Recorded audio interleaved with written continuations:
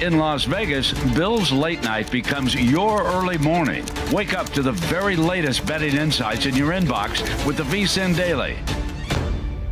Sign up for free at vsin.com/newsletter. The NHL playoffs are finally here. Let's do that hockey. And the best way to bet the hockey playoffs is to become a VSiN Pro subscriber. Only VSiN Pro subscribers get daily NHL picks and articles from our VSiN hockey experts. You'll also get access to NHL betting splits and betting tools to help you all the way through the Stanley Cup final. Whether you're a hockey expert or catching up to bet the playoffs, VSiN is here to help. Head to vsin.com/pro to become a subscriber today.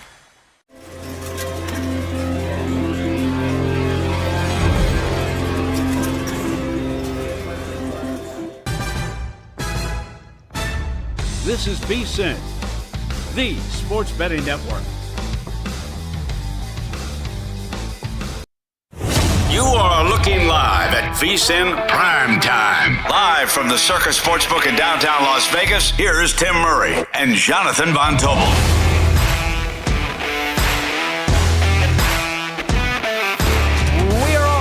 And running on draft day, baby. That is Jonathan Von Tobel. I am Tim Murray. 2 hours until the Bears are officially, well, I guess they're still on the clock right now, but we will get the announcement officially that Caleb Williams is a Chicago Bear. And then from then, who knows what will happen. The rumors are flying around. Odds are moving all over the place. And you know what? It wouldn't be draft day without a Vontae Mack, no matter what reference draft day. So, JVT, how you feeling? Calm, cool, collected, ready to go, ready to watch 4 quarterbacks go in the first round, ready to watch J.J. McCarthy go past 5, ready to watch the Tennessee Titans draft an offensive lineman with their first pick. I'm ready, Tim. I'm ready to go. So, let's start with J.J. McCarthy. Yesterday on the show, we had Paul Charchian, who is up in the Twin Cities, and we asked him a couple of different theories. The most likely scenario based off of the odds, and obviously, as we learned last year, the odds at this point don't necessarily mean everything, but the most likely scenario, Caleb Williams goes 1 to Chicago, Jaden Daniels goes 2 to LSU, Drake May goes 3 to New England. Now, there's a report that the New York Giants are very interested in Drake May, trying to get up to 3. New England is, I believe I saw, asking for number 6, their second this year, and a first next year in order for the Giants to move up 3 spots. So let's just say it's 1, 2, 3 in that particular order. J.J. McCarthy's over-under yesterday was 5.5 plus 170-ish to the over. JVT, would you like to update the people on the current juice on J.J. McCarthy's over-under 5.5? 5.5 under plus 115. We are now up to minus 150 on the over at DraftKings for J.J. McCarthy's draft position. It's moved quite a bit here in the last few hours. You know, I texted you guys, about 2 hours ago? I think it was just barely minus 115 on the over. Since then, it's just been nonstop action to over 5.5. And look, I think we've been pretty consistent on this when we talk about J.J. McCarthy here on this show, in that if you really analyzed the way a draft broke down and if you really looked at how people evaluated J.J. McCarthy, it seemed more likely than not that if the rumors were true that Minnesota wanted J.J. McCarthy, and frankly, that seems to have shaken, right? The truth there seems to have been shaken, in that maybe that's not the case. Maybe they don't really like him particularly. Well, you're going to be able to get him at 11 if things break the way we expect them to. You don't need to trade up inside of the top 5. In fact, some evaluators would say talent level, it is not worthy of trading those first-round picks to get up in there. For Minnesota specifically, a team that doesn't have a second-round pick, Tim, you trade these assets, 2 first-round picks, a first-round pick next year, to go and get a guy that you cannot miss on if that is going to be the case. And I just don't think that's going to transpire. So it's one of the bets that, right? Did you add this or no?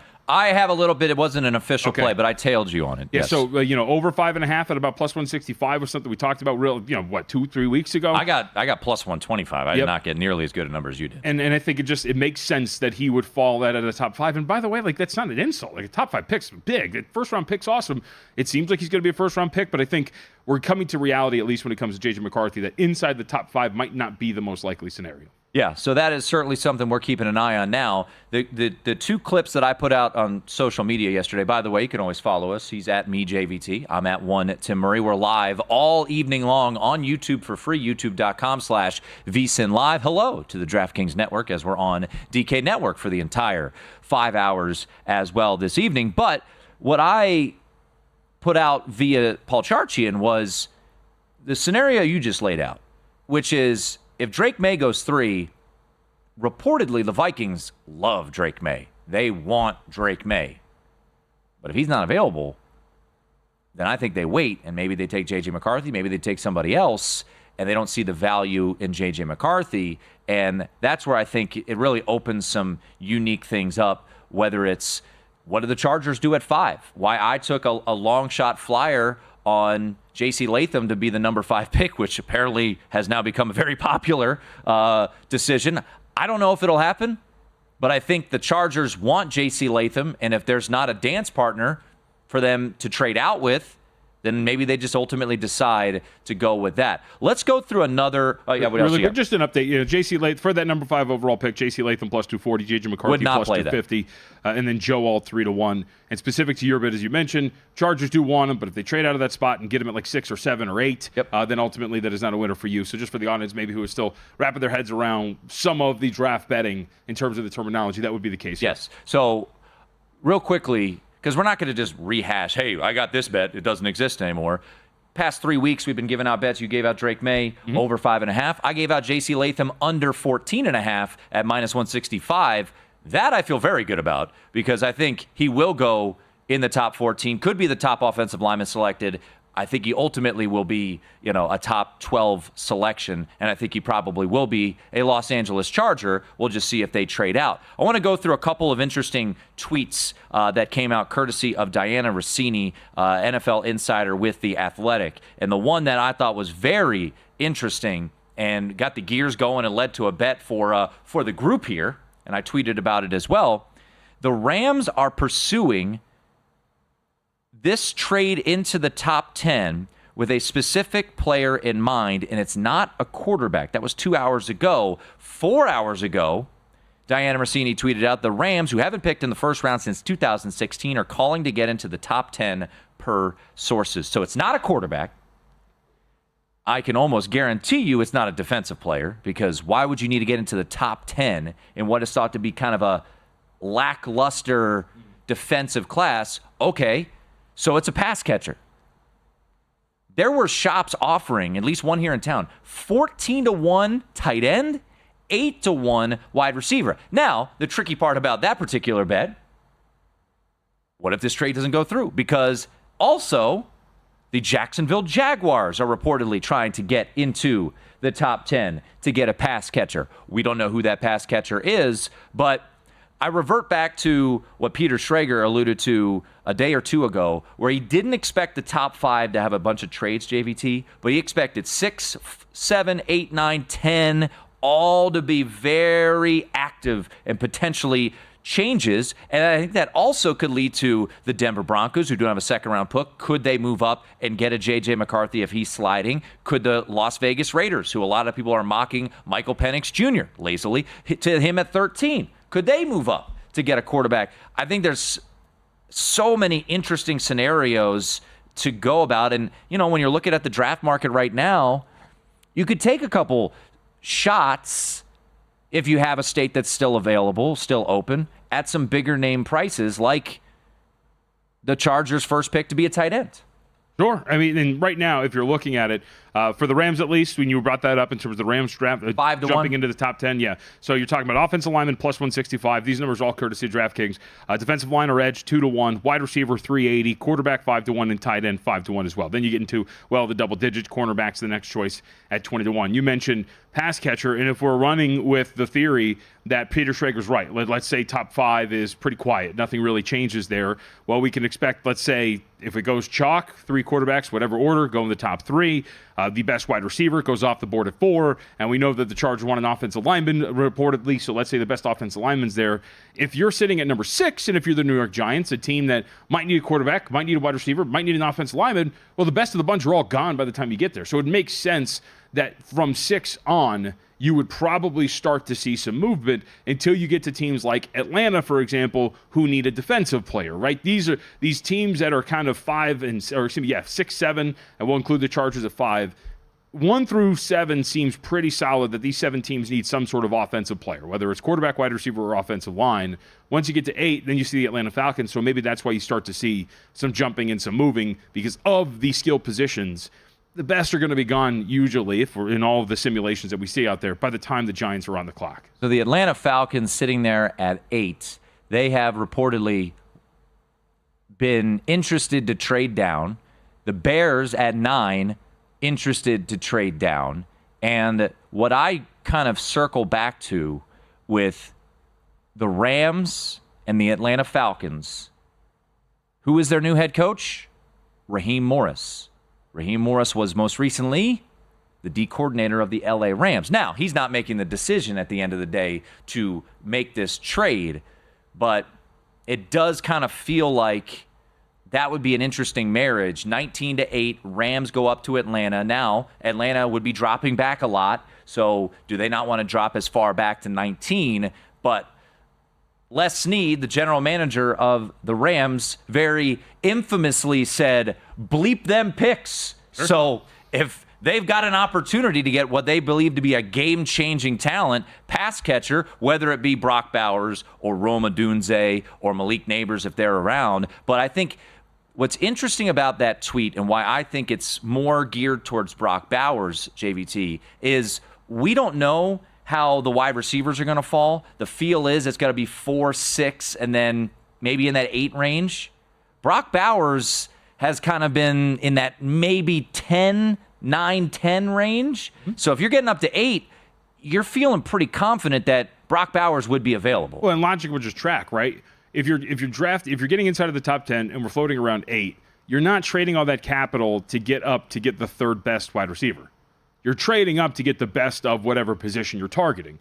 And if it is a pass catcher and the top 2 wide receivers are off the board, logic would follow that it's a tight end. And the best tight end is Brock Bowers. We will see if the Rams end up getting Brock Bowers. We'll be a happy show here. So hopefully that will happen, but a lot could unfold. Yeah, baby. I got the true ticket for him as well. We're going to head to the DraftKings studios. There they are. Those 2 handsome men. And the Golics. They're coming up next.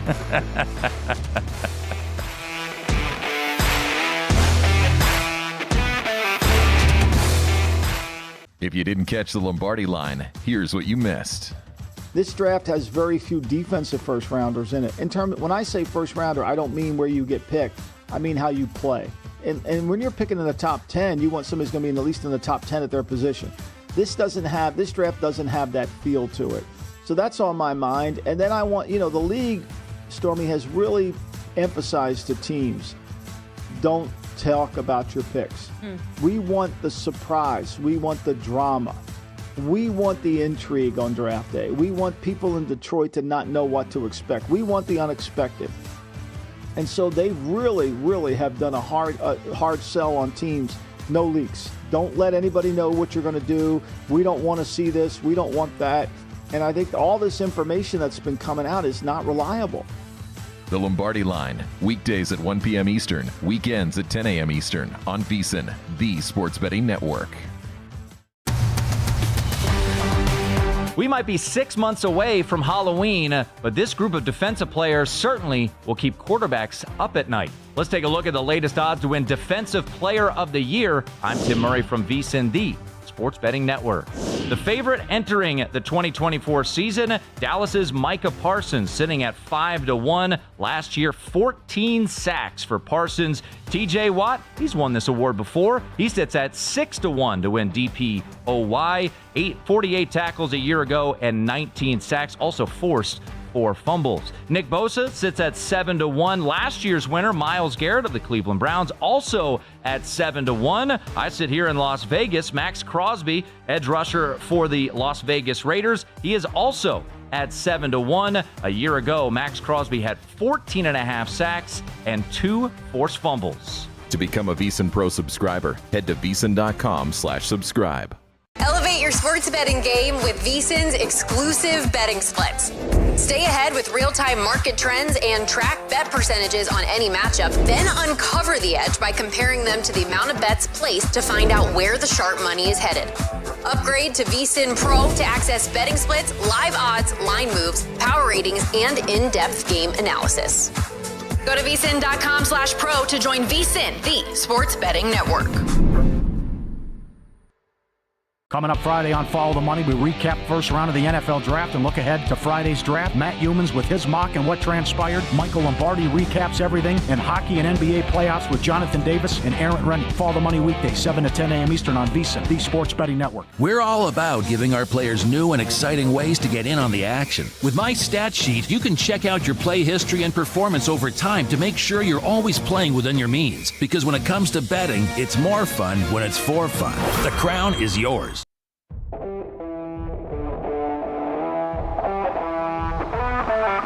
This is VSiN Primetime with Tim Murray and Jonathan Von Tobel on VSiN, the Sports Betting Network. It's draft day, less than 2 hours away from the first pick in Detroit, Michigan. The Chicago Bears will select Caleb Williams from USC, and then after that, who knows? Seems likely it's Jaden Daniels, but we won't know until Roger Goodell makes that official. That is Jonathan Von Tobel. I'm Tim Murray, and now we head to our DraftKings studios to bring in Gojo and Golic, Mike Golic and Mike Golic Jr. You can catch them here on the DraftKings Network, 8 to 10 a.m. Eastern Time every weekday morning. And if you just want the audio version, noon to 1 here on VSiN as well each and every weekday. Gentlemen, I'll start with this. And Senior, since you're the older, we'll start with you. New England at 3. Thank you. They seem to be leaning towards Drake May. Could you make a case for J.J. McCarthy if you're on the clock, New England, and you've got everybody except Jaden Daniels and Caleb Williams? What's your decision there if you're New England? Oh, if you're going quarterback, it's Drake May at that point. I'm a fan of Drake May. I'm a fan of a lot of these quarterbacks, but I do like Drake May a lot. Good size to him, good pocket passer, certainly can move some as well, strong arm. So that wouldn't even be a discussion for me. It would be Drake May. The way I framed it, guys, to people is if you had Drake May on this last year's Michigan team, we wouldn't have just been talking about a 15-0 champion. We probably would have talked about one of the best college football teams of all time. I firmly believe that. I think he's that kind of player. So I would think there would be, if he's at 3 right now, and I'm still curious to see if Washington's really going to pull the trigger and decide to take Jaden Daniels at number 2 overall. That's obviously where the odds have skewed, where all the insiders have skewed. But if you really get Drake May falling down to 3, I think that's a huge win for New England and the stage of team they're in right now.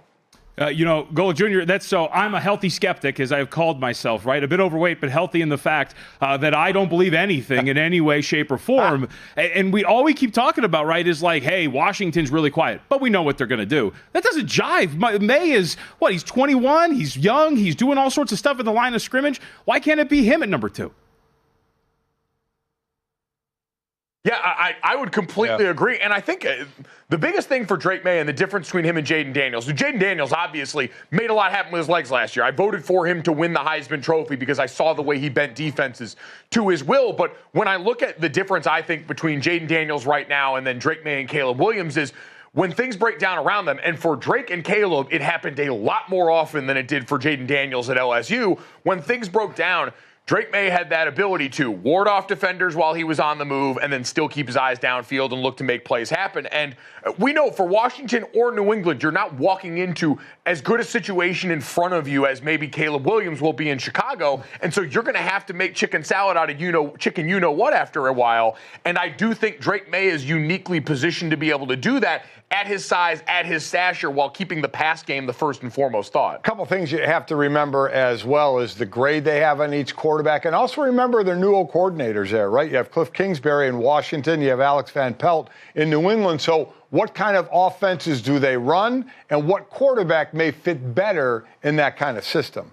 We're talking to Mike Golic Sr., Mike Golic Jr. Catch them weekdays on DraftKings Network, Gojo and Golic at 8 to 10 a.m. Eastern Time, and then catch an hour of it here on VSiN from noon to 1. They're there at our DraftKings studios. Let's jump to Kevin O'Connell, because Minnesota is very fascinating. Kirk Cousins leaves via free agency to Atlanta, guys. I mean, people sing the praises of KOC. Everywhere you turn, this quarterback goes there, they're definitely going to win Offensive Rookie of the Year. So if you're Kevin O'Connell in Minnesota right now, and let's say the theory that we've been discussing, that it is Caleb, Jaden, and then Drake May off the board, do they race up to get J.J. McCarthy? Do they wait back? Who would you like to see ultimately land in Minnesota from a quarterback standpoint? Well, I mean, listen, when we first started seeing mock drafts, and Mike and I both saw J.J. McCarthy in the first round, we were a little surprised, quite honestly. And now the talk is Minnesota jumping to 5 to get him. So the thought process is, if whoever your thought is you're going to be your franchise quarterback, if you feel you need you do anything to get him. So you run the risk. Do you hang back and say, let's try and get him in our spot instead of giving up assets to move up to number 5 to get him? Because you look at the list of teams after the teams that are going to go for the quarterbacks 1, 2, and 3, nobody really needs a quarterback. So you realistically could sit there and wait. But the fear is the object in the rearview mirror may be closer than it seems of someone trying to jump you to get the guy you want. So it's a little bit of you're playing a little chicken there. And do you take that chance? Normally for a quarterback, team's not going to take that chance. They're going to jump up. Yeah, there's a part of me that thought, hey, could this whole exercise this offseason of the rising J.J. McCarthy stock have been this elaborate ruse to get us to then be convinced that, if they just waited at 11 and took him there, look at the value. They didn't actually have to give up anything to go get him, and what a coup it would be. But I do think with Las Vegas and with Denver lurking right in that same region, both teams needing quarterback but not having the same amount of ammo that Minnesota does in the first round, I ultimately think, to Dad's point, you can't afford to wait around at that point, especially because after that, the questions about a lot of these guys start to mount even more. I still think there's questions about J.J. McCarthy. It would be rich for my blood.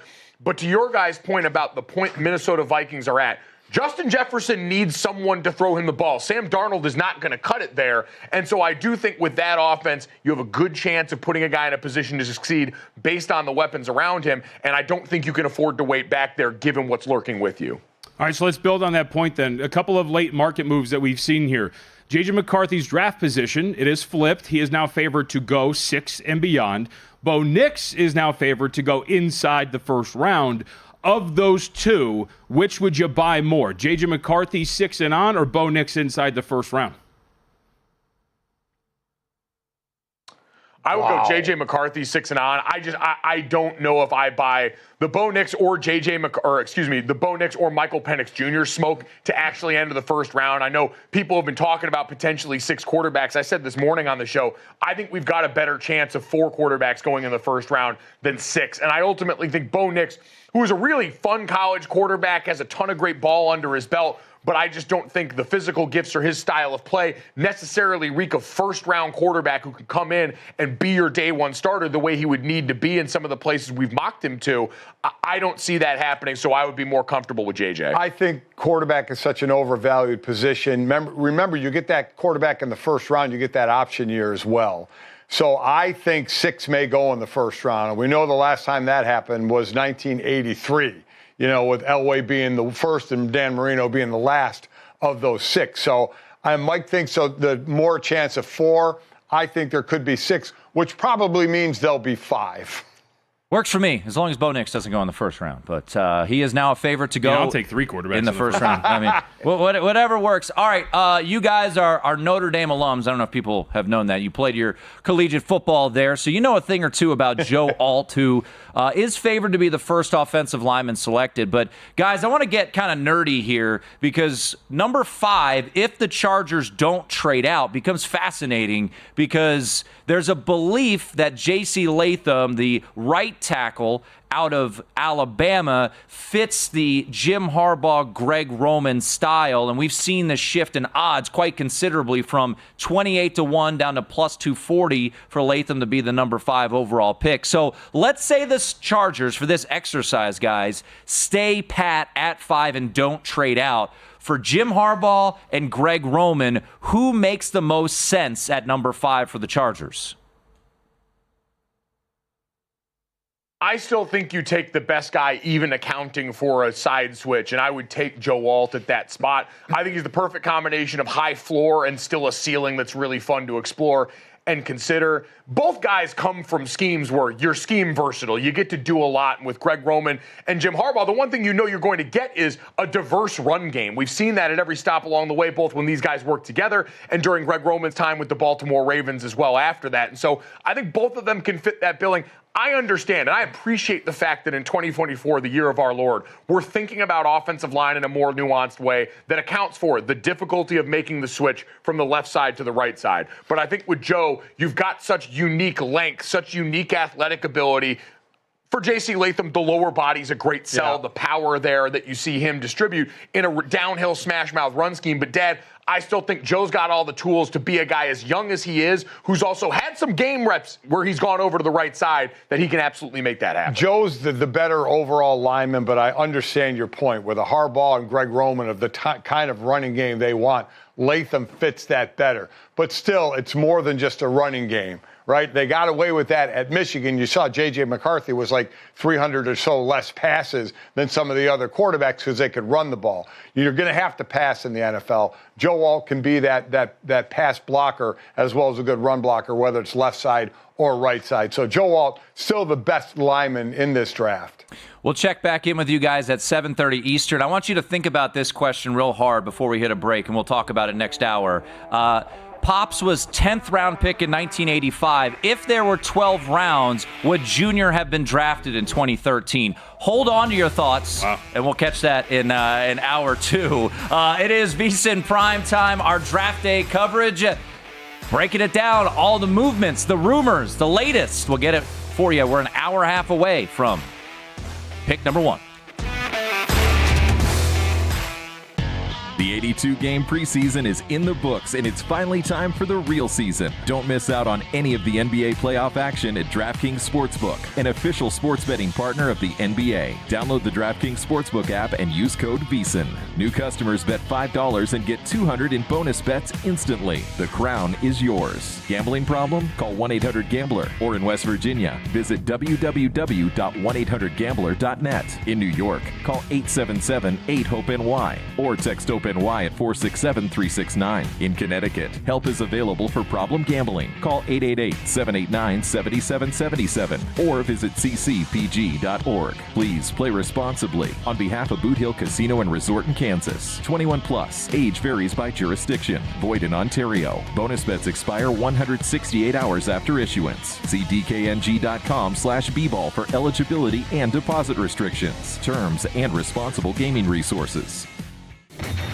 This is VSiN senior MLB analyst Adam Burke. Let's face it, between bad managers and umpires like Angel Hernandez, betting on baseball can be brutal. But my daily article is here to help. Every morning, I go through each MLB matchup and give you my best bets of the day. I analyze pitching matchups, study analytics, look at lineups, and even weather reports, all to find value on the baseball slate. My daily article is only available to VSiN Pro subscribers. To become a subscriber, head to vsin.com/pro today. If you didn't catch the handle, here's what you missed. We know Caleb Williams is going number 1, absolutely, for sure. I don't think that there's anybody out there at this point now who's trying to be wacky and say that he might not go number 1. So let me move on from there and kind of progress down the line. Do we know for sure that this draft is going to go quarterback? No. I don't think we do. I think that third position is the one that's a question mark where you may see the Patriots go Marvin Harrison Jr., but I would say it's highly likely we do go quarterback. We'll call it 90%. Yeah, I feel like it's a certainty. I'm going to go ahead and say 99.9% that this thing goes quarterback. So I feel like that is also something that we know. I feel like that is a thing that we are almost 100% on. The Handle with Matt Brown and Mike Somich. Weekends at noon Eastern, 9 a.m. Pacific on VSiN, the sports betting network. At VSiN, we've got you covered before, during, and after every game. Jumpstart your game day with Tim Murray and Jonathan Von Tobel on VSiN Primetime at 6 Eastern. They'll get you ready before the first tip, puck drop, and pitch, ensuring you're ahead of the game. Then stay in the loop during all the action with the Greg Peterson Experience at 9. And as the night wraps up, join Matt Humans and Wes Reynolds on VSiN Tonight at 11, giving you the first look at tomorrow's lines to get an edge on the next day's bets. All this and more, only on VSiN, the sports betting network. Elevate your sports betting game with VSiN's exclusive betting splits. Stay ahead with real-time market trends and track bet percentages on any matchup. Then uncover the edge by comparing them to the amount of bets placed to find out where the sharp money is headed. Upgrade to VSiN Pro to access betting splits, live odds, line moves, power ratings, and in-depth game analysis. Go to VSiN.com/pro to join VSiN, the sports betting network. This isn't your typical betting show. This is the Sports Gambling Podcast live on VSiN. Forget what you know. Done. Because we're rewriting the playbook. I'm Sean Second the Money Green with my partner in picks, Ryan Real Money Kramer. And every Friday night, we're taking over VSiN, giving our best bets. And of course, talking a ton of trash on everyone that costs us money. We don't follow trends, we set them. Bit of a stretch, but we are the Sports Gambling Podcast live here every Friday night, 9 p.m. East, 6 p.m. Pacific on VSiN, the sports betting network.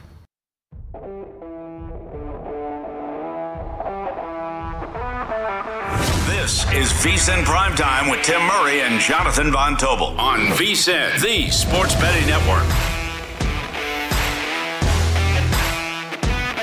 VSiN.com, folks, loaded with great information and content. I tell you about the NBA and Major League Baseball bets. They're up there, but it's draft day, so check out all of our draft content, including 3 2024 NFL draft bets you should make and more. It's all up right now at VSiN.com. Draft is about an hour and a half away. We will have Michael Lombardi, Femi Abebefe, and yours truly with you at 8 o'clock Eastern. Mike Golic Jr., Mike Golic Sr. will rejoin us in the next hour. Adam Levitan will help us work through the betting market as we sit here just an hour and a half away from the start of the NFL draft. By the way, the entire evening here of draft coverage is streamed for free on YouTube, youtube.com/VSiN Live. We've got the comment section up, so feel free to chime in there as well. VSiN Primetime, just a reminder, first hour JVT is always free there on youtube.com. So as we sit here looking at the quarterbacks, and I thought it was an interesting question that you posed in a differing opinion between Mike Golic Sr. and Mike Golic Jr. regarding more likely to happen. JJ sliding, because it is now 5.5 juiced over at -150, or Bo Nix coming into the first round, where we have now seen a flip of favorites, where this for the past month has been Bo Nix as an underdog to be a first-round pick,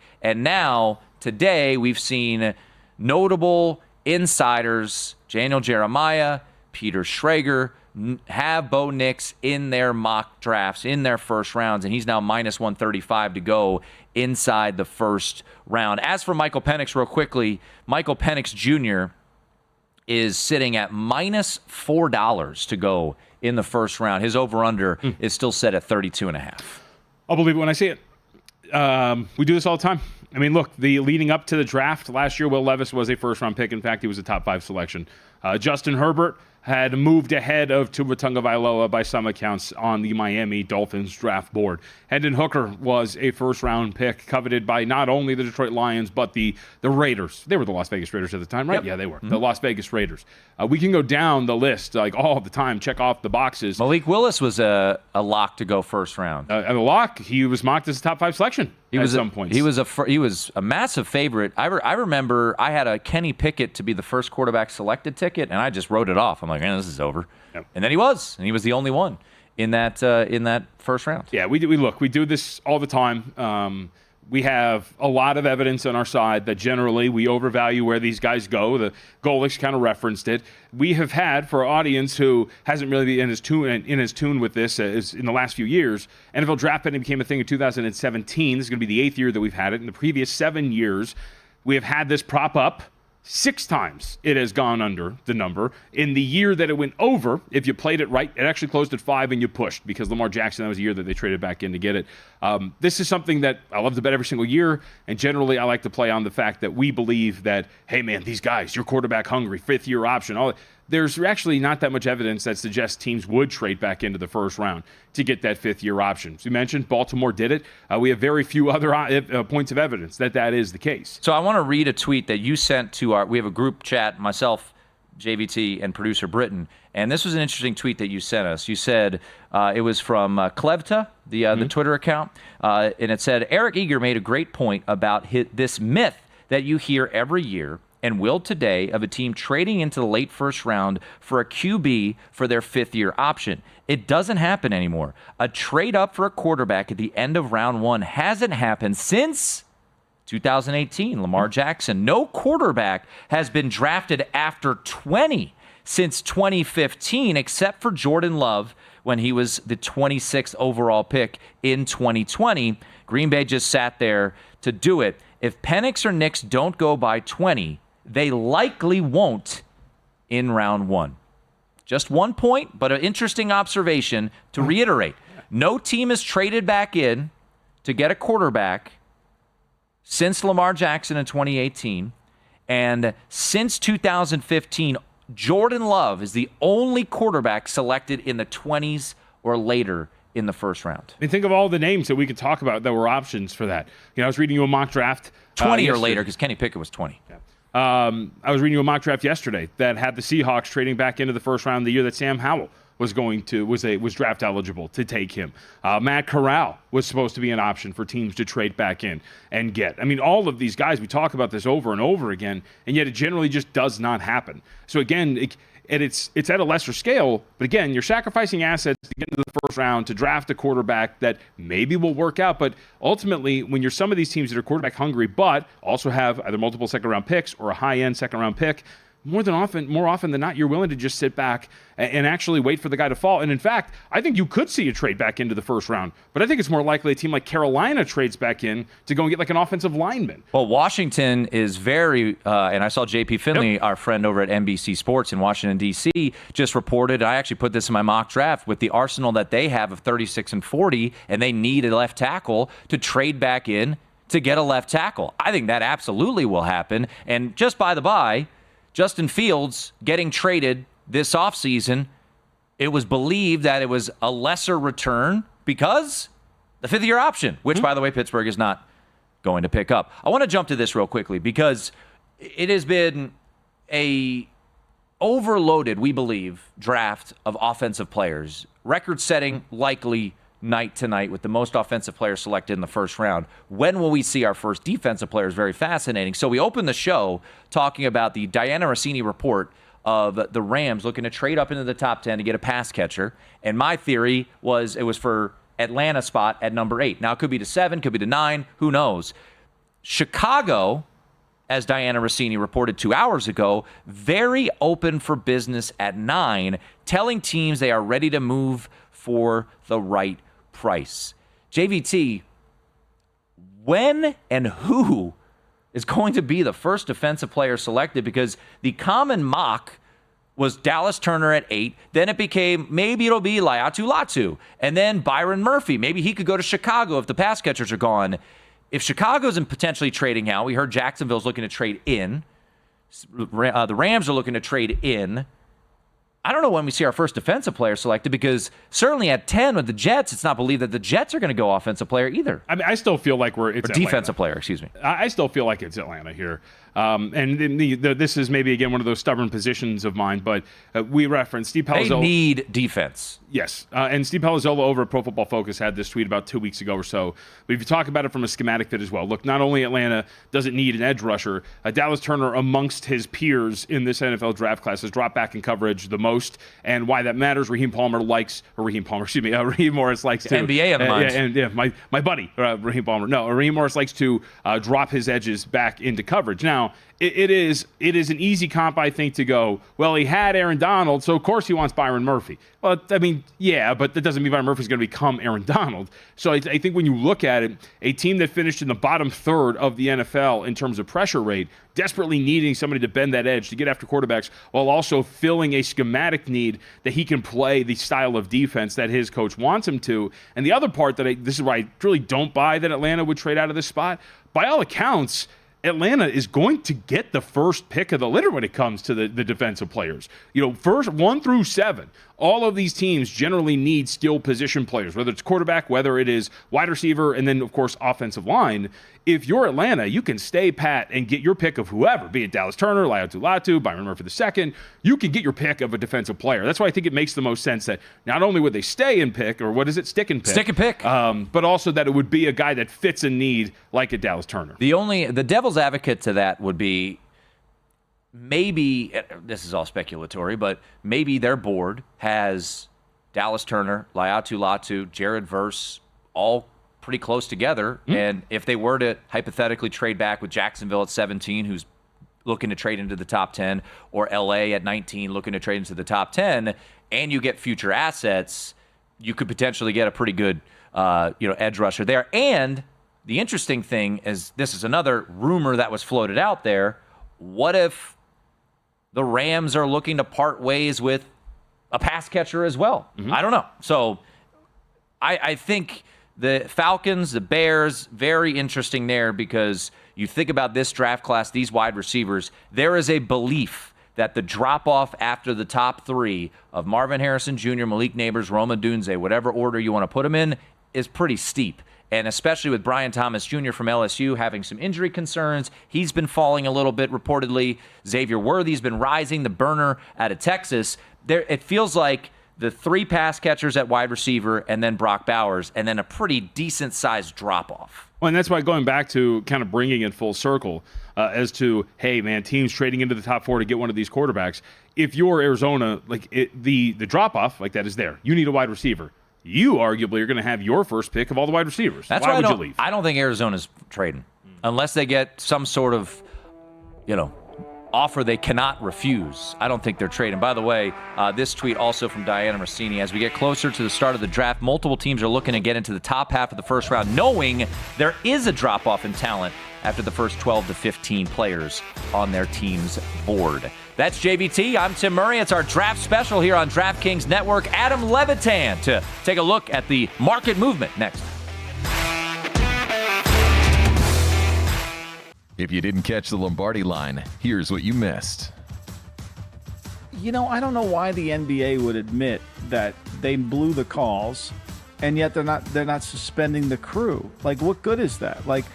Because there's just admitting you're wrong doesn't make the 76ers 1-1. It doesn't. So, what's the point in admitting you're wrong? Yeah. We all know you were wrong. I mean, you don't have to admit it. We all know do you just want us to say we appreciate the transparency? Yeah, this did nothing to win them the game now. Why wouldn't you just say, okay, that crew is no longer going to officiate any of these games moving forward because of their incredible. I mean, they're grabbing Maxi's jersey. Come on. And I mean, Nurse is over there calling timeout. Nobody's paying attention.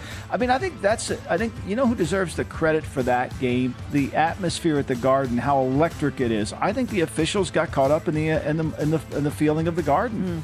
The Lombardi Line, weekdays at 1 p.m. Eastern, weekends at 10 a.m. Eastern on VSiN, the sports betting network.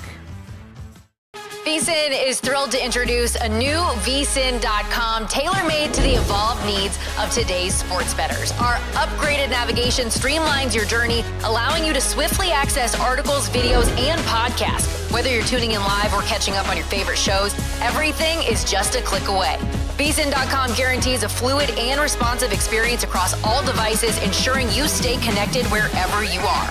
We have enhanced tools such as our betting splits and expert picks, and introduce innovative features like parlay and odds calculators, all designed to make you a sharper bettor.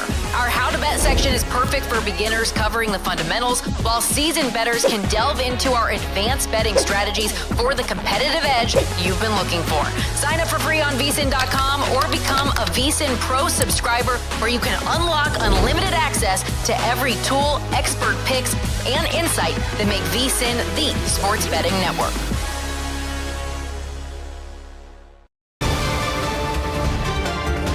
Heading into 2024, the Big 12 is going to have a lot of new faces, and one of those newbies is the favorite to win the conference. I'm Tim Murray from VSiN, the Sports Betting Network. No, I'm not talking about Coach Prime's Colorado Buffaloes. Utah is the favorite to win the Big 12 at plus 350. Kyle Whittingham entering year number 20 as the head coach of the Utes, 8-5 just a year ago, and Cam Rising, who missed all of last year due to a knee injury, he is back for another season in Salt Lake. Kansas State, they sit at plus 350. Chris Kleiman's squad was 9-4 just last season. They lost Will Howard to Ohio State, but a lot of excitement regarding Avery Johnson, who got the start in their bowl game against NC State.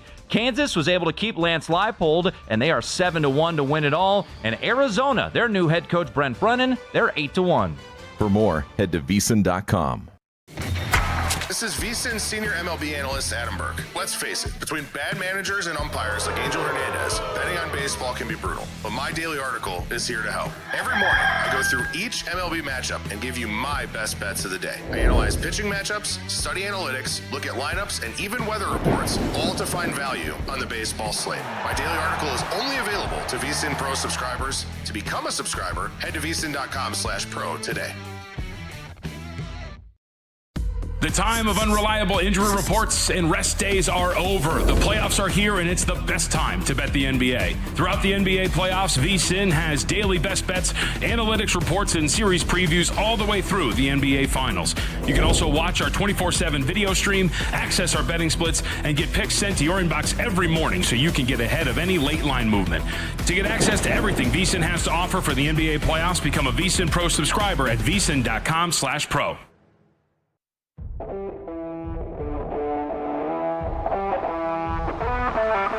This is VSiN Primetime with Tim Murray and Jonathan Von Tobel on VSiN, the Sports Betting Network.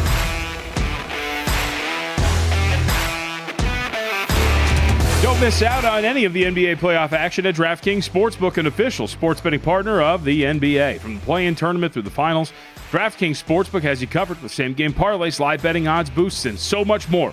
Download the DraftKings Sportsbook app. Use code VSiN. New customers bet $5, get $200 in bonus bets instantly. That's code VSIN only on DraftKings. The crown is yours.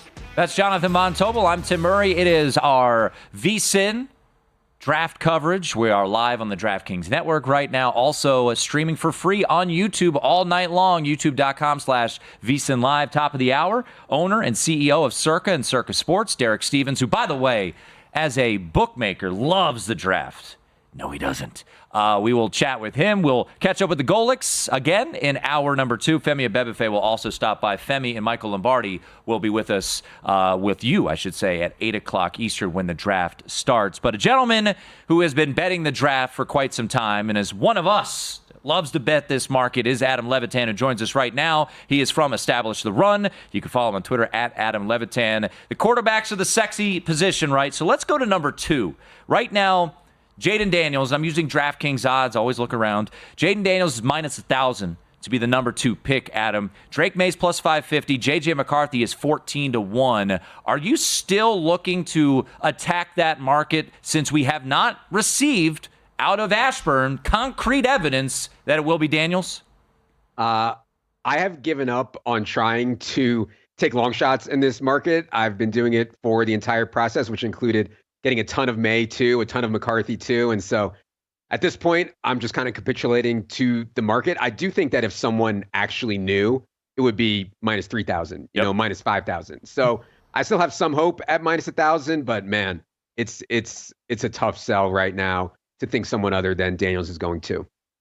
All right, so as we look at this, I mean, because obviously if whatever happens at 2 changes everything, but when it comes to 3, what's your confidence level that it is indeed going to be Drake May? Because I still have a thought that the Patriots are an option, obviously, to move down. That could change everything. The Chargers could move up. What do you make of what could happen at 3, or is it dependent on whether or not Jaden Daniels goes at number 2? Yeah, so I think that the Giants and Vikings will both be trying to call the Patriots to move up to number 3 overall. Patriots, if I am them, I would stand pat and take Drake May. I think that's what they'll do, but maybe McCarthy's in the mix as well. And so the way I've been kind of thinking about this from a betting perspective is trying to get onto some long shots via the top 3 exact, top 5 exact. I believe DraftKings had the top 4 exact up, and trying to get that. In other words, instead of just odds to go 3, odds to go 2, trying to get the first 3 or 4 right, and you put up a little bit less to win a little bit more, I think is an okay way to attack it this late in the process. Adam Levitan joining us here on VSiN Primetime as we get you ready for the NFL Draft, a little over an hour away. I've talked about this particular quarterback a lot here on the show. I've got a position that seems to be not in the right market right now. Curious your belief on what happens with Bo Nix. He's been linked to the Broncos quite a lot, and today we've seen continued movement towards his under, him going in the first round. Are you at this point believing this steam, Adam, that Bo Nix will hear his name called? Current odds at DraftKings have him plus 160 to go over 32.5, which is the spot that unfortunately I sit in with a minus price. I just can't believe this on him or Penix. I mean, I do not think that either one of these guys are round 1 graded quarterbacks. Now, I understand there is a desperate need for quarterback play in the NFL. I understand the Raiders have been known to reach before. I don't think that the Broncos can really afford to burn the 12th overall pick on Bo Nix, considering how many holes they have in their roster. By the time the team is good enough, Bo Nix is already going to be quite old. So, I think that if the Broncos want Bo Nix, and I don't doubt that they do, trading back makes a ton of sense to me. So at this point, I've kind of capitulated, and I think Penix will go in round 1. I'm still skeptical that Bo Nix goes round 1. All right, so let's get into some of these other positions, and specifically, what do you expect for the first defensive player? Obviously, Dallas Turner has been this player often mocked to the Atlanta Falcons. Byron Murphy's made a push. Laiatu'Latu's made a push. Where do you stand with these defensive guys in the first one off the board? Yeah, so it's really interesting because I think there's going to be a bunch of trades when we get to 7, 8, 9, and maybe even 6. And so the issue is going to be that the medicals on Dallas Turner seem to have him sliding a bit, and Byron Murphy has made this huge rise up. I think it come down to preference. I had heard that the Bears were in on Byron Murphy. If the Falcons decide to stay where they are and take Dallas Turner, which is certainly a fit for them, then that wouldn't be great for Byron Murphy odds to be the first defensive player off the board. But I really think the Falcons should and could trade out of that spot depending on who's there. Now, teams that could be coming up, that's where I think the value is in the long shots. Jacksonville, Indy, other teams getting into those 7, 8, 9 spots with different team needs than what the Titans, Falcons, Bears have. To me, that's the best spots to look right now for long shots. And that's what I've been trying to do today, mostly taking Joe Alt to go 8, 9, 10, taking Bowers to go 8 and 9, and Neighbors to go 7, 8, 9, and stuff like that. That was crazy long odds. And if there's trades, hopefully I'll be able to capitalize on that. Yeah, no, Adam, I'm with you. We were talking about it today. We still had one shop open. I don't know why, because the states and the rules in Nevada said they had to come down, but we got 14-1 on the Rams to take a tight end with their first selection. When you saw that report from Diana Rossini saying they're going into the top 10, or want to, not definitely, want to go in the top 10. So I wanted to jump to that, to kind of that unique market of player to get selected by whom, because I think, when you think about Jacksonville, that report, they were looking to get a pass catcher. Just looking at Brock Bowers right now, it's 2-1 for the Jets, but it feels like the odds have shortened a lot, so maybe you're too late to the game. But Rams, Colts, is it a team like Jacksonville? I feel like, is that the angle right now? If people haven't gotten involved, shame on you first and foremost. But if you haven't gotten involved, is that kind of the way you go, taking some of these longer shots on where Brock Bowers will get drafted by, or where Rome Odunze will get drafted by? Yeah, first of all, I do not think the Jets are taking Brock Bowers. I know that's like the most commonly mocked. From what I have heard, the Jets want Rome Odunze, and if he's not there, they're a major candidate to trade back. So, I think the Jets are maybe lower on Bowers, or don't view it as a need like some other teams do. Todd McShay had just reported that Jacksonville was thinking about moving up for Brock Bowers. At the time, Jacksonville to take a tight end with their first pick was 100-1. I mean, you can get these crazy numbers. Now it's down to 15-1. So, I do think that's right, but I've been trying to think of ways, with the consensus being on Brock Bowers going 10th, for me to make EV bets with Bowers not going 10th. It's been a bit difficult because I actually don't think that Odunze is going to get to the 10 spot, and they might trade back. So it's messy, but again, I do not think Bowers is going 10 to the Jets, and Jacksonville, Indy, certainly, maybe the Rams certainly seem like they'd be in on Bowers. Right, so it's interesting because, especially with the Indianapolis and Jacksonville, right, there were two teams that, 2 weeks ago, we thought corner, right? Like that was going to be the position. So let's go there. Quinyon Mitchell still minus 155 to be the first cornerback selected. Terrion Arnold plus 130. Is there a play to make in this market at this point right now? I had taken Terrion Arnold plus 170 to be the first corner a couple weeks ago. They're not getting great CLV there, which I don't feel great about. But yeah, I would consider it kind of a flip between those guys. And how bad can plus 130 be? At this point, I think it comes down to team preference. I don't think that there is a consensus on who's the better corner between Arnold and Mitchell right now. Yeah, I agree. And I was got the same price, Adam, so I'm rolling with you on that one. I just felt like it was a coin toss. Getting plus 170 intrigued me. Adam Levitan joining us here. I want to take a look at A.D. Mitchell, Adonai Mitchell, because I played his over. I think the juice I got was minus 130. It's minus $2 to the over, which is rich, but I really don't think he's a first-round pick at 27.5. Is minus $2, in your opinion, too rich for your blood to play an over? Because everything you read regarding A.D. Mitchell is he's falling. There's been so much negative buzz around A.D. Mitchell ever since we had Adam Schefter on our podcast, and he said he was hearing that A.D. Mitchell was going to go high. A.D. Mitchell was going to be a first-round lock. Since then, it's just been a straight stream of negative news on A.D. Mitchell. I would not lay minus 200 on that just because of what Schefter said. Even if there are concerns, medical, attitude, production, whatever, on A.D. Mitchell, there was at a time at least, the buzz around the league was that teams were very high on A.D. Mitchell. So no, I wouldn't lay the minus 200. What I have done is taken a bunch of the worthy to go higher stuff. And so odds to get the first four wide receivers in order correct, including Worthy as the fourth wide receiver, something that I've been doing over the last few days. Adam, great stuff, man. We know draft is right around the corner, so we appreciate you hopping on. All right, good luck tonight. Adam Levitan from Establish the Run. Yeah, that is... I left out Penix and Nix in my mock draft. I felt just taking a stance. I left out Xavier Worthy. He's now minus 1,000 to go in the first round. Seems likely that Xavier Worthy will hear his name called later tonight. That's 1 hour in the books. Much more to come. 1 hour away from the NFL draft getting going in Detroit, Michigan. Derek Stevens, he will join us in studio next.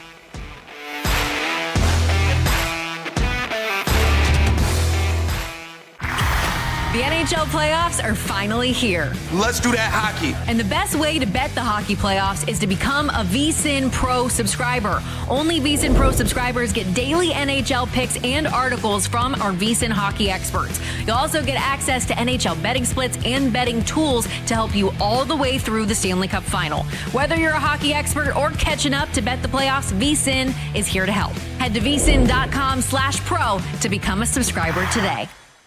This isn't your typical betting show. This is the Sports Gambling Podcast live on VSiN. Forget what you know. Done. Because we're rewriting the playbook. I'm Sean Second, the Money Green, with my partner in picks, Ryan Real Money Kramer. And every Friday night, we're taking over VSiN, giving our best bets. And of course, talking a ton of trash on everyone that costs us money. We don't follow trends, we set them. Bit of a stretch, but we are the Sports Gambling Podcast live here every Friday night, 9 p.m. East, 6 p.m. Pacific on VSiN, the Sports Betting Network. If there's one thing we know about the NFL, it's that it's 24/7, 365. So naturally, no better time than the present to look at the Super Bowl odds for next season. Hi, I'm Stormy Bonantoni with VSiN, the Sports Betting Network.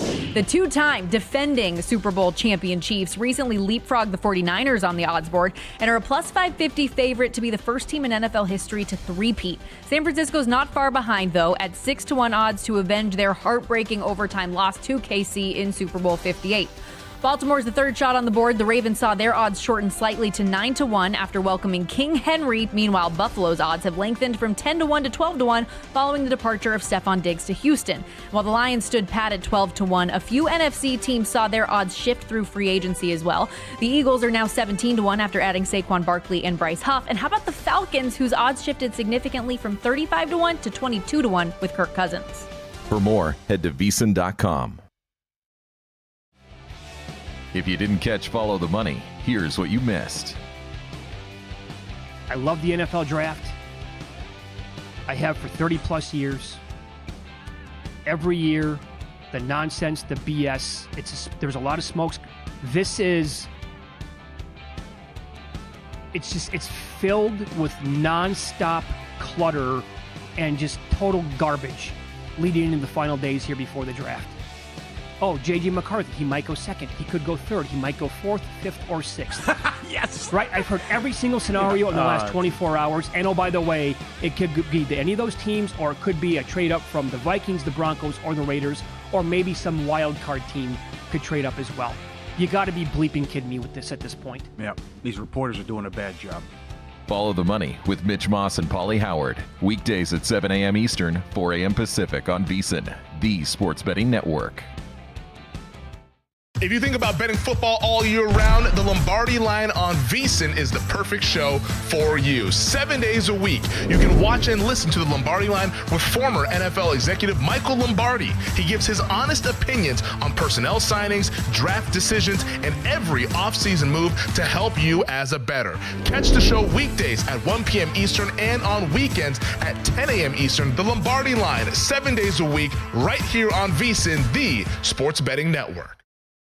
The time of unreliable injury reports and rest days are over. The playoffs are here, and it's the best time to bet the NBA. Throughout the NBA playoffs, VSiN has daily best bets, analytics reports, and series previews all the way through the NBA Finals. You can also watch our 24/7 video stream, access our betting splits, and get picks sent to your inbox every morning so you can get ahead of any late line movement. To get access to everything VSiN has to offer for the NBA playoffs, become a VSiN Pro subscriber at vsin.com/pro.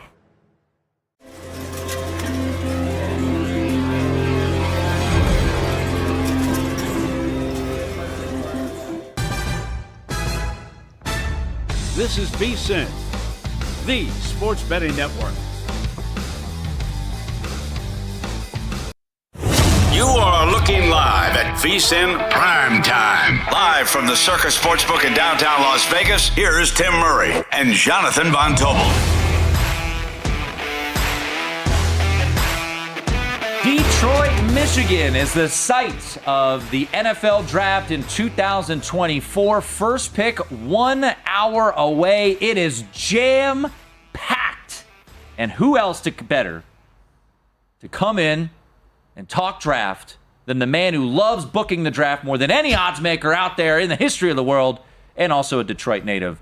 Derek Stevens, owner, CEO of Circa and Circa Sports. All right, before we get into the nitty-gritty, we got NFL Network, ESPN on here in studio. Look at the crowd. Where are they, Derek? And that is unbelievable. Yeah, this is a big deal in Detroit. Campus Martius, so it's effectively right in the heart of downtown Detroit, and they did a heck of a job. I mean, this is something special happening in Detroit, and I don't know what the quantity of people they're announcing. Was it 400,000 or it's something? Look, more than that. I mean, it could be a high number, but I mean, every business owner, restaurant owner, bar owner within 4 miles is throwing a blowout 3-day weekend right now. When was the last time Detroit was the center of the NFL universe like this? Did the Lions run to the NFC Championship game? You got this. It's been a great run. No, I was there. I can tell you when. Yeah?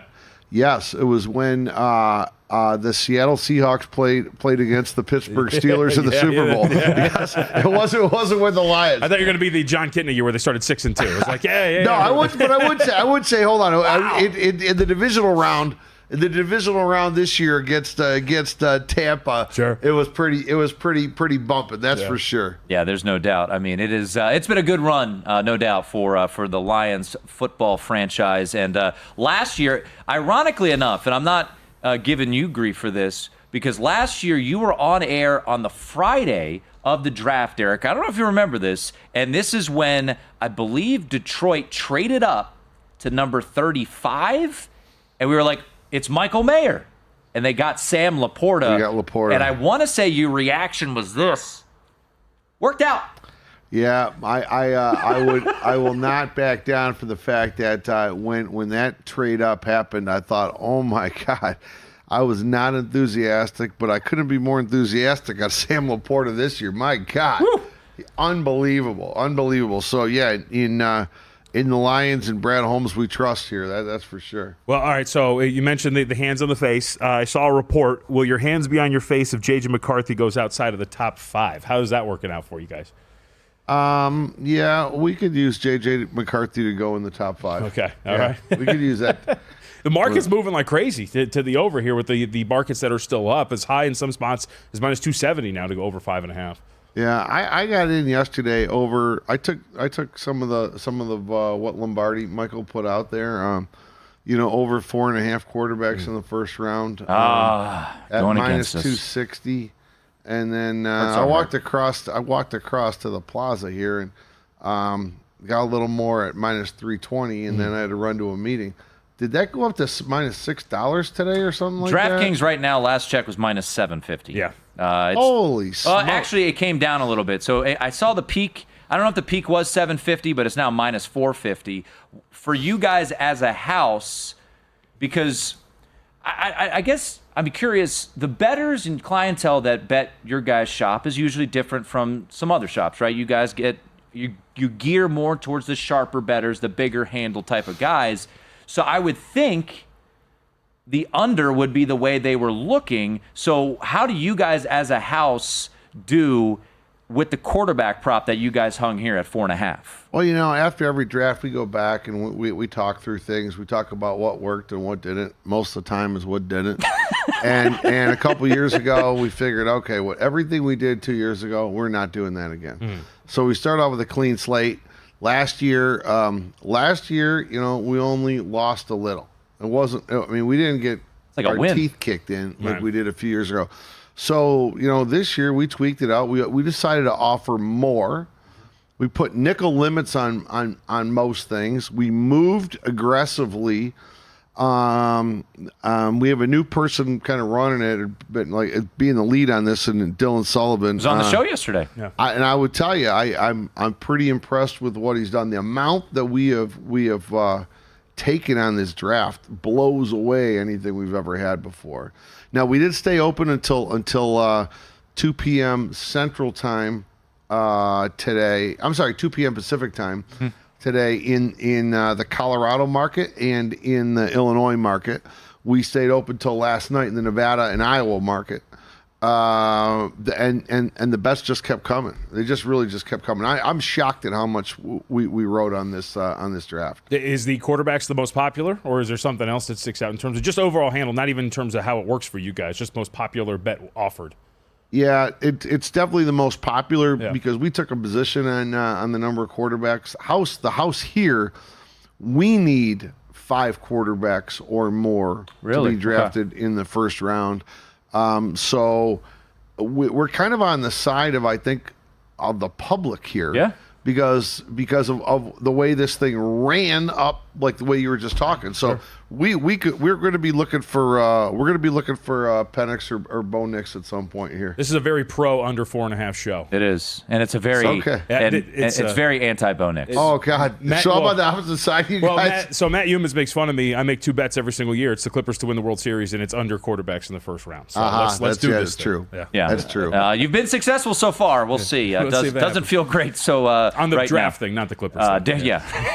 Derek Stevens joining us here in studio. How the outfits look right now? Have you guys had a chance? You've been working doing this. What's interesting is it feels like Jaden Daniels is trolling Drake May because he's likely going to be the number 2 pick ahead of Drake May, and he's wearing a Carolina blue suit. Yeah, I saw Drake May had Carolina. I mean, he looks sharp. But Jaden Daniels is wearing the same Carolina blue. By the way, there's Malik Neighbors and Roma Dunze. Classic all black. Dunze looked. I mean, he was great in his interview. By the way, I don't know if you guys had a chance to see it or listen to it when he came in with what. He very, very impressive. Everyone has spoken. I was listening to a podcast yesterday, and they said Roma Dunze and there was one other draft prospect that was like perfect. Like everything, they did everything. They answered all the questions accurately. They did all the work. Like nothing. There's 0 red flags. So yeah, Roma Dunze is going to be interesting to see if someone trades up. I did just get a DM, and I'm trying to get confirmation on it because I think there's starting to be serious steam right now on Drake May to go 3. And when you see this late steam, it usually means it is happening. DK sits at minus 1,000. There does look like MGM has got it to minus 10,000. I mean, it's on the heels of Curran's report that if he's there, the Patriots are going to take him. Unless, of course, somebody offers something else. So not to just talk. What state are you looking at on that right there? So usually DK is just their general odds, right? Yeah, well, mine's geolocated to New Jersey, so this is Jersey right here. Okay, because every jurisdiction is taking these things down different points. Okay, so you got a Jersey number. Okay. By the way, just from an odds maker perspective, Derek Stevens here in studio, I think there are some shops. I think DraftKings is one of them that does live draft odds. Yeah. Would you ever do that? I don't know. I mean, I'm never going to say never. I mean, I don't like booking things where the decisions are predetermined. I mean, hell, generally we get in trouble for trying to do something like that, right? This is a whole different animal here. So I don't know. I mean, there's no question this is a hell of a lot of fun. Yeah. The energy that the NFL is and the excitement they're providing to football fans around the country is unbelievable. I mean, just once again, look at this. They're partying. I mean, you look at Nashville in 2019, Vegas was that last year or 2 years ago, whatever it was. Kansas City, By the way, next year it's going to be in Green Bay. Like, oh my God. And it speaks to the power of the NFL, right, in terms of just what it is as a monster to wager on. You know what I mean? Like, the season we know is huge. And then it's just, all right, yeah, let's just draft these guys and you can bet on where they're going to go. Like all these other drafts, Major League Baseball, NBA, NHL, you'll get some first overall pick action. It's going to be nowhere near as in-depth as what this is. You know what it also does? It also helps the NFL out because it makes a lot of people begin to know who these rookies are. I mean, there's more focus on these rookies now than there ever has been. It helps them go into next season. So I'm going to read a couple quotes courtesy of Patrick Everson from Jeff Benson for you guys. We've hit on it a little bit, but this quote from Jeff Benson here at Circa, more than 4 quarterbacks in round 1 would be good. We do well on Knicks, Penix, unders. Lots of late quarterback steam. So interesting note, once again, kind of back to the public sentiment, I would think the general consensus from just a public is you got to draft quarterbacks, and Penix and Knicks have been steamed up crazily to their under today. Usually that's bad for the books, but according to Jeff, you guys will be in good shape if Penix and Knicks both go in the first round. Yeah, we need one of them to. I mean, we need one of them to. And on the individual props, we're good with both of them going. I mean, Knicks was at 34.5, and we had to move that down to 32.5. Penix was at 32.5 most of the time. So yeah, we're good with them with both of them going in the first round, but we need to have one of them. Hey, what is Denver's last? What pick does Denver 12. have? 12. Okay, and then when is Denver's pick in the second round? They don't have one. Okay, so how are they going to trade back up to the back? The thought process is, which I disagree with, is that they trade out at 12 later in the first round, either get a second round pick to pick Bo Nix or to pick him at 22 or something like that. Yeah. The most popular selection would be Philly. Philly trades up. You get a second-round pick. You're at the back end of the first where Philly's picking at 22. You use that for, I don't know, what are the edge rushers, whatever, and then you use that second-round pick you get from Philly at about 50 to get Knicks. Got it. By the way, Britton, do we have time for the video or no? All right, we got a little video that Derek sent us. So here's a video. Just the wind, or is this place packed with Lions fans? I feel the wind underneath my freaking wings, man. I feel the wind. Dan Campbell Zoltar machine only in Detroit. Derek, appreciate it.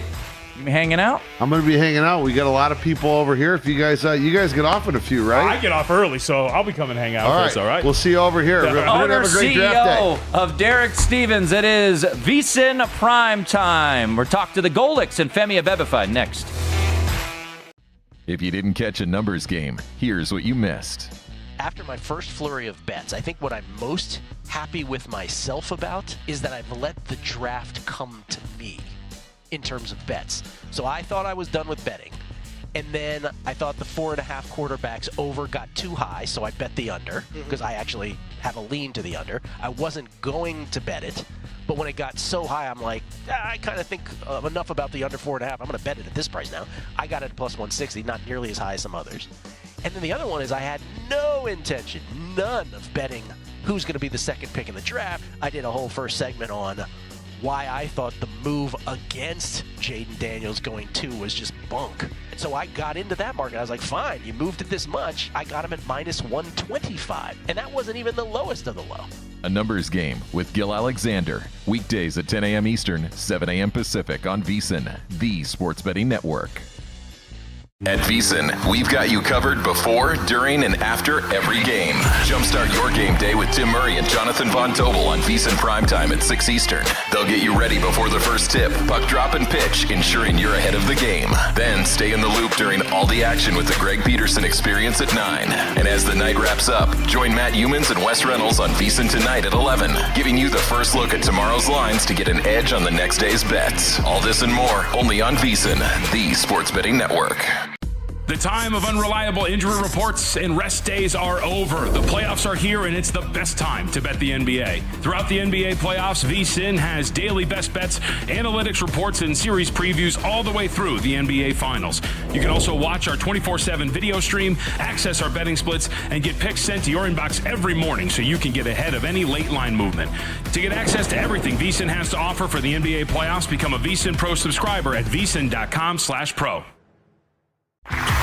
The NHL playoffs are finally here. Let's do that hockey. And the best way to bet the hockey playoffs is to become a VSiN Pro subscriber. Only VSiN Pro subscribers get daily NHL picks and articles from our VSiN hockey experts. You'll also get access to NHL betting splits and betting tools to help you all the way through the Stanley Cup final. Whether you're a hockey expert or catching up to bet the playoffs, VSiN is here to help. Head to VSiN.com/pro to become a subscriber today.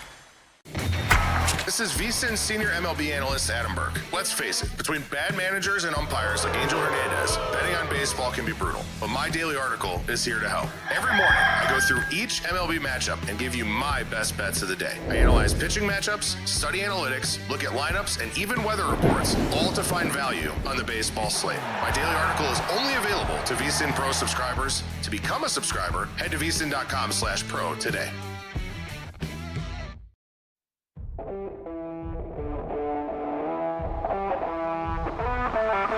This is VSiN Primetime with Tim Murray and Jonathan Von Tobel on VSiN, the sports betting network.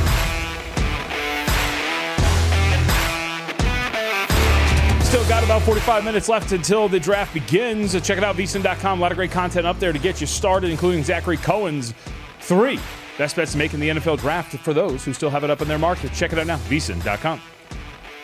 Busy segment ahead. Femi Abebefe going to join us in 5 minutes as we get ready for the NFL draft with Femi and Michael Lombardi. Their coverage starting at the top of the hour. But right now we head back to our DraftKings studios in Boston, Massachusetts. Welcome back in Mike Golic Sr. and Mike Golic Jr. All right, fellas, I left you with a question to ponder because Mike Sr. was a 10th round pick back in 1985 by the Houston Oilers. And Mike Golic Jr., unfortunately, only 7 rounds in 2013, coming off of a triumphant 12-1 season where you just fell short barely in the national championship. If there were 12 rounds, would you have enjoyed the fruits of being drafted? Oh, there's no doubt, man. Listen, there were undrafted free agents, and then there were priority undrafted free agents. Little signing bonus mixed in there. So I had some juice coming out. Not enough to actually make an NFL football team, but enough for them to think that that was a good idea. So, yes, 12 rounds, I absolutely would probably have been in your range. He would have. He absolutely would have, because he was getting calls coming toward the end of the draft, and teams were saying, if we don't take you in the 6th or 7th round, we want you as a priority free agent. So we had a few teams like that. So, yeah, he definitely would have. He may have gotten drafted earlier than I would have, of which he would have talked major garbage to me for sure. But, yeah, he would have gotten drafted. All right, so I want to, Senior, I'll start with you. Just what about this draft are you fired up about? What is the topic that you feel the most intense about, whether it's quarterbacks? I think this dude's going under. What is the one thing about this draft that you feel strongest about as we get closer to it? Well, I feel strongest about how Offensive line, and it's really an unsexy thing to talk about. Mike's going to be real happy to talk about it. But the one thing, we don't just look at tonight, right? You're doing the draft for, you want to keep these guys, especially the top picks, for a decade or longer. That's the idea, right? And the best hit rate of second contracts for first-round picks is the offensive line. Centers, tackles, guards. They're the best. Centers, it's over 90% hit rate getting a second contract. And then tackles are next. So while it may be in an unsexy position, you are getting guys that are doing well for your team into their second contract and beyond. Yeah, listen, Dad, taking the wind out of my sails. Sorry. I would have loved to have talked offensive line. I think we're going to hit that over 9.5, been the number, with an incredibly talented and versatile group of guys that might kick inside or anything like that. But I think the one thing I'm sneaky most excited about, I can't wait to see where Brock Bowers lands. Yes. Like, I understand we're having more of that top 10 conversation now with the Jets there. I know there's been some conversation about the Los Angeles Rams potentially trying to get up in that range, and people think, all right, Brock Bowers could be a guy you insert there whose game really closely mimics Puka Nacua, who they hit a home run with last year. But I just want to see, because there's been so many different versions of this, whether it's been positional value, Brock Bowers' blocking ability that have come up here, that have sort of masked the fact that this is just an incredible football player that I think with the right creative coordinator who's going to do some of the things we saw him do at Georgia is going to be a guy that's easily in the conversation for Offensive Rookie of the Year. All right, fellas, hang tight. We're going to get back to you at the bottom of the hour. Mike Golic Sr., Mike Golic Jr., Gojo and Golic. Catch him weekdays on DraftKings Network from 8 to 10 a.m. Eastern Time. Back here in our VSiN studios in Las Vegas, and we welcome in Femi Abebefe. He and Michael Lombardi are going to have 3 hours of coverage starting at 8 o'clock Eastern here on VSiN and DraftKings Network. So the odds are shifting a lot. This gentleman right here, JVT Femi, is still skeptical that it happens, but let's play the odds game that it is Caleb 1, Jaden Daniels 2, and Drake May 3. What happens at 4 and 5? I think what happens is that you get Monty Ossenford wanting to trade down and potentially not finding anybody that wants to trade with him, and he just takes one of the receivers. Could it be Harrison? It could be. It could also be Malik Neighbors, I think, as well. I think there's still a lot that has to be sorted out with the wide receivers in their order, because wide receivers, I always liken it to like which flavor of ice cream you like. Some people like vanilla, some people like chocolate, some people like strawberry. It just depends on which team is picking at that spot there. So I wouldn't really pencil in Harrison like the market's doing right now. He's minus 400 over at DraftKings to be the fourth overall pick here, but I do agree with you. Like, I think that this thing is done in the top 3. JVT and I were kind of debating a little bit before the segment started. Like, is there a little bit of May at 2 that could potentially happen? At this point, now that we're about an hour away from the number 1 pick being announced, I think now we know the top 3 picks is it's going to be Williams, it's going to be Daniels, and it's going to be May to the New England Patriots. Or maybe it's the Giants that pick at number 3 and they take Drake May, but I think May's going to go 3rd overall. So that's my thing. So we did our mock drafts. I only did one because I believe in mine. Unlike Tim, he did 2 within 48 hours. One of my things that I did was like, you know what? Chargers trade up to 3 to get Marvin Harrison Jr. Why do we not know that it gets a little that chaotic when it comes to going after 1 and 2? Regardless if it's Jaden Daniels or Drake May, let's say it is Jaden Daniels, what happens if they want to get in front of Arizona and get one of those wide receivers, you know?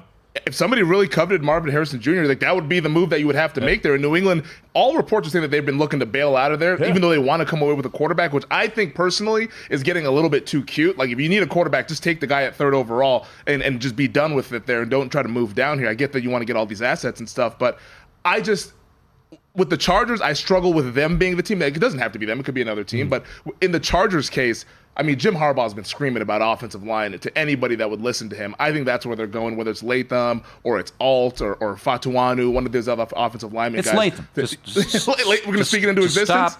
J.C. Latham. J.C. Latham. At pick 5. Mahler, right tackle. They don't need a left tackle. They got Rashawn Slater. But he wants a physical team, and that would help them be a little bit more physical, which has kind of been their bugaboo in the years past. And that's where my skepticism, because in that initial mock draft that you continue to give me crap about, even though multiple people make a lot of updates. Because I wanted to, I grew and I adapted, and I got out of the oft-mocked trade, which was, the Vikings go up to 5. Yeah, it was disappointing to see. I was like, why? Yeah. Everybody. Well, and I changed out of it. So let's move a little bit back. Let's move a little further back here. We're getting reports that Atlanta could be shopping their pick at 8. Mm-hmm. Chicago could be shopping their pick at 9.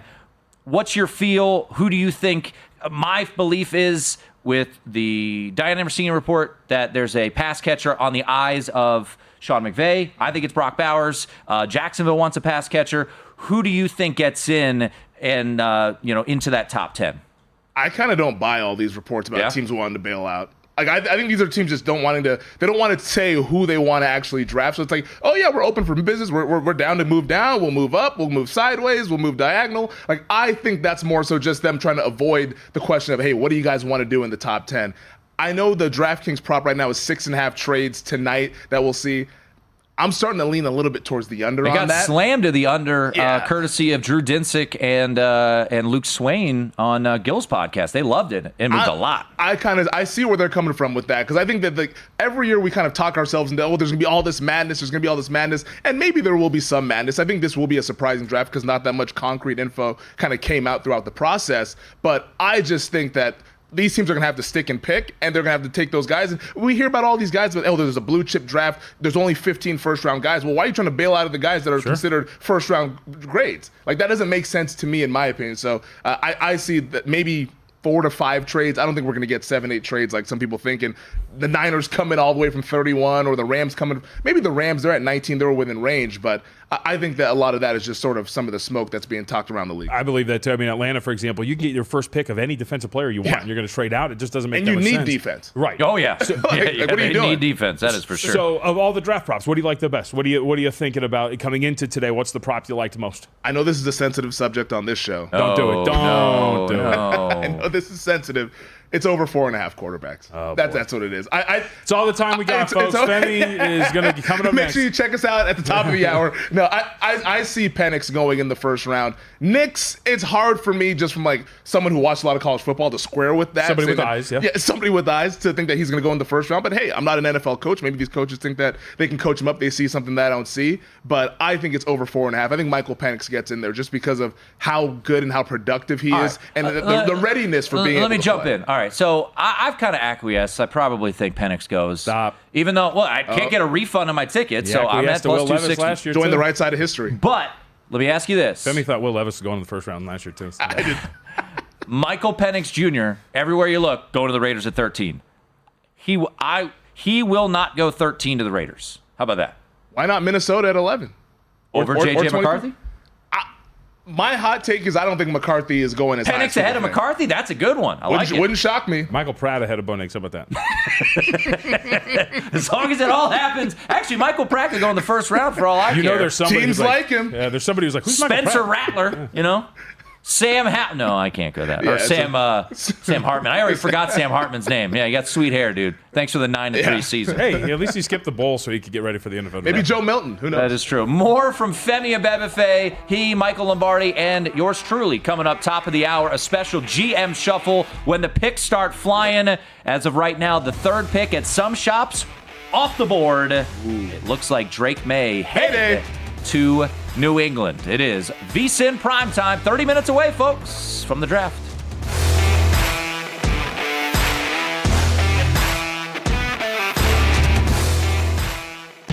The 82-game preseason is in the books, and it's finally time for the real season. Don't miss out on any of the NBA playoff action at DraftKings Sportsbook, an official sports betting partner of the NBA. Download the DraftKings Sportsbook app and use code VSiN.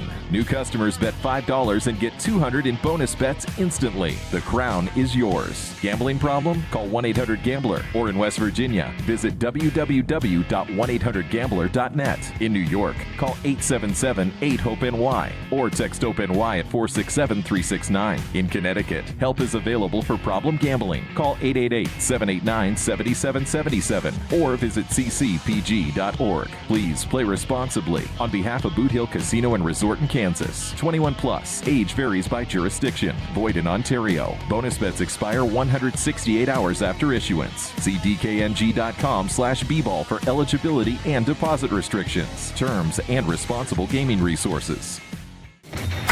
This This is VSiN senior MLB analyst Adam Burke. Let's face it, between bad managers and umpires like Angel Hernandez, betting on baseball can be brutal. But my daily article is here to help. Every morning, I go through each MLB matchup and give you my best bets of the day. I analyze pitching matchups, study analytics, look at lineups, and even weather reports, all to find value on the baseball slate. My daily article is only available to VSiN Pro subscribers. To become a subscriber, head to vsin.com/pro today.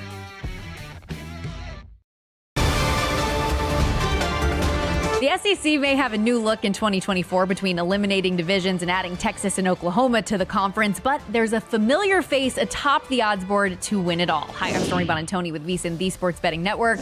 The Georgia Bulldogs are a short plus 190 price to get redemption in the title tilt following last year's SEC championship loss to Alabama that cost the Dogs a spot in the CFP.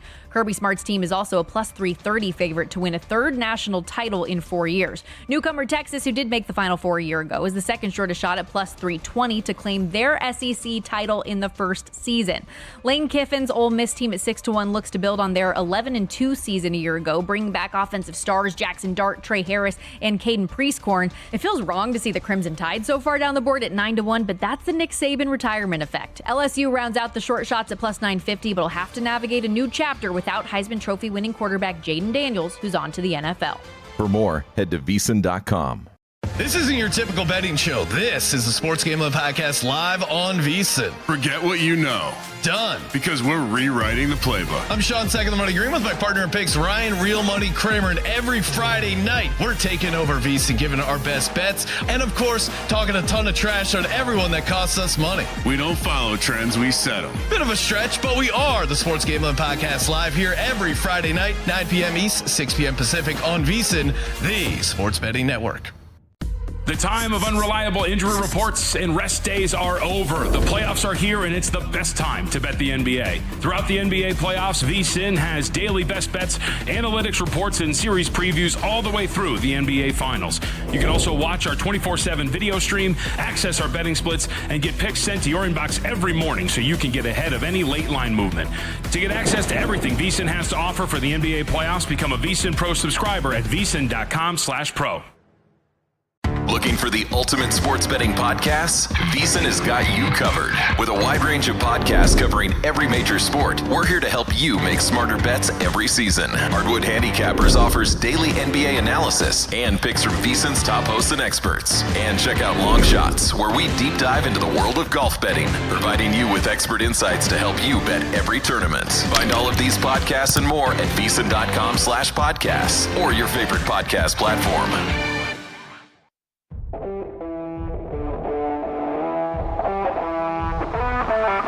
This is VSiN Primetime with Tim Murray and Jonathan Von Tobel on VSiN, the Sports Betting Network.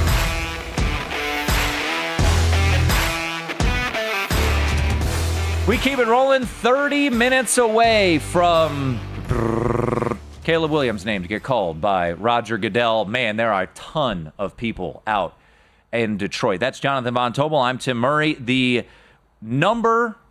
pick market, 1, 2, 3, 4, 5, 6, 7, 8 market at DraftKings has been taken down. Tom Pelissero reported about 30 minutes ago that, I'll read it verbatim. Actually, he has, here we go.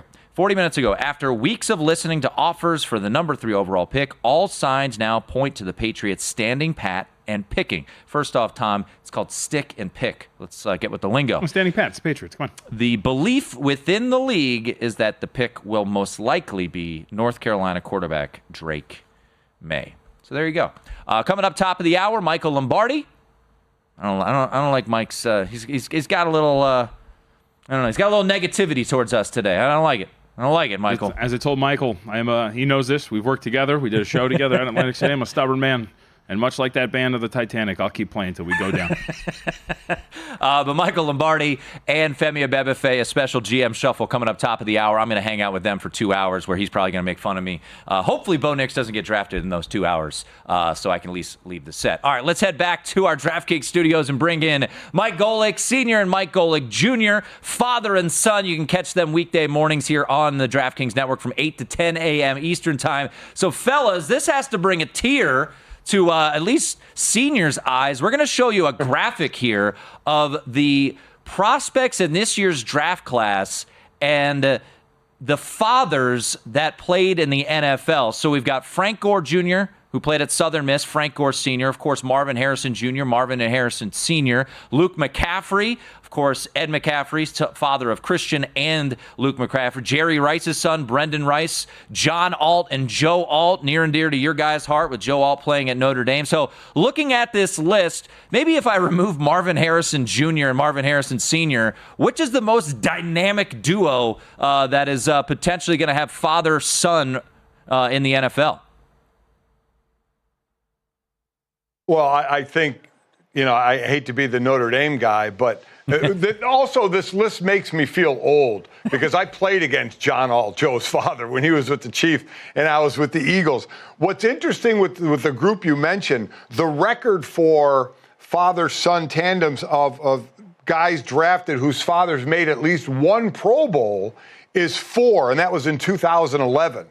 And one of those guys is John Alt, made at least one Pro Bowl with his son Joe. I think Joe will be a Pro Bowl player as well. I think obviously the name Jerry Rice is stands out as far as the players on this list, with his son Brendan going to be in this draft. But when you start to look at players who may be able to equal their fathers, Marvin Harrison Jr. also comes to light as well. So I think those would probably be the two guys. But that record was 4. Back in 2011. I think we're going to beat that. I think we'll get more than 4 drafted of guys whose dads made at least one Pro Bowl in this. Yeah, I think Dad mentioned the 2 names that are most likely to get close to that resume there, and certainly that's a much taller task for Marvin Harrison Jr. for all the reasons we know. Chris Jenkins, the other interesting one, though, man. His dad, one of the strongest dudes that we've ever seen put on pads on the defensive side of the ball. We know his son, certainly that apple did not fall far from the tree, was way up high on Bruce Feldman's freaks list, and so probably going to be more of a day 2 guy, but still has a chance to come in and set a physical tone the same way his dad did. Going to be fun to watch. I mean, what sticks out to me is Frank Gore Jr.'s father ran for 600 yards like 3 years ago. Like, that's the other part, right? Like, this dude was just in the National Football League, and his kid's about to get in there. All right, so I wanted to build a little bit more with the offensive linemen, guys, because obviously we have you guys here. And Golic Jr., I wanted to start with you because we've talked a lot about Joe Alt at the top of this, right? Who's the offensive lineman outside of the top 2 prospects that is going to be the name that is going to be recognizable post-draft? I think the one I'm most excited about would be Talisi Fuanga out of Oregon State. I've been jacked up about his tape this entire draft.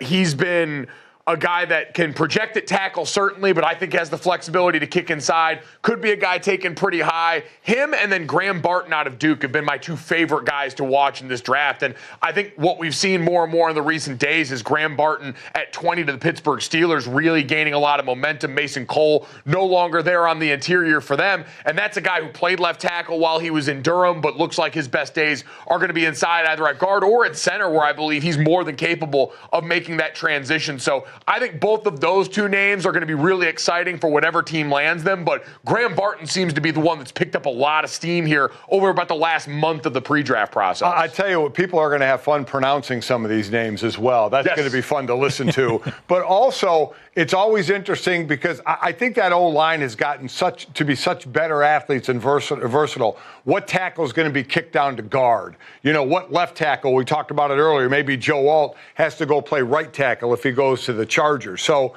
you see these guys being moved around, and guys that are in certain positions right now. You look at a Tyler Smith, the left guard for the Dallas Cowboys. Well, he was a tackle in college, but Tyron Smith was a left tackle. So now Tyron Smith is gone. So maybe Tyler Smith gets kicked out to left tackle, and they draft an interior lineman to take that spot. So you'll see that movement also along the offensive line. Mike Golic Sr., Mike Golic Jr. hanging with us there in the DraftKings studios. We're here in Las Vegas at our VSiN studios at Circa, and we are about less than a half hour away from things getting rolling there with Roger Goodell stepping to the podium and announcing Chicago is officially on the clock. All right, let's flip it to the other side, your position, Senior, which was defensive line, and this has been a discussion because it has been a heavy offensive draft. It is expected to be, I should say. And then you look at, all right, who's going to be the first guy selected? Is it Dallas Turner, who's the favorite at DraftKings right now? Is it Byron Murphy out of Texas, who's got a little bit of run as of late? Is it Laiatu Latu, who has got the neck concerns, but from all accounts has been cleared by most doctors around the league? So, Senior, I'll start with you. Who do you think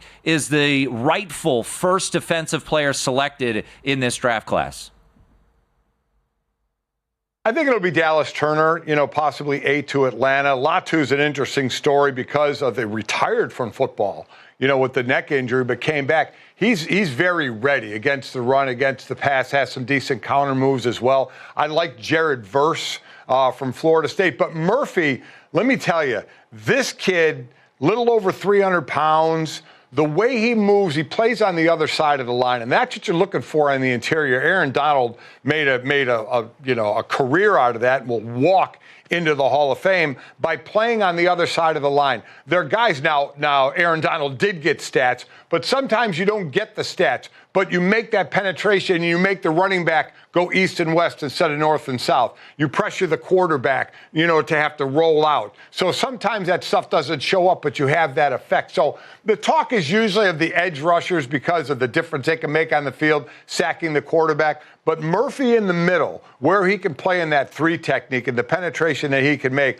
I'm a big fan of his. But I do think in the end, Turner goes first. I think Byron Murphy should be the guy that goes first. I think the combination of physical skill set and in the modern NFL, I think a premium on defensive tackle. We've seen in the NFL, the free agent market, the second contracts that have been doling out over the last 2 off seasons to defensive tackles reflects that position in an NFL that's gotten more spread out than ever needs to be someone you can count on in lighter boxes to be able to do a lot. Byron Murphy, that kind of athlete. If you're going to ask me among the edge guys, I would take Latu first. I think if you've medically cleared him, he is the most pro-ready rusher. He is the guy that is the most complete in that regard.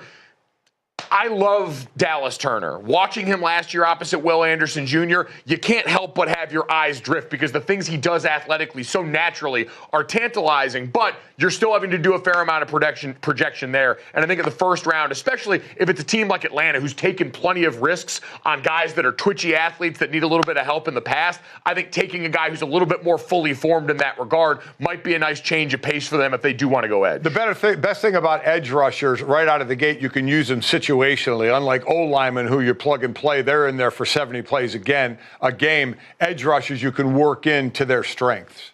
Gentlemen, always appreciate it. Final thought from me as you two domers head out and enjoy the night. Sam Hartman's hair, first round, talent level, probably not draftable.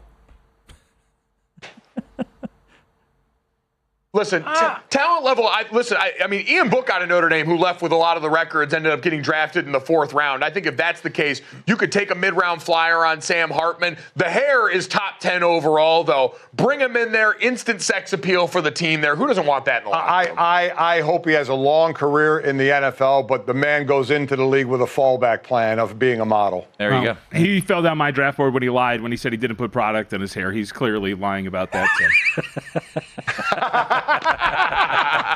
Hey, you know what? He had the courage to run the 40 when the rest of those coward quarterbacks wouldn't get up and do it at the combine. That's a man who's not afraid of running to the fight. Fellas, we'll hear from you tomorrow morning. Always appreciate it.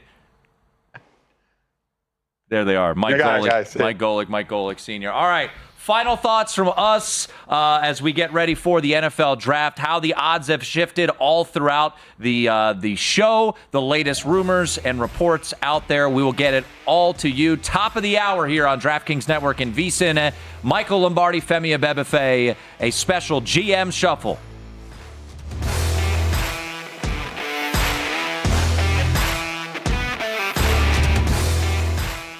VSiN is thrilled to introduce a new VSiN.com tailor-made to the evolved needs of today's sports bettors. Our upgraded navigation streamlines your journey, allowing you to swiftly access articles, videos, and podcasts. Whether you're tuning in live or catching up on your favorite shows, everything is just a click away.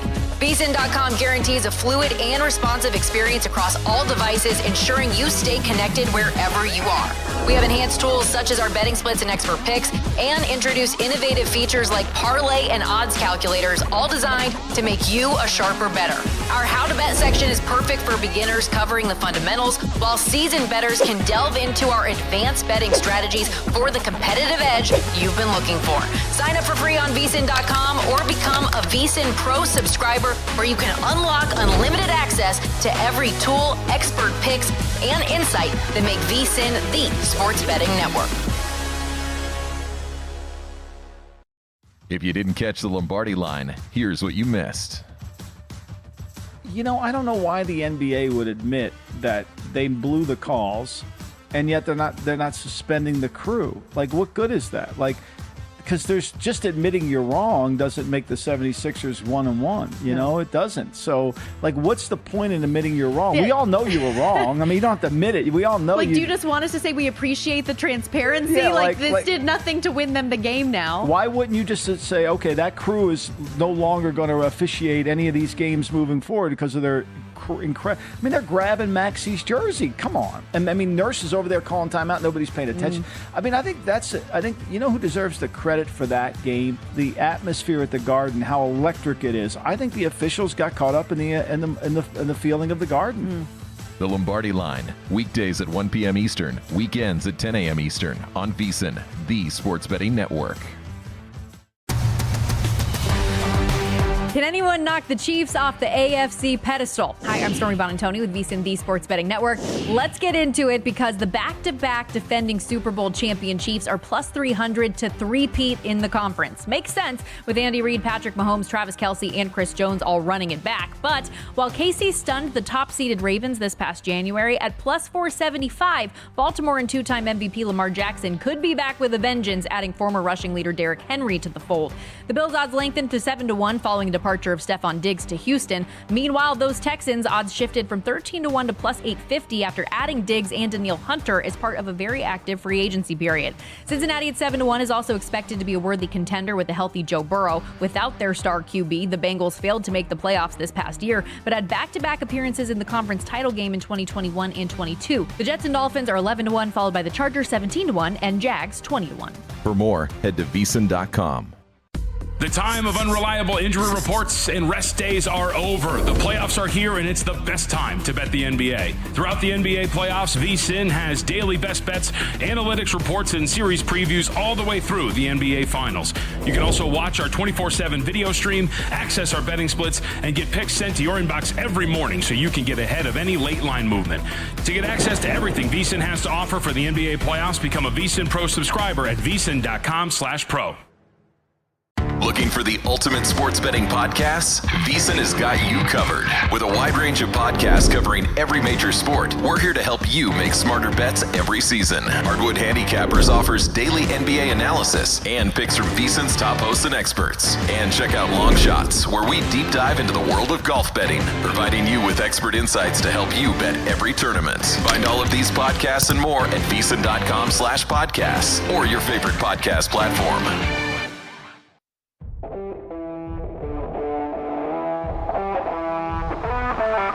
This is VSiN Primetime with Tim Murray and Jonathan Von Tobel on VSiN, the sports betting network. Don't miss out on any of the NBA playoff action at DraftKings Sportsbook. Yeah, I know it's the draft, but guess what? DraftKings is still an official sports betting partner of the NBA. From the play-in tournament to the finals, DraftKings Sportsbook's got you covered. Same-game parlays, live betting, odds, boosts, and more. Download the DraftKings Sportsbook app. Use code VSiN. New customers bet $5 and get $200 in bonus bets instantly. That's code VSIN. Only on DraftKings. The crown is yours. Putting a bow on our special VSiN Primetime Draft Special. That's Jonathan Von Tobel. I'm Tim Murray. Coming up top of the hour, Femi Abebefe and Michael Lombardi. I will hang out for 2 hours as well with them. They will be on for 3 total hours through the majority of the first round. Matt Humans and Wes Reynolds at 11 o'clock Eastern time tonight. Boy, it is packed there in Detroit. They're introducing all of the draft players that are there on hand. By the way, this just courtesy of Adam Schefter, nothing draft related, but Eagles and A.J. Brown have agreed to a 3-year, $96 million extension. So come on, it's draft day. Why are you going to bury that there? Well, we could see a movement because there was a report earlier today regarding the San Francisco 49ers and Brandon Ayuk and or Deebo Samuel being on the move. The 49ers have had conversations, this was a couple hours ago, with teams, including one picking in the top 10 about trading either of their prized wide receivers, Brandon Ayuk or Deebo Samuel, in an effort to move up in the first round, per sources. Yeah, so this is part of where my skepticism comes from with all of this. Because if you go to Tom Curran's Twitter account, who covers New England Patriots, who reported that the Patriots would stand pat, right? What was it again? Stick and pick? Stick and pick. Stick and pick with Drake May. He actually just reposted his story of the Patriots pulling off a draft weekend at Blockbuster to add a true X receiver. That X receiver would be Brandon Ayuk. And in the story is a line that says that the price tag would be a 2024 first-round pick. That's the asking price, at least, for the San Francisco 49ers. Last time I checked, the New England Patriots have won 2024 first-round pick. They could get more, because we do know that Minnesota with 11 and 23 would love to get up to number 3 to get Drake May. Wow. So I'll say this. Drake May will be the 3rd overall pick. I don't know if I'm 100% convinced it's There we go. the There's Patriots. that skepticism. That's what I'm talking about. Because 11 and 23, and then you could trade, in theory, 1 for Brandon Ayuk. We're just throwing things. I mean, it makes there. sense. Like, that's why, again, like, it's not everything is as it seems. You know, when there's no real information, and yet somehow everybody's reporting everything as fact. You know, you just be skeptical. It works. JJ McCarthy right now at DraftKings over 5.5. Are you ready for this, JVT? What's it? Minus 195. Yeah, and some other spots we were talking about like nearly $3 now. So we'll see where the market's going to be right. JC Latham under 10.5 now, so a CLV trophy for your boy. So we'll see if that comes home. Minus 190 to the under on JC Latham. Joe Alt minus 400, 7.5. I'll tell you what, man. There's a lot of juicy numbers to unders. I'm just based off of math. They can't all go in the top 7. So somebody's falling. Did you read the report about Knicks? Oh, Matt Lombardo. Yeah. Our guy. Matt Lombardo, part of team No Knicks in the first round. Matt Lombardo, who is a NFL reporter, has been on the show, Heavy Sports. He tweeted out about an hour ago, 2 quarterback nuggets I've heard a couple of places. Michael Penix could go a lot higher than people are expecting, which would be interesting because I think people are expecting him now at 13. And Bo Nix isn't nearly the first-round lock in league circles as he is in mock drafts and among fans or media. Well, Matt, I'm part of the media, and we are hashtag No Knicks on this program. By the way, the market has definitely shifted towards Knicks, but as of right now, he's a favorite to go in the first round, but not overwhelming. Minus 175. By the way, this is also great. This is, who knows if maybe he did this on purpose because he is at a Patriots draft party. A new head coach, Rod Mayo, at the Patriots draft party today. Quote, I hope you are as excited as I am, he's talking to the crowd, to start putting the team together and getting out there on the field. We're going to get a great player at 3, so maybe referencing that they're going to make that pick. It's going to be early, and we can always sneak back into the first round. Stick around. Tells the draft party people. So this also from Tom Curran. The Patriots have been working on an Ayuk trade. There's nothing solid on it yet. But when the 49ers get on the board at 31, if they take a wide receiver, then we should spend our time Friday wondering if the Pats can execute the deal. All So right. that was more the thought process there. It's going to be crazy when Drake May goes number 1 overall. Like, that's it's going to be wild. All right. There are no odds anymore on 1, 2, 3, 4. We did not have the craziness of last year where I sat here and watched C.J. Stroud's odds to go number 2 go through the roof. So that has not happened. However, we did see significant movement towards the number 2 and number 3 market during the show. A little bit of movement. I would say the most interesting thing that has occurred during this 2 hours, JVT, is the J.J. McCarthy over, which is once twofold. Good for you for your singular bet, which I did tail. Secondly, I think it opens the door for what are the Chargers going to do at 5. And I think it could be Joe Alt, who I believe Matt Humans in his mock draft had Joe Alt going there at a price of plus 475. I have a little slice of that. J.C. Latham, who has been linked to them quite a bit here the past couple of days, the tackle out of Alabama. Or do they go pass catcher? I think that the Chargers at 5, it feels like right now, as we talked to Paul Charchian up there in Minnesota yesterday, said if Drake May's gone, they're not trading up to 5. So it feels like the Chargers Hashtag stick and pick at 5 as of right now. Lots can unfold, but the reports of the trades, Jacksonville looking to get in top 10, LA looking to get in top 10. The feel I get is that's all back end of the top 10, not necessarily at 5. So the Chargers might be, out of luck and have to pick at 5. Yeah, so I think, and which is weird, Femi brought up a great point, which is like at 5, like, oh darn, we're going to get the pick of all the offensive linemen. Yeah. It just, some of the. And whoever's highest on their board, whether it's Joe Alt, J.C. Latham, whatever. And so. J.C. Latham. The logic just doesn't really track with me. It's the same thing with Atlanta. Atlanta needs defense. Why then would you pass up on right now what logically seems to be your first pick of the defensive players? Every single pick ahead of you seems heavily slanted toward taking some sort of offensive piece, whether it's quarterback, wide receiver, or offense. If you're Atlanta, why would you trade out of that spot and give away the option of taking the best defensive player on the board? Whether it be Byron Murphy, whether it be Dallas, you get your pick of the litter. Why give up that option, if that's the case, to trade back down and willingly say, yeah, we'll take the lesser of these guys, especially in a class, by the way, that from an edge and defensive line standpoint, many would point to is somewhat top-heavy. So by the time you get back up, who knows what's going to be available.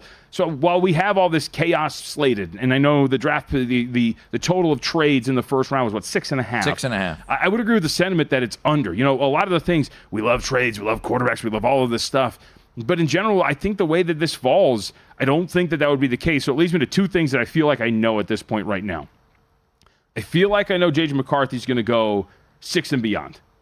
And I feel like I know that Atlanta's going to make their pick. I just don't know who it's going to be. I hope it's Dallas Turner. Peter Schrager, if it's quarterback 1, 2, 3, the game of chicken to watch is whether or not Minnesota is willing to part with 11 and 23 to move up to get the 4th quarterback selected. That may be the ask to get up to 4 or 5. Is Minnesota willing to trade 2 first-rounders for the 4th quarterback off the board? No. Well, but also that's not a report. Right, We've known that. Yeah, that's We've just, known that's just a asking pondering. That's a pondering. No, I don't think that will happen. I would agree with you. I think J.J. McCarthy is going to fall. I wouldn't be surprised if he fell all the way to number 11. I do believe the report that Diana Rossini has put out there that the Rams, who haven't picked in the first round, in 8 years, I think they are aggressive and go get a pass catcher. I believe it'll be Brock Bowers. As for bets that I have in pocket that we've given out over the past 3-4 weeks that I feel most confident about, J.C. Latham under 14.5. I feel very good about. A.D. Mitchell over 27.5. And then Graham Barton to under 21.5. I think we see this run of offensive linemen really go rapidly in the teens. From Jeremy Fowler, one high-ranking team official on Michael Penix's chances going in the top half of the first round. A few weeks ago, I would have said no. But now I'm thinking there's a pretty good chance of that. He must have gotten better in the last few weeks.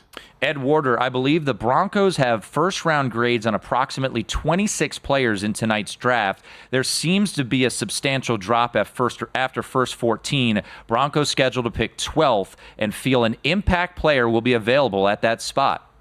Huh. Yeah. And what grade has Bo Nix received around the league, reportedly? 3rd? 2nd? Not first. I believe Todd McShay said not one team he's talked to. I hope you guys got some cold water or something for Tim. It's all right. Just to get ready for when Bo Nix, if he does get drafted in the first round. Just have it happen after those 2 hours. Just don't have it with Lombardi here, because Lombardi's going to point and laugh at you, and that's going to be fun. It's all right. I got thick skin. But as I said, we are team Rams to take tight end. Yes. If that happens, sure. Yep. I don't care what else happens. Bo Nix, go to Denver, have a career in Mile High. That for all I care. Hey, thanks to everyone who joined the program. The draft is about to begin. Thanks to Mike Golic Jr. and Mike Golic Sr., Adam Levitan, Derek Stevens, and Femi Abebefe. For JVT, I'm Tim Murray. A special GM Shuffle, Femi Abebefe, Michael Lombardi, and me coming up next year on VSiN.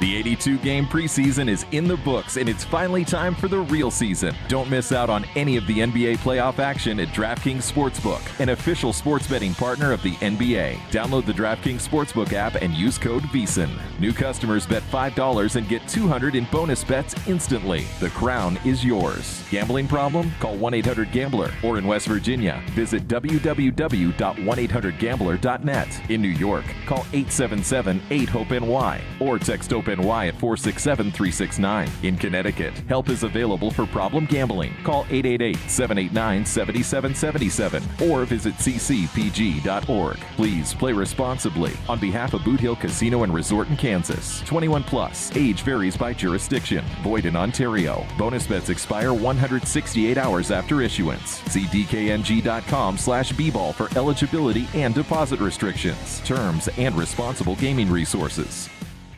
So, Paulie, have you had a chance to read the VSiN Daily yet? Yeah, came in at 3 a.m. What's Bill doing up that late? Well, rumor has it, it starts off with a 12-hour meditation session. Then he just pours himself over film and live TV, really focusing and taking it all in. Bill's in with the biggest insiders, talking trade secrets, strategies, the whole nine, absorbing the info. And then and only then can the writing process begin.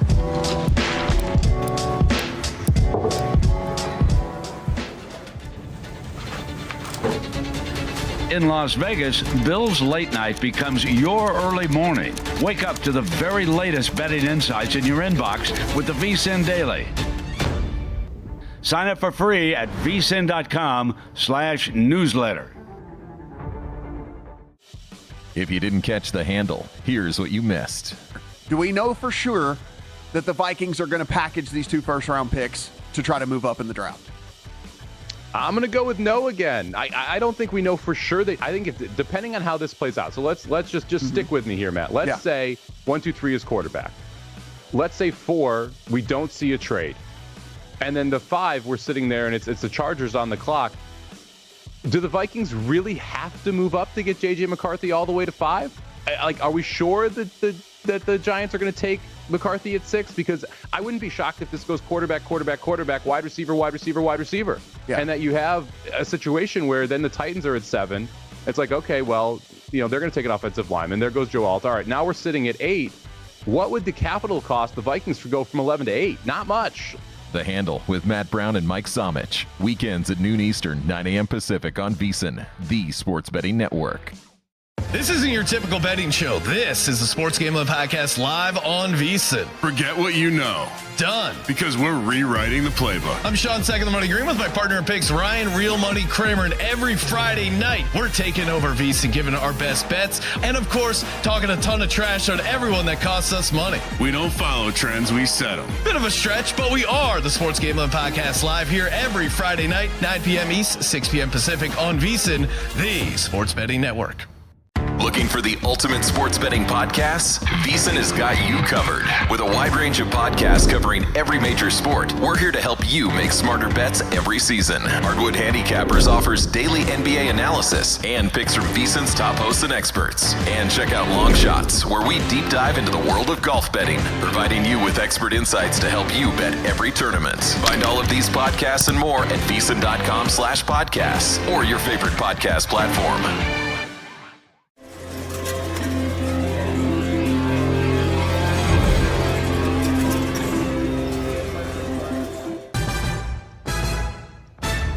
This is VSiN, the Sports Betting Network.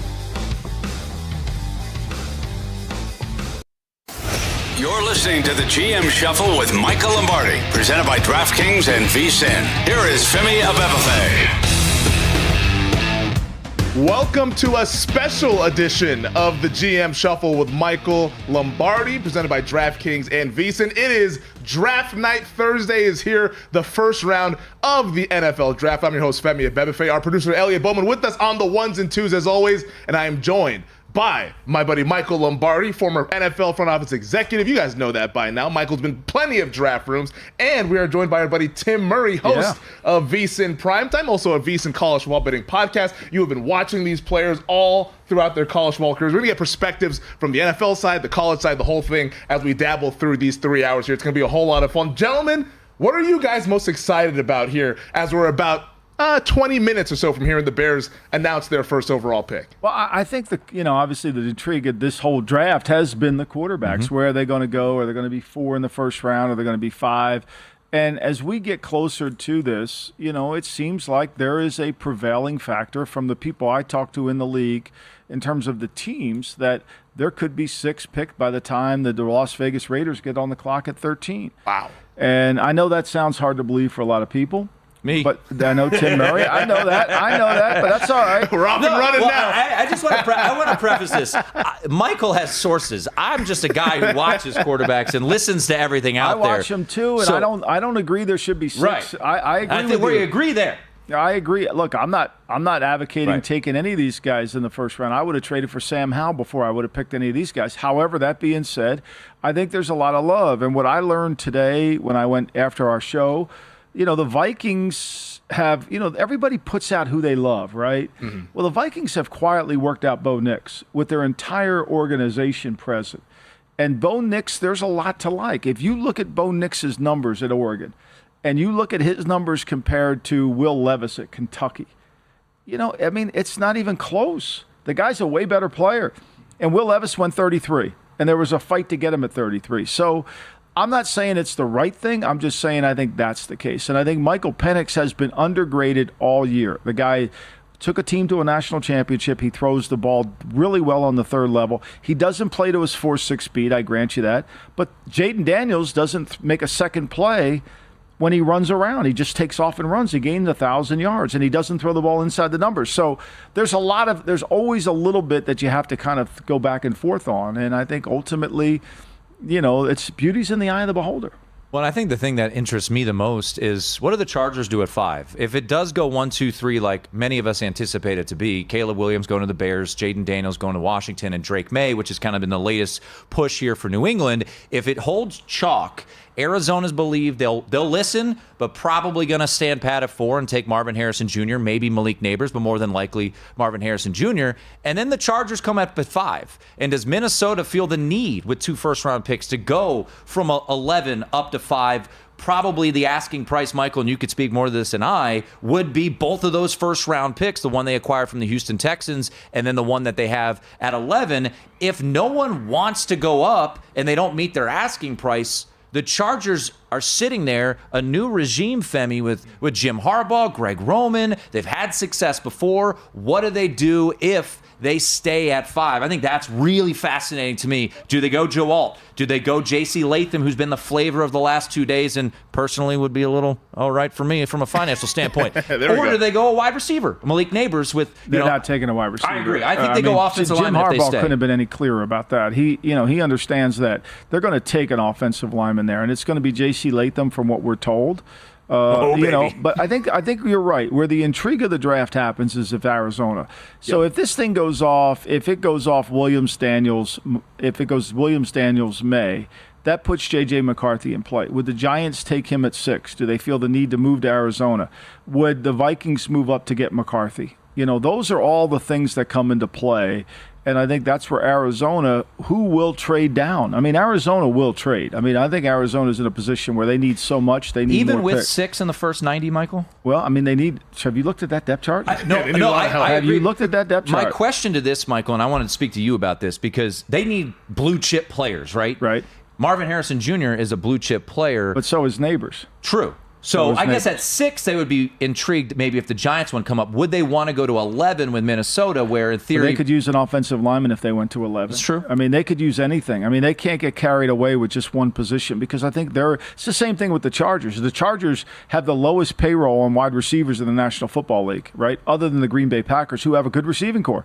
But the Chargers are going to build the team the right way. They're going to build the team through the offensive and defensive lines.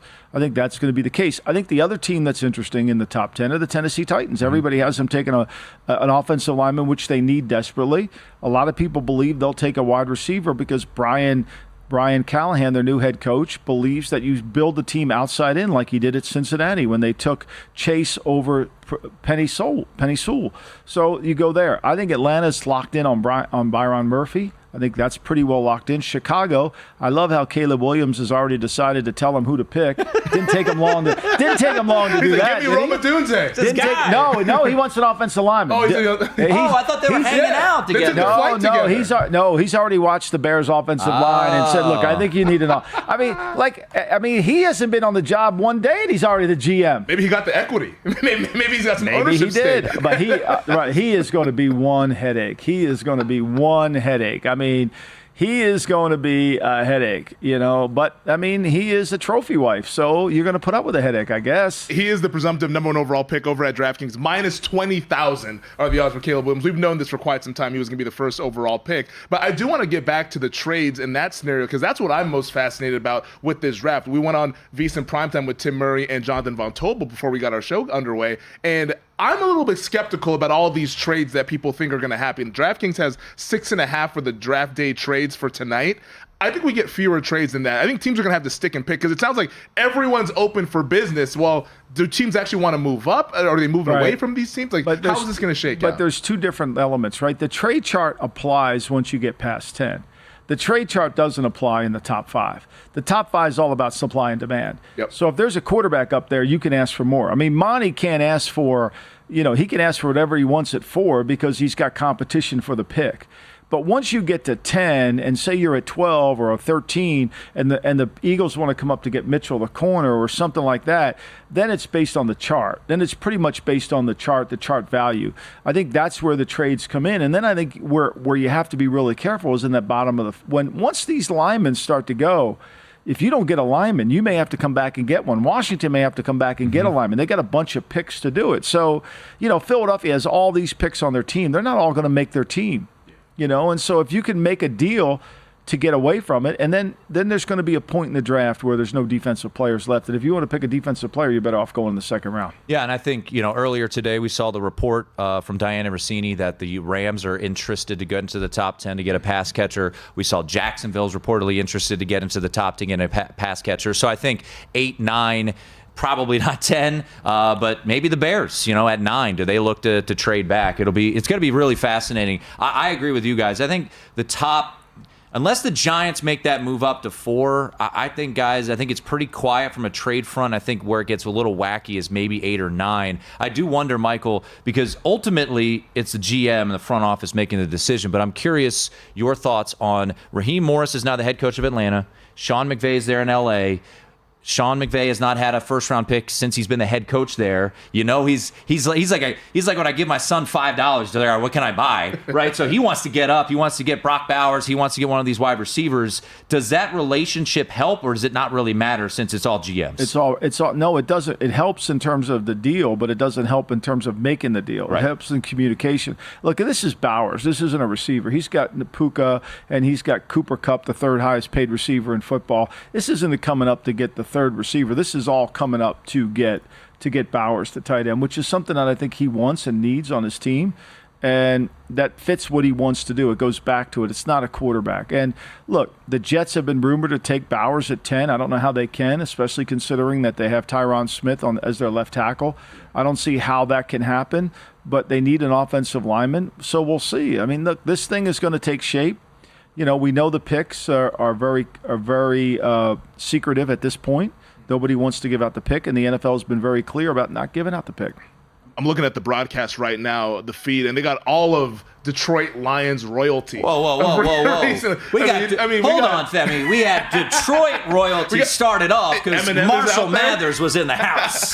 Who's the real shady? Please stand up. He's out there. You got Barry Sanders, Calvin Johnson, Jared Goff, Amon-Ra St. Brown. He's got a nice suit. He just got paid. Aiden Hutchinson's out there. Big night for Detroit. We talked about this on the GM Shuffle earlier this week about how special the draft has become and how these cities embrace it. That atmosphere in Detroit looks just unbelievable. I don't think people understand what a great football town Detroit is. Pro football town. The Lions have a historic history. They're historic. The uniforms, the element. Buddy Parker started the nickel defense in Detroit. He started the 2-minute defense this goes back a long time to the old league when they were doing it. And I think there's great fans there. They've just been deprived. They've been deprived of a winner for such a long, long time that this is going to be a remarkable thing for them. And the high school football in Michigan's great. The college football in Michigan's great. This is a great sports town. It really is. And I think it's going to be wonderful for them to see all this and get their team on the clock. Nobody knows what the Lions are going to do. There's a great Barry Sanders from Wichita, Kansas. I can tell you one thing. Lions are making a pick tonight. Can you imagine? They ain't trading out. We're trading out in the second round. Fans like, what the heck's going on? No, they're making a pick tonight. I mean, that would be rich if they traded out of there. There's reports that they could trade up. Who knows what happens? A lot of teams might be looking to trade up here, but we're going to find out. Lying season's about to come to an end here, and it's always a fun season every single year, but it's about to come to an end. We're actually going to figure out who is going to pick who and where these players are going to go. I'm curious to see what happens at 4. Obviously, that's kind of the pivot point we sit here right now. If you take a look at the betting markets, it appears that we will have Williams, we'll have Daniels, and we'll have May go 1, 2, 3. Then Arizona's sitting there at 4. We know they want to move down, but do they find a partner or do they have to stick and pick? Those are the fascinating questions that we will try to answer on the other side. The draft is moments away. We're rolling along here on this special GM Shuffle NFL Draft Night here on the DraftKings Network.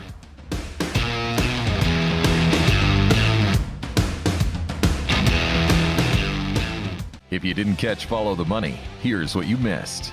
It's crazy how things have turned, specifically in this Suns T-Wolves series. If you go back to the final Sunday of the regular season, what is it now, a week and a half ago? Suns went to Minnesota, the 1 seed was on the line, and they barbecued the Wolves in Minneapolis. And talk trash. Oh, the whole time. And they destroyed them the entire game. Wolves were never really even in that.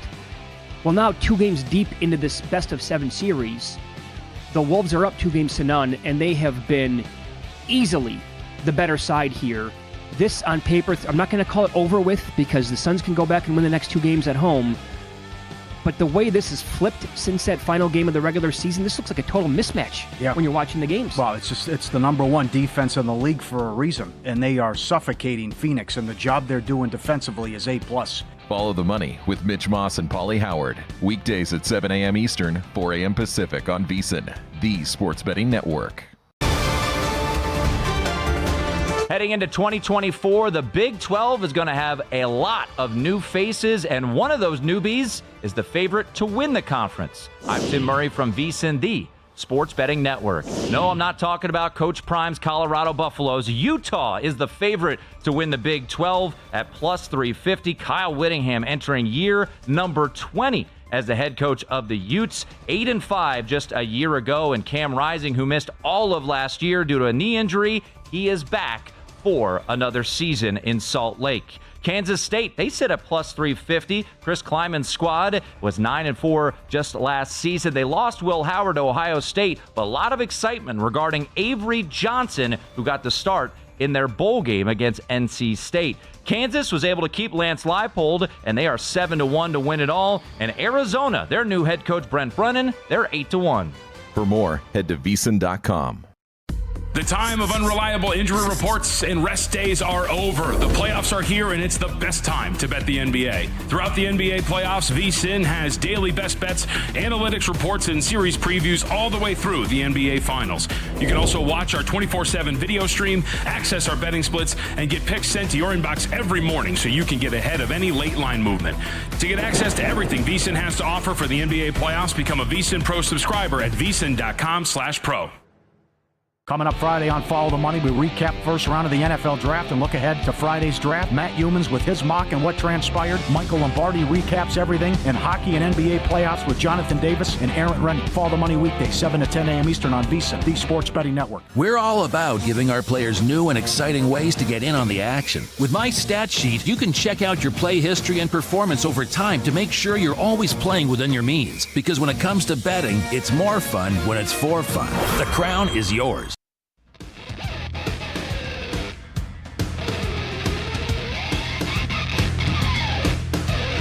You're listening to the GM Shuffle with Michael Lombardi, presented by DraftKings and VSiN. Here is Femi Abebefe.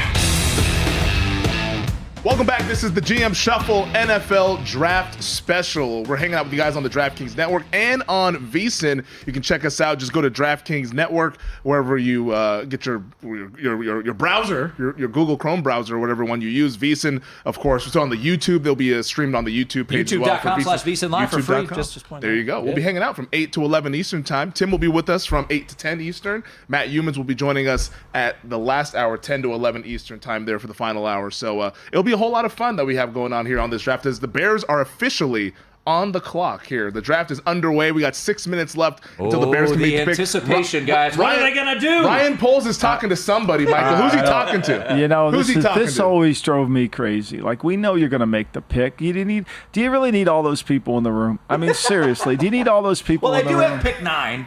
I mean, like, who are those people, Michael? Walk they're us all through who everybody those that people are. wants to get in the camera. You know, there's Eberflus smiling, probably worried. He already wants to tackle. You know, here we go. Hey, Caleb, welcome. You're a Chicago Bear. Well, I've known that for a long time now. Great to have you. They're going to turn the pick in. Caleb, you ready to go to work? I think Caleb. Let's go back to the Bears here. Do I think the Bears can become the NFC North winner like most people, when C.J. Stroud was able to do for the Houston Texans? Caleb Williams is well ahead of C.J. Stroud as a professional player to come through the league. However, is the Bears going to be good enough? I don't think this pick is going to be as instrumental in terms of the Bears' future in terms of getting to the playoffs. I think the next pick is. I think if they can get a defensive lineman that can really help to go along with Montez Sweat, especially if they can get Murphy, if he makes it to 9, I think then all of a sudden the Bears and Eberflus's team is. Now, everybody wants them to pick a wide receiver, naturally, but of course nobody's looked at their depth chart and said, well, they're paying DJ Moore over $20 million. They're paying Keenan Allen over $20 million. Like, that's a lot of money to have in the receiving group. So I think, to me, they got to make this pick stick with a defensive lineman. And it's like, really, you're almost like you're playing pool here if you're the Bears. You know you're making the shot with Caleb. Now, it's the next shot you got to make, and where do you put the cue ball? And I think that's going to be the case. Yeah, and on my mock, the way I kind of saw it all breaking down, obviously trades could mess this up, and we saw a report that Chicago could potentially move out of 9. But if they do stick and pick, my favorite phrase, I agree. I think Byron Murphy, you saw some real smoke regarding him. He got a lot of love going up. The odds for the first defensive player selected. We talked about it last Sunday when I jumped on with you guys, and he was 10-1. Yeah. And I thought that was worth a flyer at the time, and those odds have shrunk quite considerably, especially if Atlanta doesn't go Byron Murphy at 8, which you think could happen. Yeah. Or often mocked was Dallas Turner. I'm not buying that. There's some questions about Dallas Turner and the medicals. And if they potentially trade out, I think Byron Murphy at 9 could be a really good pick for them. If they can get it to 9, he's a great pick for Atlanta at 8. I think here's what's happened with Byron Murphy, okay? Byron Murphy's been a hot guy in the league. Every personnel guy, every scout, they've all liked him. Except that all the media, the mock people, have had him. If you read what they write about him, they write him as a great player. They write him but they think they're going to get him at 15. It's like, you're not going to get a great 3 technique at 15. That just typically doesn't happen. The reason Aaron Donald went later is because he was 6 feet tall, and that's the only reason. I mean, the way he played was like unbelievable. So, we all say the guy's moving up the board. He never has been moving.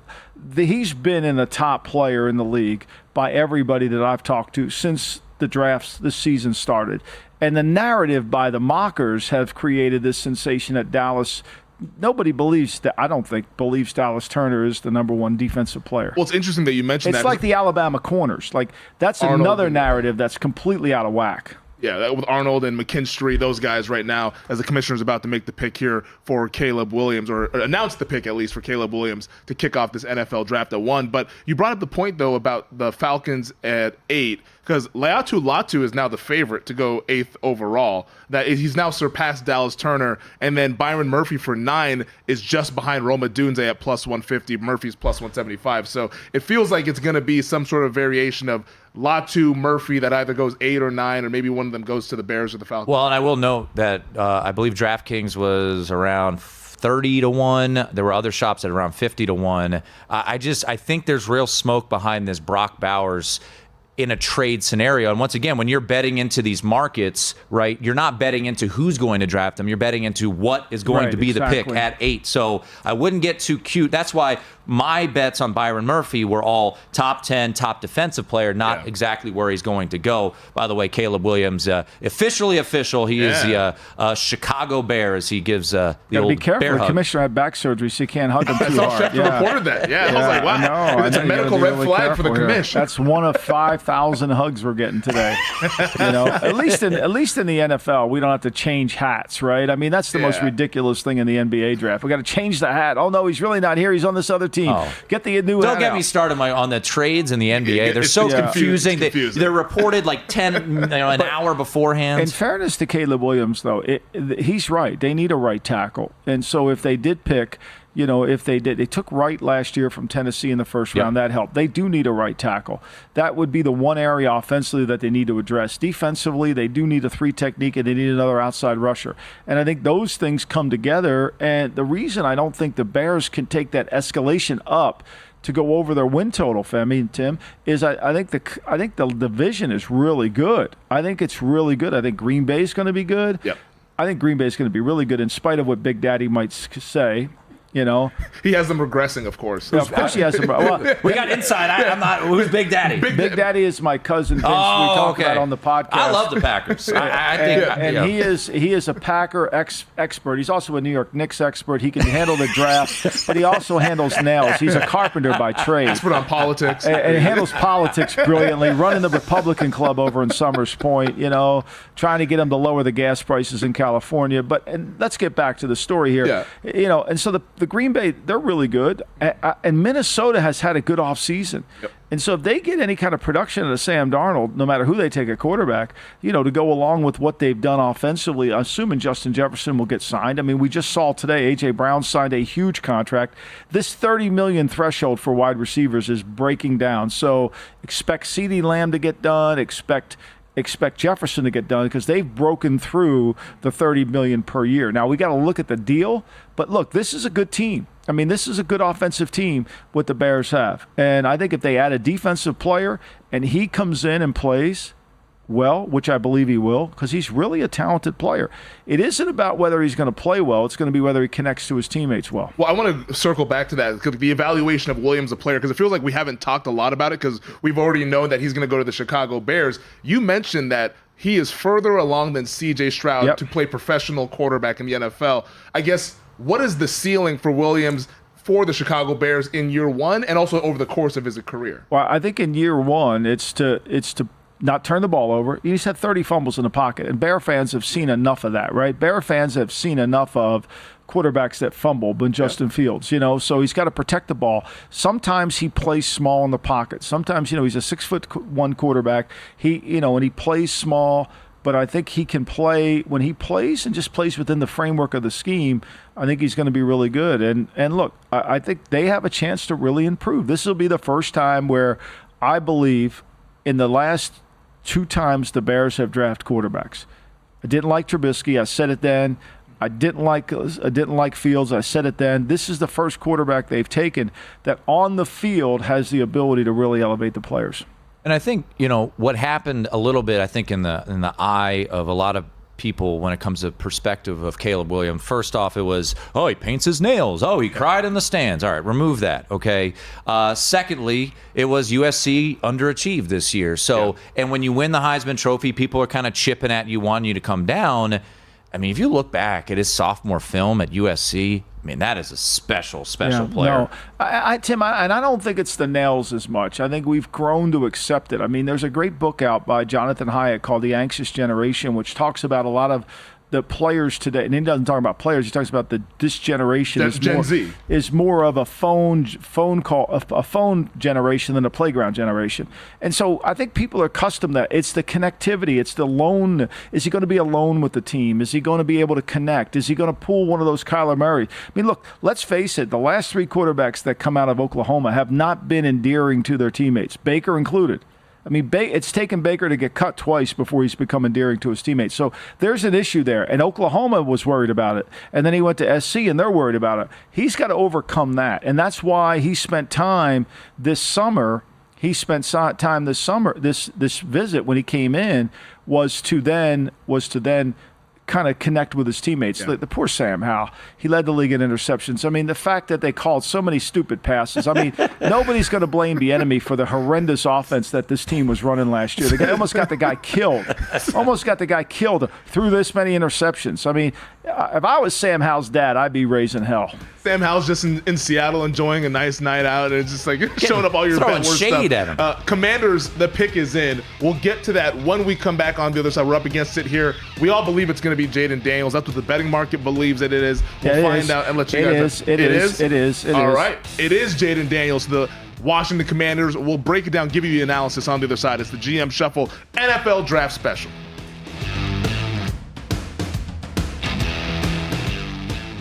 Looking for the ultimate sports betting podcasts? VSiN has got you covered. With a wide range of podcasts covering every major sport, we're here to help you make smarter bets every season. Hardwood Handicappers offers daily NBA analysis and picks from VSiN's top hosts and experts. And check out Long Shots, where we deep dive into the world of golf betting, providing you with expert insights to help you bet every tournament. Find all of these podcasts and more at VSiN.com/podcasts or your favorite podcast platform.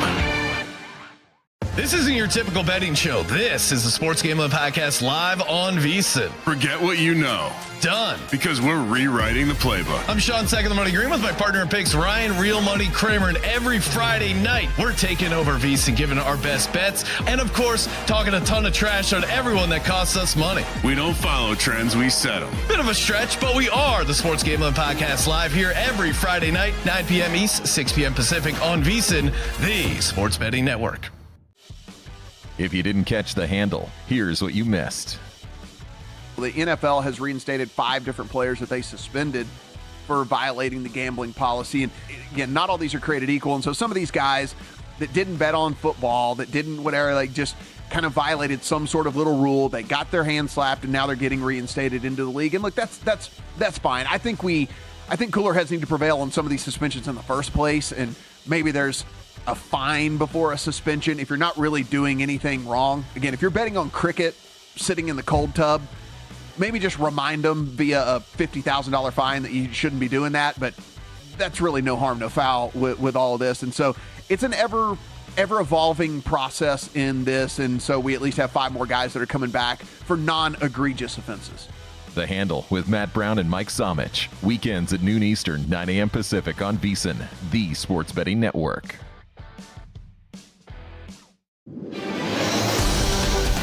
It's safe to say that Florida State enters this season with a target on their back after running through the ACC a year ago. I'm Tim Murray from VSiN, the Sports Betting Network.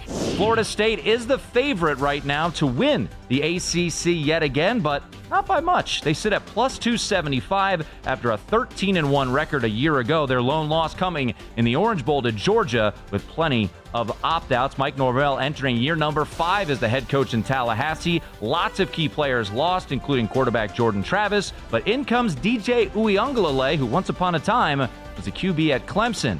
Speaking of those Clemson Tigers, a disappointing 9-4 season last year. They're plus 280 to win the ACC. Dabo Swinney entering year number 17, and he will bring in Cade Klubnik yet again as his starter. Miami with Cam Ward, they are plus 450. For more, head to VSiN.com. The time of unreliable injury reports and rest days are over. The playoffs are here, and it's the best time to bet the NBA. Throughout the NBA playoffs, VSiN has daily best bets, analytics reports, and series previews all the way through the NBA Finals. You can also watch our 24/7 video stream, access our betting splits, and get picks sent to your inbox every morning so you can get ahead of any late line movement. To get access to everything VSiN has to offer for the NBA playoffs, become a VSiN Pro subscriber at VSiN.com/pro. At VSiN, we've got you covered before, during, and after every game. Jumpstart your game day with Tim Murray and Jonathan Von Tobel on VSiN Primetime at 6 Eastern. They'll get you ready before the first tip, puck drop, and pitch, ensuring you're ahead of the game. Then stay in the loop during all the action with the Greg Peterson Experience at 9. And as the night wraps up, join Matt Humans and Wes Reynolds on VSiN Tonight at 11, giving you the first look at tomorrow's lines to get an edge on the next day's bets. All this and more, only on VSiN, the Sports Betting Network.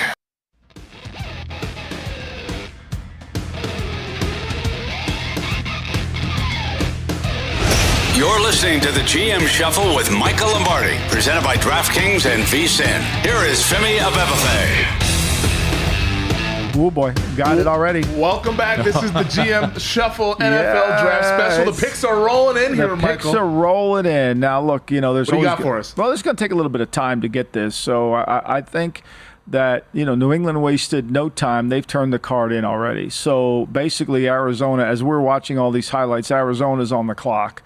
And, there'll be a special player from North Carolina probably picked here. Okay. I would think so. So that's the guy they wanted all along, and they wouldn't move away from him. That's where it gets interesting. And that sound that you hear when this card gets turned in, will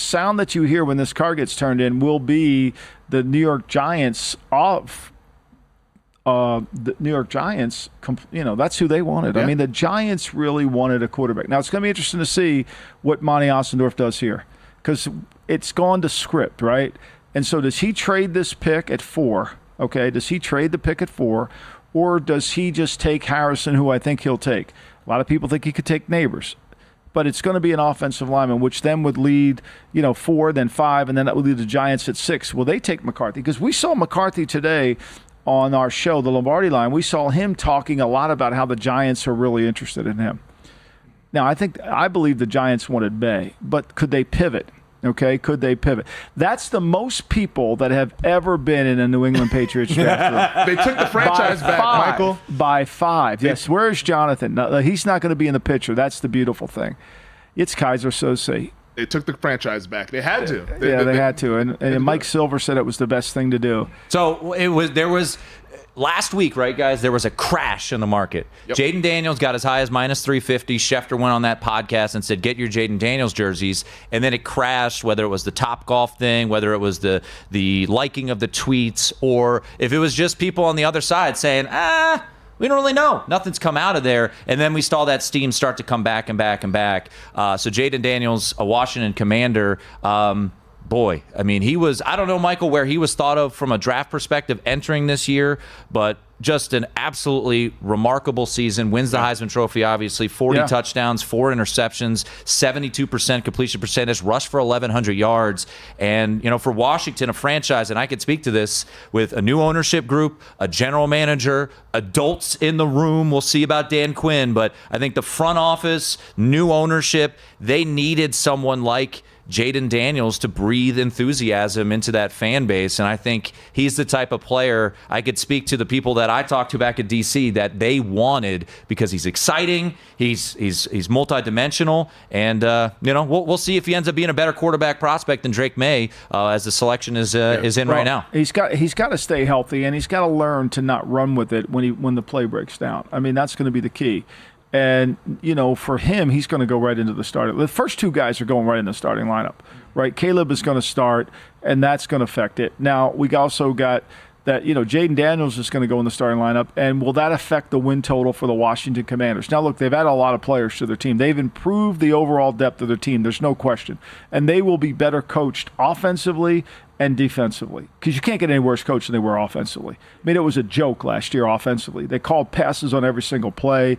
Defensively, it just was a complete meltdown. So they're going to be improved. Now, this kid, Drake May, Brissett's going to be the starter. And this guy's not going to play. They've got to redshirt him, and they've got to do a lot of work with him and fix him. So it was interesting. We had we were filming in on Follow the Money last Friday. We had former Commanders, or I guess he was Redskins, Washington coach, whatever, Jay Gruden on the show. He's now doing media stuff, and he said, if you have all the time in the world, I would take Drake May. But to your point, he felt like he needs time to develop. And I think what New England said they were going to do, we're going to go spend $8 to $10 million on a quarterback. They spent $8 million on Jacoby Brissett.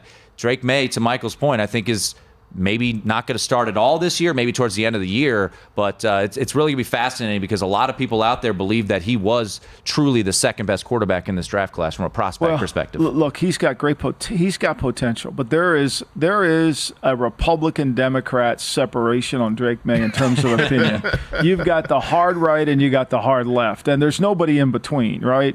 And it's really, and there's a lot of truth to it. The Giants thought he had Josh Allen-like traits. Hard to tackle. We could just see there we threw the ball left-handed, and so I think ultimately this is going to come down to how quickly can they develop him. Where is he going to be, when they do this? Alex Van Pelt, remember now, he was with Deshaun Watson last year. What are they going to run? Are they going to run a West Coast offense? Because that's what Van Pelt's been trained like. He is a West Coast guy, played quarterback in the league, played at Pitt, was with the Browns with Stefanski, ran that kind of offense, that play action, West Coast variation of it. I think it's just going to take time. Brissett will beat him. He can't beat Brissett out. He's not ready to beat Brissett out. Yeah, okay? not day one. He's not ready to beat him out. Now, the fans are going to want him in week 4 if Brissett doesn't play well. But with that offensive line and the uncertainty at right tackle right now and the uncertainty at left tackle, I think it's probably good that they redshirt him. And so this will be a pick for the future. So these 3 guys are going to be compared, like, just because if they went 1, 2, 3, Williams, Daniels, and May. But when I hear you talk about Drake May and Tim, what you bring up with Jay Gruden, it sounds like there's a chance that, correct me if I'm wrong, could Drake May maybe have the highest upside of any of these 3 guys that just went 1, 2, 3? I think that's what people say because he's so young. But I'm the other way. I don't want a young quarterback because the young quarterback has to go through a growing process. I've been trained by Parcells wanted a quarterback who started 37 games. And so this kid hasn't. This is one of my beefs with Trubisky. He didn't play enough. You really didn't have enough. And the problem with Bo Nix is he played too much. So you got too. Bill Walsh used to say this all the time. When a guy's a 4-year starter, there's a lot to complain about because he's played a lot. There's no perfect player. There's always something you can nitpick on. And I think ultimately that's the case. But look, here, this pick here, let's get it back to the betting market. This pick here is not going to affect the New England win total at all. Mm-hmm. At all. Right? It's not going to affect it at all. They're going to be picking in the top 5 probably again next year because they've got a lot of moving pieces. But Kraft wanted someone that he could feel like was going to be the pick. Oh. Yeah. And no trade. We have no trade, Femi. We have no trade so far. The pick is in. The Cardinals have made it, and it has gone to script. It has gone right down to script. So Marvin Harrison Jr. Yep. So now, assuming this is Marvin Harrison Jr., which is what we kind of all anticipated, no surprises, this is where it gets interesting. No, I don't think it gets interesting here. I really don't, Latham? Tim. Do you think it's Alt? I think it's Latham or Alt. I'd be fine with either. There's no trade. I think you don't think they trade down? I do not think they're going to trade down. Do you think it's because they don't want to, or no one's going to give them what they want? I think no one's going to give them what they want. I think they want the tackle. I think they want the tackle. And I think now it's going to come down to the New York Football Giants. Do they take McCarthy, or do they take Neighbors? And we don't know yet if the Chargers will trade in or trade out or not. But just to point out, when me and JVT were on prior to the show talking about the betting market and how it was moving, the one move we really saw was money coming in on the J.J. McCarthy over, which was 5.5. It was plus money yesterday. It is now minus. It closed around minus 190. Yeah, like 195. And now it's coming down to this 5th pick that the Chargers would have to trade out. And I thought the interesting thing that we discussed a lot on the show, guys, was if you're betting the under on J.J. McCarthy, you're betting on a trade, which is hard to figure out. You can't factor that in. Exactly. So that's really challenging. You don't know what the offers were. Now, Monty said he was open for business, right? But I know Monty really well. Monty is not taking the driver out on 18 at Augusta if he's got a 2-stroke lead. He's going to play the 3-iron down the middle. Harrison's the safe play for him. He's guaranteed an A in the draft. Oh, yeah. They can't wait to give him an A. Okay? They don't need the nuns to come in from Catholic school to grade the report card. He's got an A. And they have pick 27, right? Too. He's got an A. He was going right down the middle. He's got a really good player, and he's going to go with them, and they're going to feel really good about it. And that's why he wasted no time to turn the card in. Now, I think what's going to happen here is Jim is going to pick an offensive player. I think an offensive lineman. I don't see how. Now, maybe the Giants decide. I don't know why the Giants would flip just to keep. See, one of the things you want to do in a draft room is if you're worried about the pick being traded, what we do is it's what they call freeze the pick. So you're on the phone with the team to try to figure out if they're going to trade the pick. You're not really trying to trade it. You're just trying to get confusion into their draft room. Hey, you want to trade this pick? You want to trade? Yeah, we got another call. Okay, now when he says we have another call, you've got to, okay, we'll give you this just to flip one spot. So now they're thinking about it. We don't want to go that far down. So you're trying to freeze the pick so that they stay there or they give it to you for basically less. And you have an idea as a team that's trading with them if somebody's trying to get up in front of you. So that's kind of what's going on. And I think, that's why the clock will keep moving here.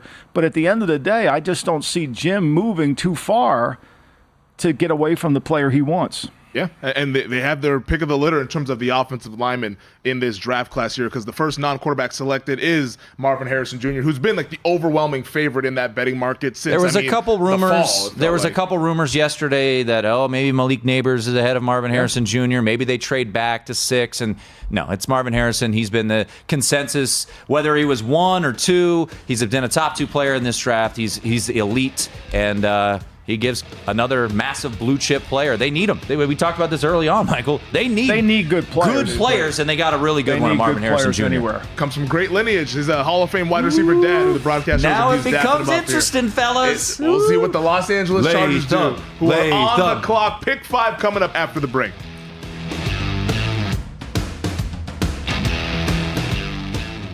VSiN is thrilled to introduce a new VSiN.com tailor-made to the evolved needs of today's sports bettors. Our upgraded navigation streamlines your journey, allowing you to swiftly access articles, videos, and podcasts. Whether you're tuning in live or catching up on your favorite shows, everything is just a click away. VSiN.com guarantees a fluid and responsive experience across all devices, ensuring you stay connected wherever you are. We have enhanced tools such as our betting splits and expert picks, and introduce innovative features like parlay and odds calculators, all designed to make you a sharper bettor. Our How to Bet section is perfect for beginners, covering the fundamentals, while seasoned bettors can delve into our advanced betting strategies for the competitive edge you've been looking for.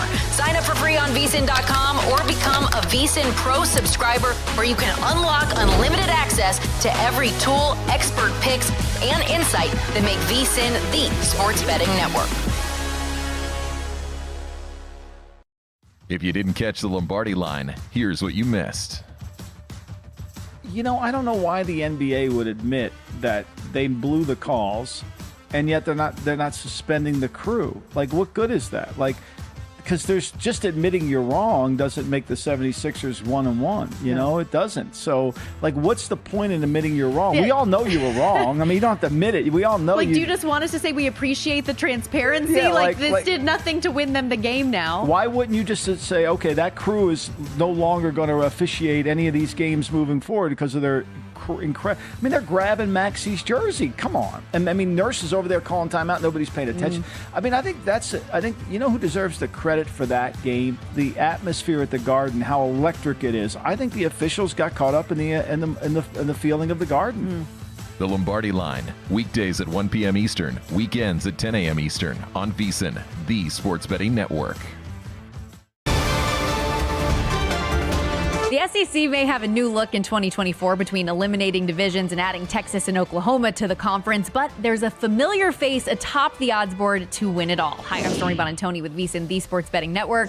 The Georgia Bulldogs are a short plus 190 price to get redemption in the title tilt following last year's SEC championship loss to Alabama that cost the Dogs a spot in the CFP. Kirby Smart's team is also a plus 330 favorite to win a third national title in 4 years. Newcomer Texas, who did make the Final Four a year ago, is the second shortest shot at plus 320 to claim their SEC title in the first season. Lane Kiffin's Ole Miss team at 6-1 looks to build on their 11-2 season a year ago, bringing back offensive stars Jackson Dart, Trey Harris, and Caden Priestcorn. It feels wrong to see the Crimson Tide so far down the board at 9-1, but that's the Nick Saban retirement effect. LSU rounds out the short shots at plus 950, but will have to navigate a new chapter without Heisman Trophy winning quarterback Jaden Daniels, who's on to the NFL. For more, head to VSiN.com. Elevate your sports betting game with VSiN's exclusive betting splits. Stay ahead with real-time market trends and track bet percentages on any matchup, then uncover the edge by comparing them to the amount of bets placed to find out where the sharp money is headed.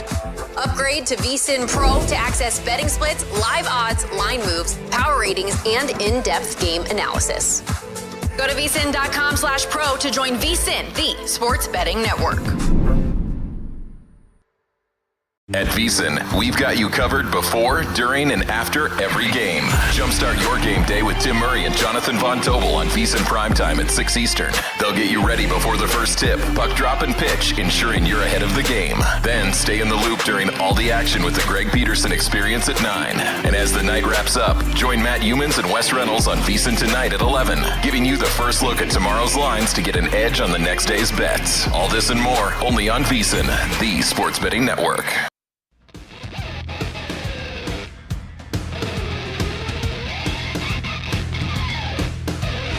You're listening to the GM Shuffle with Michael Lombardi, presented by DraftKings and VSiN. Here is Femi Abebefe. Who's got it better than us here on the GM Shuffle NFL Draft Special? The Los Angeles Chargers and Jim Harbaugh on the clock right now. The pick at number 4 was Marvin Harrison Jr., wide receiver out of Ohio State. We didn't get a whole lot of chance to break down Harrison, the player, because, Michael, I know we've discussed throughout this process, you're higher on Neighbors than you are on Harrison, and there's other people in league circles who share that same sentiment here, but all it matters is the team that's picking at 4, right. And the Cardinals had the higher grade on Harrison. No question. And I think beauty's in the eye of the beholder. The Chargers pick is in. And Tim is going to be extremely happy with the Chargers pick. Okay. He is going to be extremely happy with the Chargers pick. That nonsense about Latham being the pick here may not actually be accurate. Oh, that's all right. Well, it sounds like it could be a big 6'8" fella from South Bend. That's your guy, right? Yeah. From South Bend. The Irish. Yeah. Okay. Yeah, if it is Joe Alt, which is what we are believing it to be here at number 5, I think that's a smart pick. You know, sticking at offensive line, and there was a belief. Look, I took a long shot flyer on Latham at 27-1, but I also took a little Alt as well. Shout out to Matt Humans, that was in his mock draft. This is a smart pick, and Michael, I'm curious your thoughts. Was Joe Alt the consensus best lineman in your eyes? That's what I had him as. Yeah. You know, I had him as the best lineman, and I think to me, one of the things I think, Jim didn't bull. I mean, he wasn't bulling. I mean, when he said he was going to take an offensive, when he said the offensive line was a priority, he wasn't lying. And you still see mocks out there that were giving them receivers. I mean, it was unbelievable. This receiver movement is amazing. How and you've got people like your boy Danny O. Femi, I know you two. When he comes to Vegas, you two hang out. I know that. But Esther's Kitchen, we're waiting for you. Yeah. I mean, but it makes no sense at all. Like, he's building a team. He's building a team. So, look, they need now, here's the interesting thing. Do they take Slater and move him over to right tackle? See, I think the 8.5 on the Chargers is way too low. I think they're going to be better just because they're tougher. Mike Somich was on our show today, and Mike Somich he's not buying it. He don't think they have enough talent to be better. It's interesting. Last year, they're the most talented team in the league. They underachieved. This year, they're not as talented because they lost Keenan Allen and they lost Mike Williams. I mean, like, seriously, I'm not trying to. They couldn't stop anybody. They couldn't win a close game. They had no toughness. And those guys are oftentimes injured. So it's like oftentimes they're always injured. So they're injured. The interesting thing is the pick is officially going to be announced of Joe Alt to the Chargers here. Is to your question, Michael, which is, do they switch him to the right side with Rashawn Slater? He came to Notre Dame as a tight end, right? So they taught him to be a left tackle as a freshman, as a true freshman, when that line was garbage and they couldn't figure it out. And then he became an All-American. So I think if they want to move him to the right side, as the pick is officially in, I think you'll be able to pick up on it rather quickly. Yeah. Well, look, to me, if I'm Jim, I'm going to play him at left tackle. I'll move Slater over because you're getting more length over there. Slater, remember, isn't the longest of players. So you want more length at left tackle. And now, look, the one thing you do not want to be in the National Football League is where New England was last year, which is tackle poor. You don't want to be tackle poor. It's where the Jets are. The Jets are tackle poor. You don't want to be tackle poor because if you lose your left tackle, you might as well write your season off. So real quick, big man. I'm just looking at the feed right now. He's enormous. He's 6'8". I actually took a picture. I should tweet it out. Of former Broncos offensive lineman, offensive tackle Ryan Harris. Was standing next to Joe Alt. Denver, because I was at the Sun Bowl. He was standing next to Joe Alt and Blake Fisher, who will probably be like a 3rd or 4th round pick. Who was their right tackle, and Joe Alt was towering. towering over Ryan Harris, who was started on the Super Bowl 50 Broncos. Yeah. By the way, just a note from a betting perspective, this was around plus 475. Shout out once again, Matt Humans had this in his mock draft, so a good hit for him and a good price bet recommendation as well. Also, the trickle-down effect, J.J. McCarthy over cashes now, and shout out to Jonathan Von Tobel. He gave that out on our show, so that is another trickle-down effect. So we are now over on J.J. McCarthy. Joe Alt's over-under was 7.5, and it became massively juiced, and that, of course, cashes as well. Let's talk Big Blue. Yeah. They're on the clock. 6th overall. My thing with the Giants is it's don't trust anybody based on what we've seen over the last couple of years and how they've been able to operate. It feels like they're much different than previous Giants regimes, to where I almost think whatever's been leaked about the New York Giants throughout this process, I want to believe the opposite of that. I think they love May. I know that. I know they love May. And I was told they're not going to take McCarthy, although McCarthy believed on the Rich Eisen show yesterday that he was the team that he thought he was going to. Like, I promise you, McCarthy's looking at his phone right now expecting a 201 number to come in. Oh. He's expecting it. I don't think that's the case, but that's what he was saying on the air today, that no team did more work on him than the New York Football Giants. And look, if the Giants want to start off on the perspective and the pick is in, and we're going to find out right now what the pick is here. Hold on. Well, suspense, Femi. Suspense, yeah. We'll get the drum roll, please. I would guess as he checks his phone that it is a pass catcher out of LSU. I think that's absolutely correct, that's what I thought it was too. You know, it's going to be. Look, they didn't like McCarthy. That for some reason they didn't see Josh. See, you got to remember something when you're analyzing the draft for the mock. You're looking at what do they like. It's a little bit like you go into the ice cream store with your, what do you like? What do you want? You want mint chocolate chip? You want Brian Daboll and Joe Shane, they want Josh Allen. That's who they've had success with. That's how they've gotten these jobs. And Drake May was their Josh Allen. And once they couldn't make the trade, the happiest guy in the Giant draft room right now, the happiest human being in the Giant draft room right now is John Mara. Because he gets another year. Of Daniel Jones. Now let's put this: Neighbors is really good, and he'll stretch a defense. Will he help? Daniel Jones go over the 7.0 threshold on average per attempt that he's never reached in his entire NFL career? I don't know. Because I think that's going to be the biggest issue. Can they get the ball down the field? Do they trust him enough? Can they protect well enough? See, everybody has him taking a receiver, and certainly he's a really good player, Neighbors. But the reality of it is they haven't been able to protect anybody. And you've always talked about how the last piece of the team building is the receiver. You want to have other pieces around the offensive line. You want to have a quarterback, because if you have a receiver and you don't have those other pieces, it ends up looking like Devontae Adams in Las Vegas here, where they can't get him the football. Right. And it's like, all right, now he's frustrated. Like, you don't want that situation. Not to say that that's what's going to happen with Neighbors, but that can happen with some of these wide receivers if they don't have the pieces to help them at least be productive. No question. And they got a quarterback who can't get the ball down the field, so their quarterback room really is not very good. They love it, though. So the Giants over-under total here, if you're really playing it, you got to say to yourself, they're not good. They haven't done anything. This is a good player, but that's not going to change. The quarterback has to get him the football. But John Mara believes he can. There's a Mara family believes that this guy can do it, right? He believes he can. So, I'm not sure. So what's going to be really fascinating now is Tennessee at 7, because the most, I would say, outside of Caleb Williams and then eventually Jaden Daniels, the most mock selection was Joe Alt to 7. Tennessee, he's gone. Right? He's gone now. He's at 5. So does Tennessee trade out? Is this where that run starts? Or do they stick and pick, my favorite new phrase of the draft season, do they pick J.C. Latham? Do they pick another tackle here? It's going to be really interesting to see, because I'm curious what you've heard, Michael. You've got this run of thoughtful wide quarterback needy teams of Minnesota at 11, Denver at 12, and Las Vegas at 13. At what point does one of those I almost said schools, one of those franchises trade up?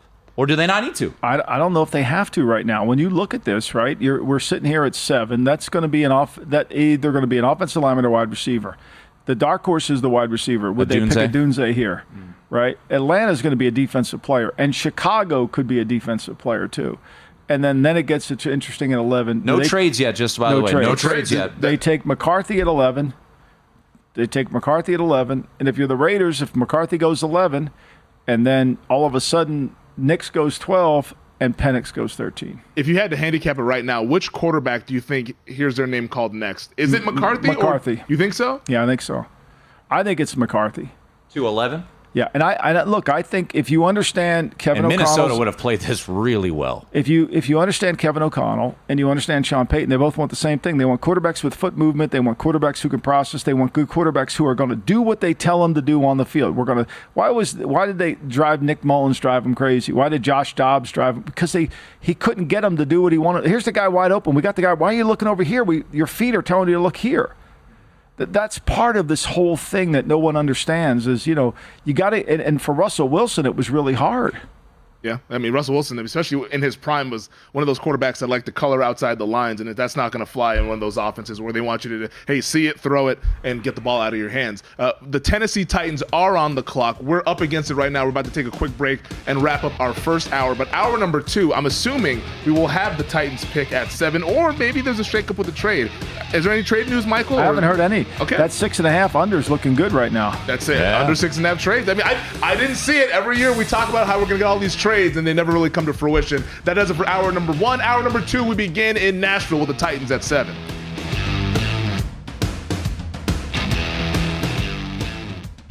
The 82-game preseason is in the books, and it's finally time for the real season. Don't miss out on any of the NBA playoff action at DraftKings Sportsbook, an official sports betting partner of the NBA. Download the DraftKings Sportsbook app and use code VSiN. New customers bet $5 and get $200 in bonus bets instantly. The crown is yours. Gambling problem? Call 1-800-GAMBLER. Or in West Virginia, visit www.1800gambler.net. In New York, call 877-8-HOPE-NY or text HOPE-NY at 467-369. In Connecticut, help is available for problem gambling. Call 888-789-7777 or visit ccpg.org. Please play responsibly. On behalf of Boot Hill Casino and Resort in Kansas. 21 plus. Age varies by jurisdiction. Void in Ontario. Bonus bets expire 168 hours after issuance. See dkng.com/bball for eligibility and deposit restrictions, terms, and responsible gaming resources.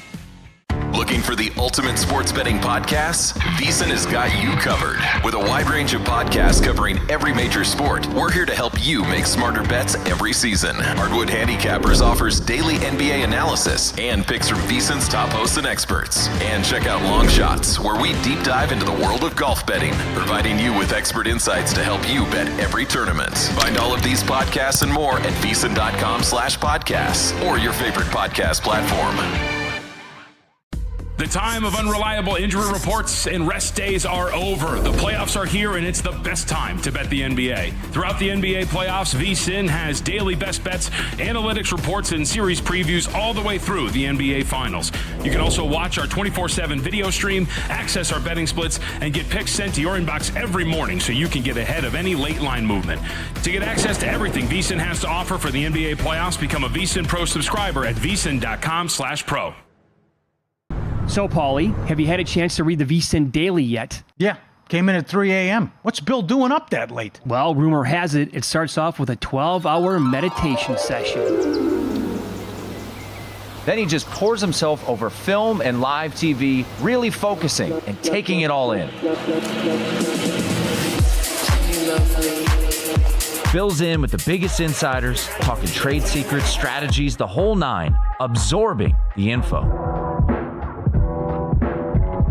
And then and only then can the writing process begin.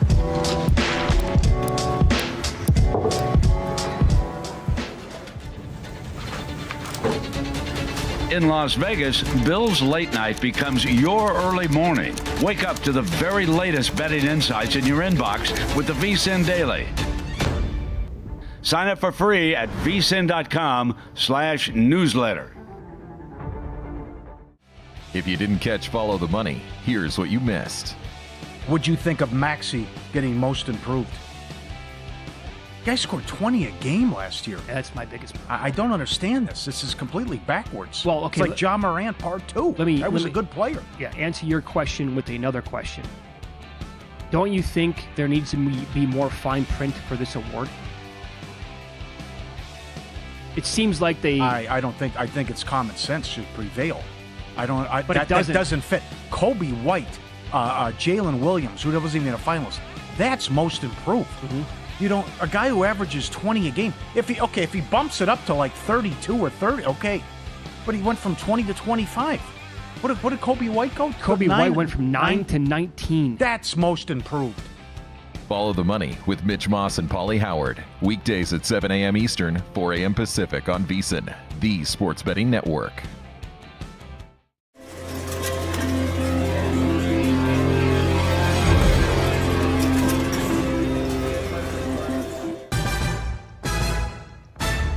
This is VSiN, the sports betting network.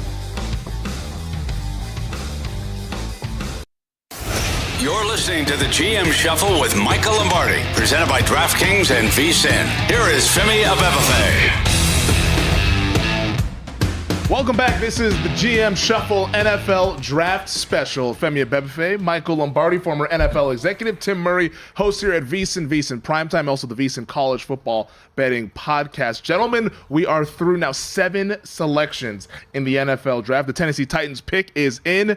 Who will be the next member of the Tennessee Titans? J.C. Latham from Alabama. I mean, I'm shocked by this. I thought Brian Callahan would win this and take a receiver, but it's the right play. It really is the right play. They couldn't block anybody. And if you want to help Will Levis out, you need to protect him. Will Levis is a slow processor. He's not one of those rhythm quarterbacks, 1, 2, 3, boy, the ball. His arm is not tied to his feet. And so you need to be able to have extra protection. And to get a left tackle, to get somebody to come in there, they've tried to improve the offensive line in the offseason as best they can.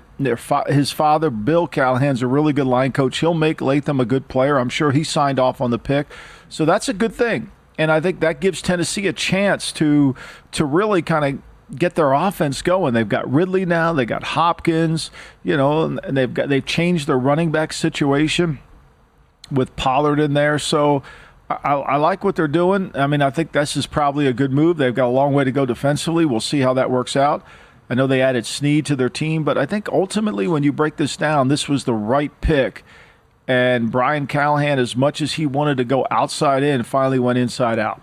Yeah, no, I think it's a great play. I mean, the whole thing for the Tennessee Titans is you got to keep Will Levis upright. You got to protect him because that's where the franchise is going. They have entrusted the keys of the franchise in Will Levis, and Rand Carthon has been really strong behind that there. So Levis, a guy who's battled injuries dating back to college, was injured this year in the NFL. I think that's something that they got to go ahead and protect him. So offensive line is where they go, and now at pick 8, is this where things kind of get fun a little bit? Is that where we can maybe start to get some of these trades that were projected? The reports earlier today about teams wanting to move up, like the Rams, the 49ers, maybe discussions of potentially trading Ayuk or even Deebo Samuel. I think a lot of people think that Brock Bowers could have his name called pretty soon here now with these teams lining up at 8, 9, and 10. I mean, look, if Brock Bowers' name gets picked here at 8, 9, or 10, it's because of a trade. It's not because these teams are picking them, right? So, will the Rams, I mean, to go from 19 to 8, it's going to cost you next year's 1. Do you really want to do that for Brock Bowers? Do you really want to do that? Now, maybe they feel like they got to get over the Jets, but you've just got back into the draft. If you give away next year's 1 with Matt Stafford at 36 years old, where are you getting your quarterback next year?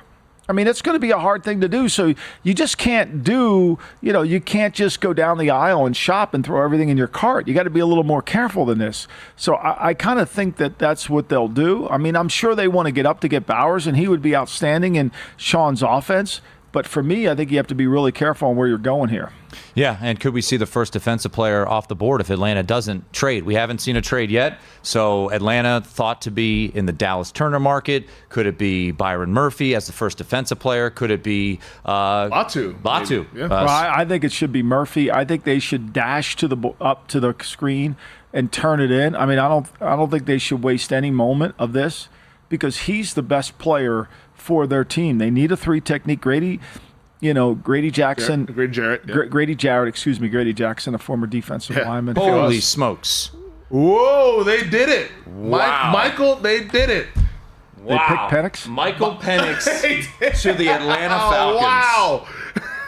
And we talked about this on the pod, and kudos to ESPN's Adam Schefter, who had that in his mailbag about saying that the general craziest managers. thing possible. I read that when I was reading that thing, and I was like, I mean, I could see him going in the first round, but 8, like, come on, let's get real.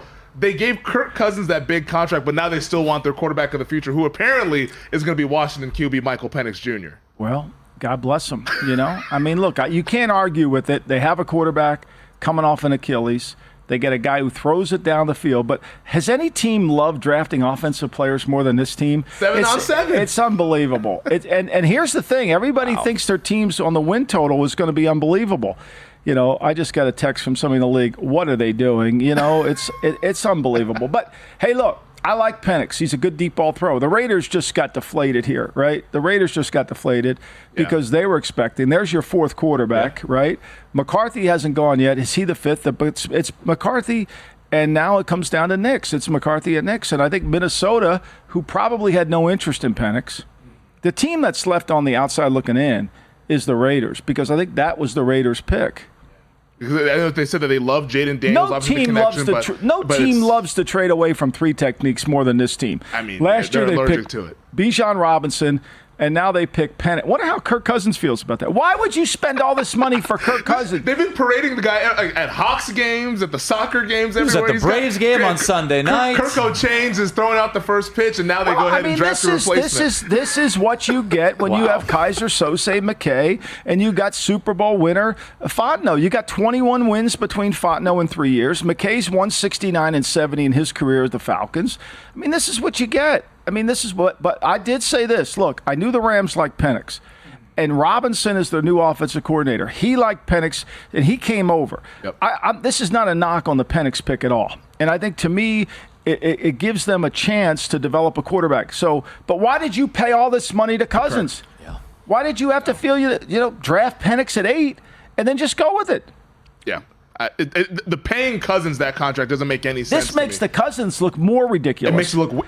It's 4 years, $180 million, and you use an 8th overall pick for Michael Penix. And it's not that they hadn't watched Michael Penix. And he's not going to play for 2 years. He's going to be Jordan Love. But the thing with Love, though, is Love was 21. Yeah. Michael Penix is already 24 years old. He might not play till he's 26, 27. I don't get but I don't get a lot of things they do. Look, this is the Falcons, and that's funny. I had somebody in the league call me up today, and they said the most ridiculous thing they've read in a long time was that Belichick couldn't fit in the top 3 of their coaching search, and they're bragging about it. They were bragging about it. Now let me ask you this question: do you think Belichick would have picked Penix? He might have picked Penix if he had the 8th pick, but he wouldn't have signed Kirk Cousins. He would not have signed Kirk Cousins. And this is bizarre world. The Penix draft prop, what was it, 3 days ago? It was 32 and a half. 32 and a half. It stayed at 32 and a half. Now, I got heavily juiced to the under because of the belief. It was most commonly mocked to the Raiders, as you alluded to, that the Raiders liked Michael Penix at 13. But, man, going 8. I thought, I'll be honest, I saw Adam Schefter and his notes. I was like, there's just no way. It felt like agent talk to me. But it felt like a throwaway line. Just like, a GM told me that watch out for the Falcons at 8 with Michael Penix, and I was like, okay, I guess we should watch out. I even looked at his odds after reading that. And I think he was 8? He was 20 to 1 to be selected by the Falcons. And I said, do I really want to do this? Whatever, I'm not going to do it. And now I'm kicking myself. I wish I did, because this guy just goes 8th overall. Michael Penix Jr., who some people thought might not hear his name called until Friday, is now the 8th overall selection. And the first shock of this NFL draft, we just got it now here at pick 8 with the Falcons. The beautiful thing about the Falcons, they didn't want Lamar Jackson, put out a statement that they didn't want it, and then the next year they double up on quarterbacks. Tell me they know what they're doing. Tell me there's a plan down there. I know Kaiser Sose McKay's running it. Don't hide behind the shield. Come out in the open and be a man and tell me this is what I want to do. It's serious. He's the trustee of Arthur Blank's estate. You don't think he knows what's going on? Give me a break. We were expecting our first curveball, and this wasn't a curveball. This is a screwball. Yeah, it's going all over the place. One of those gyro balls that's going. It's like, what's going on? Schefter tweeted, Raheem Morris loved him. Raheem Morris loved him. Then why is Terry Fontenot, the Super Bowl winning general manager, making what's his job then? If it takes Raheem Morris to love him, to draft him, what is Fontenot doing? I don't understand it. Oh my God! Seriously, putting that out makes it look worse. Yeah. If I'm the GM of the Falcons and we just hired Raheem, I love him, but we're doing what Raheem. See, I could read you a text. In fact, I'll get it while you guys are looking. You don't have to out whoever it is, but just read it to us. And if you have to edit it, make sure you edit it for whatever language might be in there. But I'm curious, just the fact that clearly, I'm assuming somebody in the Atlanta Falcons organization watched Michael Penix's film prior to free agency starting. And maybe the coaches didn't get to meet him until. Don't count on them doing their homework. Am I assuming too much? Don't count on that. Don't you start counting on them doing their homework, God dang it. Maybe they flew to Seattle to the pro day, and that's where they fell in love and met him for the first time. But you would have thought that someone did some homework along the way to where, hey, let's dig more into this. And I get that the coaches sometimes get a little bit later on, but please read us. This is from somebody who used to work in there. He said, for F's sakes, McKay always wins. I like Raheem a lot. He has a lot of strengths. But this is a bad fit. Raheem is a bad emotional talent chaser evaluator. No clue how to build a team. He needs an experienced general manager that can rein him in and guide him. He won't get that. He'd be better off dusting off Rustin Webster to be the general manager, the former GM down there. He will run roughshod over Fontenot, and Fontenot will happily lay down. I rest my case, counselor. I think we can get a conviction on that. Might be able to. I mean Michael Penix Jr. Where else are you going to get this? I mean, you're getting live in-depth tweets. I mean, There you go. How accurate is that? It's the goods. It's the goods right there. How accurate is that? I mean, seriously, how accurate is that? Do we have another pick here? Let's see. Yes. The pick is in for the Chicago Bears. Is going to be to the Chicago Bears. The Bears picked another receiver. I mean, it's bizarro world. We're waiting for a defender to go off the board. It's bizarro world. Still no defender, and the teams that we have been told, Jacksonville and the Rams, were aggressively trying to trade up. Still no trades. No trades. It's so what do you hard think of Rome Odunze? So now you've got, Keenan Allen, you've got DJ Moore, and now Rome Odunze with Caleb Williams and Cole Kmet at tight end. Yeah, and who's getting the ball? Who's getting the ball?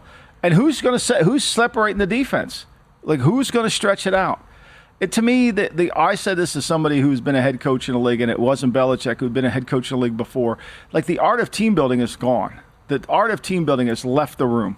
There's really no team building. I mean, you're the Chicago Bears, and you have a second pick, and now you've used all these for offense? Like, here's the thing that people don't understand, and I know we got to go to break, and I'll hit it after we come back from break. By the way, according to Ian Rappaport, the Jets are working on a trade. There you go. They're probably the Rams or Brock Bowers, yeah. Maybe here comes the Rams. The Chicago Bears, by the way, they just... Don't let me forget about this thing about team building when we come back. We'll hit it when we come back. They only have 2 more picks the rest of the weekend, the Chicago Bears. They have 4 picks entering the draft. First 2 of them are on offense. Eberflus, hopefully he's happy. We'll be back to break this down on the other side. It's the GM Shuffle NFL Draft Special. Remember when spring break was the most fun you could ever imagine? Well, imagine it again! DraftKings Casino presents Spring Break Rewind! Soak up games exclusive to DK brands like Rocket, plus custom takes on favorites like Blackjack, slots, and more. New customers can play $5 and get $100 instantly in casino credits from America's top online casino. Boom! The crown is yours. We might be 6 months away from Halloween, but this group of defensive players certainly will keep quarterbacks up at night. Let's take a look at the latest odds to win Defensive Player of the Year. I'm Tim Murray from VSiN, the Sports Betting Network. The favorite entering the 2024 season, Dallas's Micah Parsons, sitting at 5-1. Last year, 14 sacks for Parsons. TJ Watt, he's won this award before. He sits at 6-1 to win DPOY. 48 tackles a year ago and 19 sacks, also forced 4 fumbles. Nick Bosa sits at 7-1. Last year's winner, Myles Garrett of the Cleveland Browns, also at 7-1. I sit here in Las Vegas. Max Crosby, edge rusher for the Las Vegas Raiders, he is also at 7-1. A year ago, Max Crosby had 14.5 sacks and 2 forced fumbles. To become a VSiN Pro subscriber, head to VSiN.com/subscribe. Elevate your sports betting game with VSiN's exclusive betting splits. Stay ahead with real-time market trends and track bet percentages on any matchup, then uncover the edge by comparing them to the amount of bets placed to find out where the sharp money is headed. Upgrade to VSiN Pro to access betting splits, live odds, line moves, power ratings, and in-depth game analysis. Go to VSiN.com/pro to join VSiN, the Sports Betting Network. Looking for the ultimate sports betting podcasts? VSiN has got you covered. With a wide range of podcasts covering every major sport, we're here to help you make smarter bets every season. Hardwood Handicappers offers daily NBA analysis and picks from VSiN's top hosts and experts. And check out Long Shots, where we deep dive into the world of golf betting, providing you with expert insights to help you bet every tournament. Find all of these podcasts and more at VSiN.com/podcasts or your favorite podcast platform. Coming up Friday on Follow the Money, we recap first round of the NFL Draft and look ahead to Friday's draft. Matt Humans with his mock and what transpired. Michael Lombardi recaps everything in hockey and NBA playoffs with Jonathan Davis and Aaron Rennie. Follow the Money weekday, 7 to 10 a.m. Eastern on VSiN, the Sports Betting Network. We're all about giving our players new and exciting ways to get in on the action. With my stat sheet, you can check out your play history and performance over time to make sure you're always playing within your means. Because when it comes to betting, it's more fun when it's for fun. The crown is yours.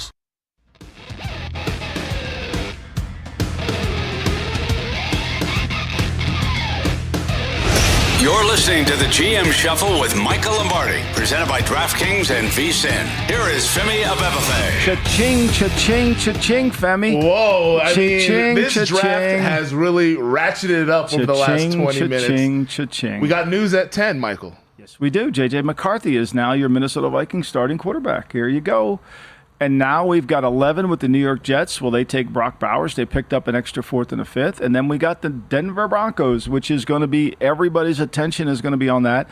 The 4.5 have cashed rather easily. In 10 picks. You and JVT were giving me crap today. JVT was yelling at me.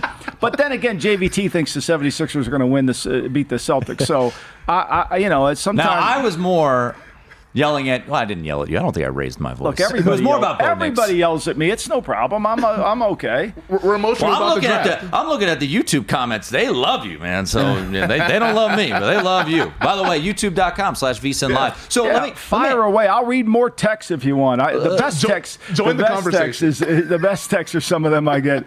Oh man, there's some I can't read. But. Yeah, I was gonna say we might have to edit some of them. So you've been in those war rooms. The Vikings were at 11. They traded up one spot. Femi, what was the compensation? A 4th and a 5th? The 4th and a 5th. This is an example of freezing the pick. This is why you call the team that's ahead of you, because you don't want to be lambasted. And I've been lambasted, right? I've been sitting there, and all of a sudden, Bill Walsh tells me to go get this guy on the phone. And this is back in the day. This is how old I am. The phone was busy. There wasn't call waiting at this time, right? We were going to pick a running back, Roger Vick, out of Texas A&M. And when I kept calling his number, it was busy. And when I got back in the room, they said, the Jets just picked Robert Vick. No crap. It was busy. Now they were on the phone. So what freezing the pick does is you call the team up and say, you looking to move? Yeah, we've got somebody on the phone. Well, we'll take the pick from you, because you don't know who they're going to pick. So obviously somebody was trying to get McCarthy. And and Minnesota felt like, you know what? It doesn't make any sense to hold on to these 4s and 5ths. Let's just go get McCarthy and we'll make the pick. Yeah. Do you think it was Denver, perhaps, that was trying to? I think Denver's on Knicks. I think Denver has been on Knicks. I think it could have been the Raiders. I think it could have been the Raiders. I think the Raiders are sitting there when Penix went.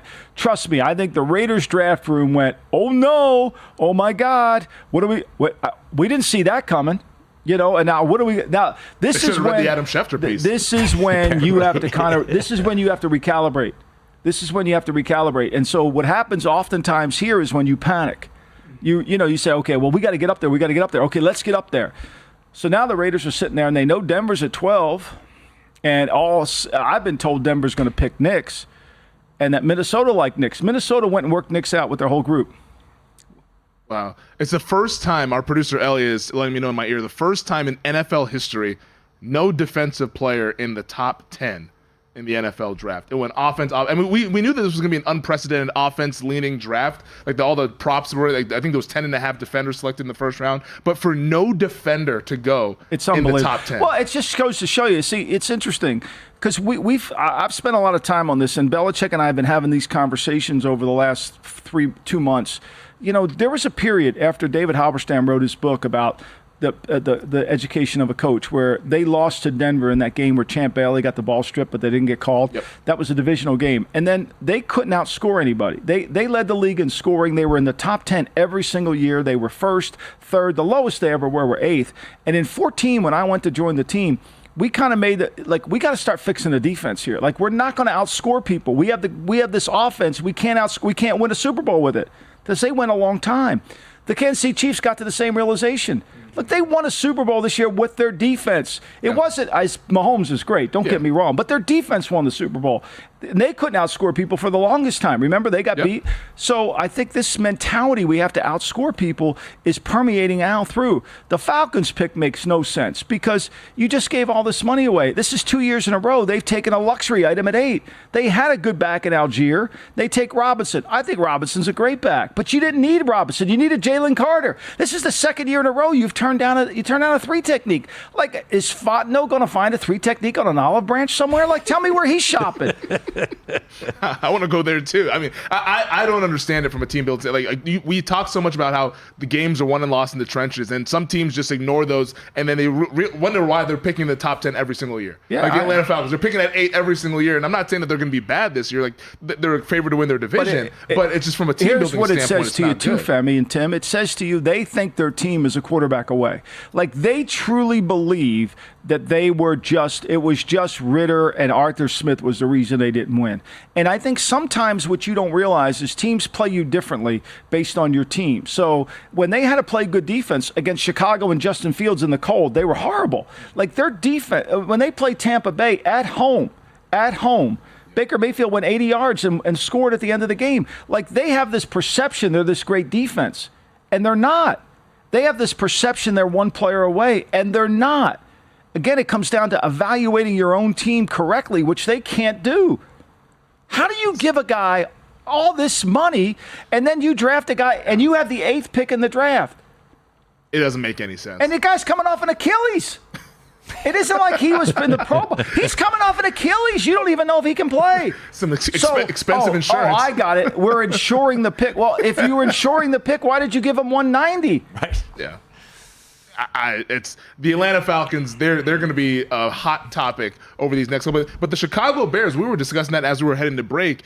The Roma Dunze, you wanted to bring up something with the team building with that. Like, and I'm sure it kind of goes along with what you've been saying about teams are looking at offense a little bit too much.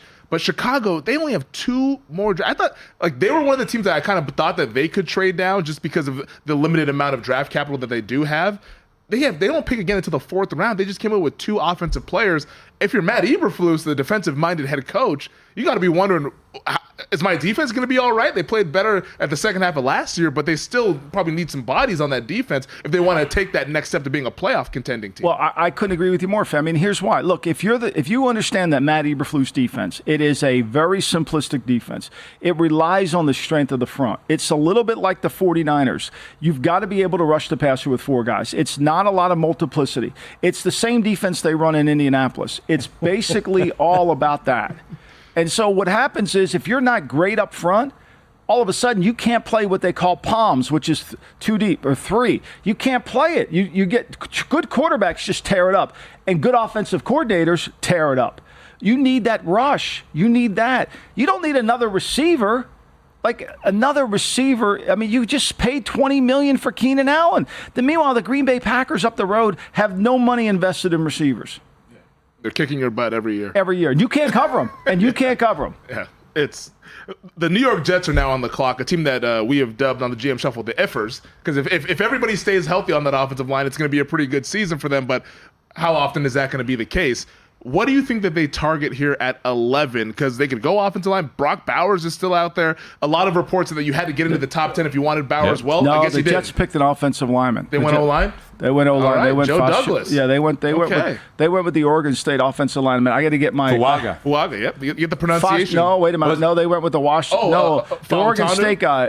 They went with Ty Fuaga? Fanasu. They went with the Washington State offensive tackle. Troy Fautanu. Yeah, it was spelled wrong. These guys, can they get the spelling right, please? Jeez, if you're going to give me the pick, get the spelling. Yeah. I can't reveal my sources. I'm gonna get spell check on that iPhone. How about this? It's not Brock Bowers. Not Brock Bowers at 11.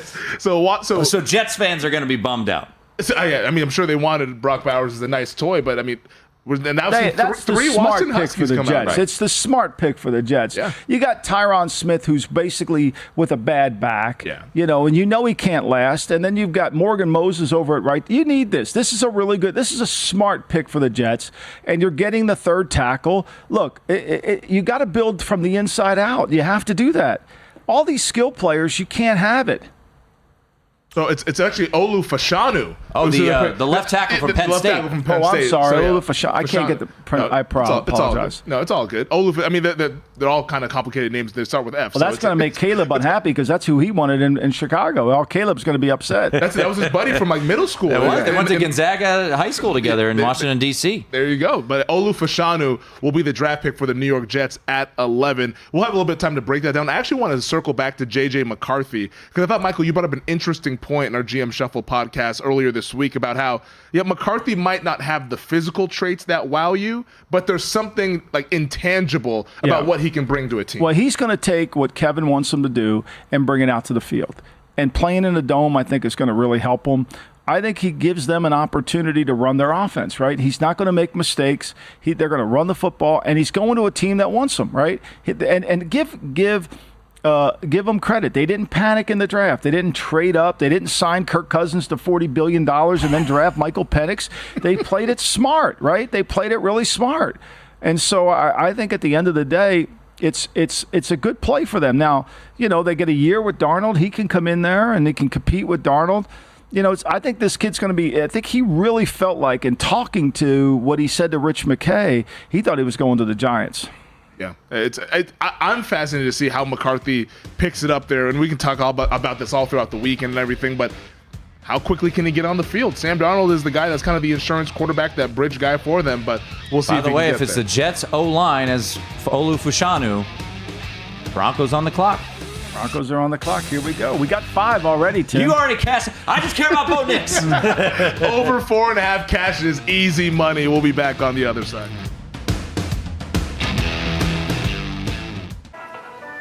Remember when spring break was the most fun you could ever imagine? Well, imagine it again! DraftKings Casino presents Spring Break Rewind!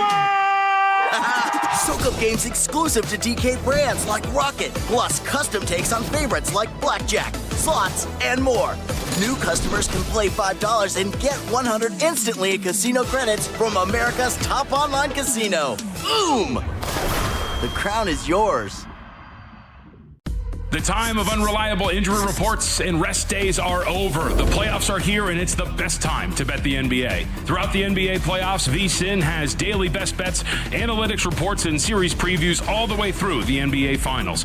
You can also watch our 24/7 video stream, access our betting splits, and get picks sent to your inbox every morning so you can get ahead of any late line movement. To get access to everything VSiN has to offer for the NBA playoffs, become a VSiN Pro subscriber at VSiN.com/pro.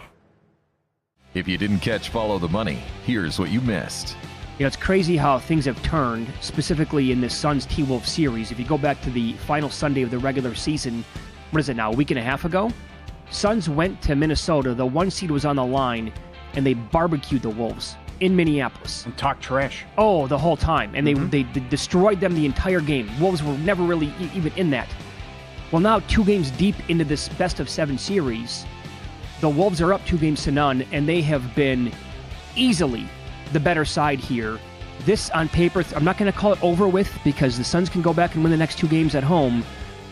But the way this is flipped since that final game of the regular season, this looks like a total mismatch when you're watching the games. Well, it's the number 1 defense in the league for a reason, and they are suffocating Phoenix, and the job they're doing defensively is A+. Follow the Money with Mitch Moss and Paulie Howard. Weekdays at 7 a.m. Eastern, 4 a.m. Pacific on VSiN, the sports betting network.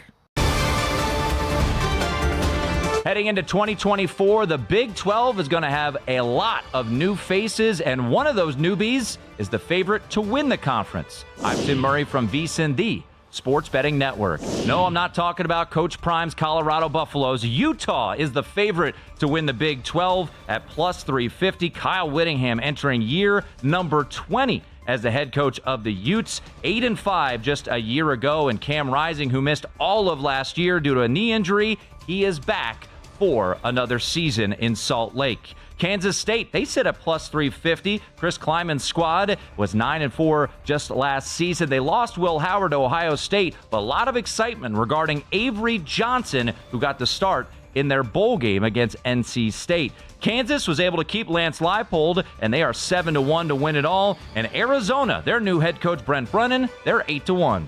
For more, head to VSiN.com. This isn't your typical betting show. This is the Sports Gambling Podcast live on VSiN. Forget what you know. Done. Because we're rewriting the playbook. I'm Sean Second the Money Green with my partner in picks, Ryan Real Money Kramer. And every Friday night, we're taking over VSiN, giving our best bets. And of course, talking a ton of trash on everyone that costs us money. We don't follow trends, we set them. Bit of a stretch, but we are the Sports Gambling Podcast live here every Friday night, 9 p.m. East, 6 p.m. Pacific on VSiN, the Sports Betting Network. This is VSiN senior MLB analyst Adam Burke. Let's face it, between bad managers and umpires like Angel Hernandez, betting on baseball can be brutal. But my daily article is here to help. Every morning, I go through each MLB matchup and give you my best bets of the day. I analyze pitching matchups, study analytics, look at lineups, and even weather reports, all to find value on the baseball slate. My daily article is only available to VSiN Pro subscribers. To become a subscriber, head to VSiN.com/pro today.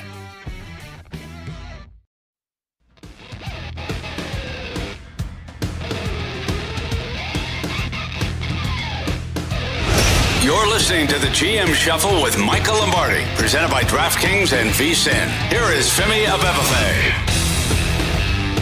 Boy, this draft keeps getting better and better. This is the GM Shuffle NFL Draft Special. Speak for yourself. Michael I just want Lombardi. a few kind words, Femi. As the great Tony Soprano said, don't wish me happy birthday, just a few kind words is all. 6 quarterbacks in the first 12. Would you like to share the news at pick 12 with Denver? Bo Nix is now a Denver Bronco. And this is something that you have been on early on in this draft process. We've been talking. You said Sean really likes Bo Nix. He likes what he can get from him. As somebody who watched a lot of college football, I was invested in Bo Nix in the Heisman market. I was trying to talk you off the shelf. Yeah, I was like a Bo Nix guy in college. Bo Nix, by the way. Come on. Yeah. So, first off, I had a great number on him to win Heisman Trophy. He doesn't get there for me. And now I'm like, no way he's going to the first round. Everyone says there's a second round grade on him, and you dashed my hopes again. So. Where's JVT? Where's my man JVT? But I'll be honest, Michael. Like when I watch Bo Nix, I don't see a guy that's like, hey, like this is like a bona fide first-round guy when I watch him. But Sean Payton obviously sees it differently. Like, what do you think Sean sees in Bo Nix? Sean loves his foot quickness. Sean loves his decision-making. Sean loves his coachability. He'll do what Sean tells him to do on the field. Mm-hmm. He'll be able to orchestrate the offense. He does run the foot. He runs with it really well. Remember at Auburn, he ran with it quite a bit. You know, he can make plays. He's probably, other than Caleb, he's the second-best quarterback on the second play in this draft. When the play breaks down, he's the second best guy down the field. There's no question. There's a lot to like about this guy. I think he just got put into a category. And look, I was telling you not to bet him for the Heisman because it just didn't fit, right? I just felt like the LSU guy was going to trump the Oregon guy. Yeah. But his play was really he throws the ball a lot sideways. That's why the high completions. Got a lot of starts. Remember, Sean Payton is from the Bill Parcells school. He's not drafting a quarterback with 9 starts. He wanted somebody that's seasoned, and also he's coachable. And so now we have 6 quarterbacks in the first 12 picks, Femi. You wrote about this on VSiN.com. You said 6 in the first round. You should have said 6 and 12. I should have. Although I kind of thought there might be a chance that Denver would take 12 and move down. And then this morning when we came in, that Daniel Jeremiah had in his mock that the Rams might pick him at 19. You know, I think that probably made them kind of hesitate, but I think they were locked into this all the way. So it came through. Over 4.5 gets there easy. Destroyed. 6 quarterbacks. Destroyed it. You destroyed it. By the way, in fairness to you guys, what you're doing is using the logic that prevails in most drafts, right? And I think that's pretty much going to stay the same. Like in the trades, we've only seen, one trade so far? One trade, yep. Okay, so we know, like sometimes don't criticize. This just happens to be a unique draft with a lot of teams. And there you are, the Raiders. You've got Aiden O'Connell and Gardner Minshew, right? So the Raiders have to take – if I were they paid Christian Wilkins a ton of money. They can't take – I would take and they took Tyree Wilson. Last year, Latu's better than him. Did they take Dallas Turner? I mean, did they take the corner Mitchell? The Mitchell's a really good player. They could use the corner. They could use an offensive tackle here too. Yeah, no, we're going to take a live look here at the sportsbook here at Circa as Bo Nix is announced as the draft pick for the Denver Broncos. And I think you got some high fives. You got some people with hands on their faces wondering, how did this happen? This man's draft prop, like once again, similar to Penix, was 32.5, and it was a reasonable price to bet it under. Well, you could still get like minus 180, minus 190. When I first came here, it was 34.5. Yep. It was Plus 34. money to the under. It was 34. There's JVT. Here he is. Hey. Yeah. I got JVT. Team VSiN primetime getting their teeth kicked in. Maybe he'll come in and give his mea culpa. We just I'm at the point. Just if the Rams could select Brock Bowers now to salvage tonight, please just allow that to happen, or any tight end. Well, your reporting was accurate, of course, and the steam and the discussion of Broncos and Bo Nix, it never wavered. It was always, that was the fit. It was just, will he go in the second round? Will they trade back? Will they trade back in? And ultimately, it's 12 and Bo Nix, and here we go. Here's the thing, too. We have to understand this. Look, we see it through our eyes. Sean Payton has been very good at evaluating quarterbacks, very good. He saw Tony Romo at Eastern Illinois, not because it was from his alma mater, but because it was Tony Romo, and he got him. Remember, it was between Denver. It was between Jim Harbaugh wanted him in Oakland. It was between us and Oakland. It was Denver, and it was the Cowboys, and he got him to go to the Cowboys. And, you know, he wanted Mahomes when Mahomes came out, and he didn't get him. He lost him in that trade. He wasn't losing him in this trade. He wasn't going to lose the player. If you're a Bronco fan, you have to trust that Peyton can coach the quarterback. You have to trust that Peyton can develop the quarterback. If you're a Minnesota Viking fan, you've got to trust that Kevin O'Connell can do that. And I think those two have a better track record of doing this than Alex Van Pelt would have at the New England Patriots with May, right? And Cliff Kingsbury would have with Jaden Daniels at 2, right? You got to say that. Now, Kingsbury took Murray and moved around, but Murray's limited in the pocket. We know that. So, look, I think that's the case. Now, Penix, who took Bowers at 13? Bowers just went 13. Las Vegas. He's coming here. Come down to the Circa, Brock Bowers. Didn't they just take Michael Mayer with a second-round pick last year? They took Michael Mayer. And maybe this is a little bit, Michael, you can speak to this. When teams kind of have their boards, and you always talk about the horizontal board versus the vertical board there, is Bowers the guy that said, hey, this is the best player on our board. We're wiped out on the quarterbacks. Let's just take him, even though we already took Michael Mayer last year. I think Bowers is a really good fit for them because they put Michael Mayer on the line. So Michael Mayers is the Y, and Bowers is the F. So they're going to be a 12-personnel team. Devontae Adams on the outside, so you got to roll the coverage to him, and they've got Jacoby Myers on the other side. So they're going to be a 12 team. They got the running back situation. Obviously, they like their backs. Obviously, they let Jacobs go. But to me, it comes down to who's throwing them the ball. Is it Gardner Minshew? See, here's the biggest issue with Gardner Minshew. They have no guards.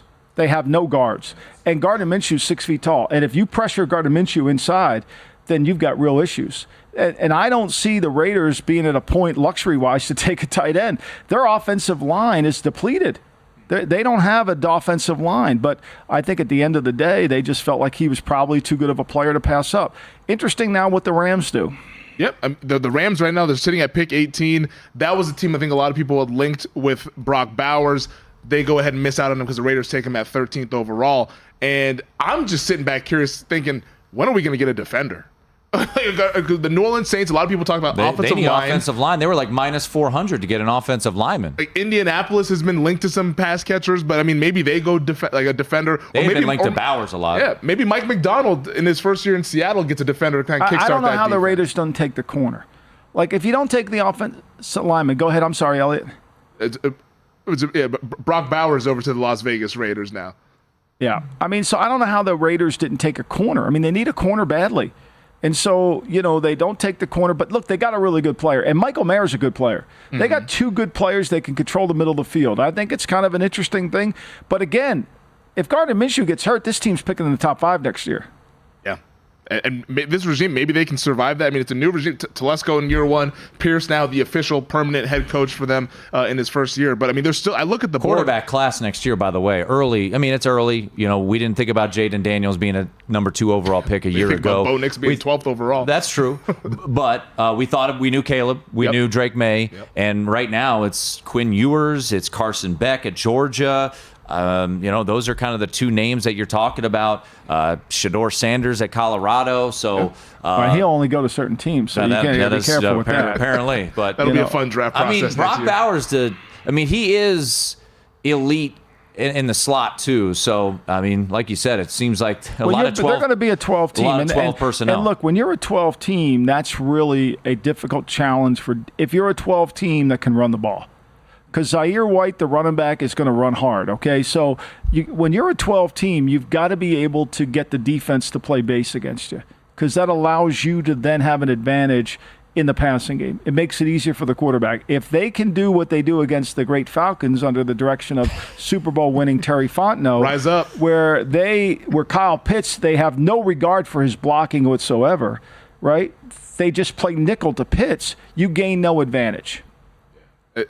Brock Bowers, at least from watching college football, to me, it was him and Harrison as the best guys in college football the last 3 years. Like, those guys were terrific. So you understand why they make the pick there, but I'm a little worried at quarterback for this Las Vegas Raiders team. I'm taking a look right now at the offensive lineman because New Orleans is on the board. I think a lot of people have linked the Saints with an O-lineman. Mims from Georgia is still out there. Fuaga is out there. Fautanu out of Washington, he's still out there. Guyton from Oklahoma. Michael, do you think that this ends up being O-line for New Orleans, or could they go in another direction? Because I'm assuming that the Saints didn't think that all the defenders were going to be at their disposal. Right. I think the Saints are always about offensive and defensive linemen. That's Mickey Loomis. That's been his whole mantra, his whole career.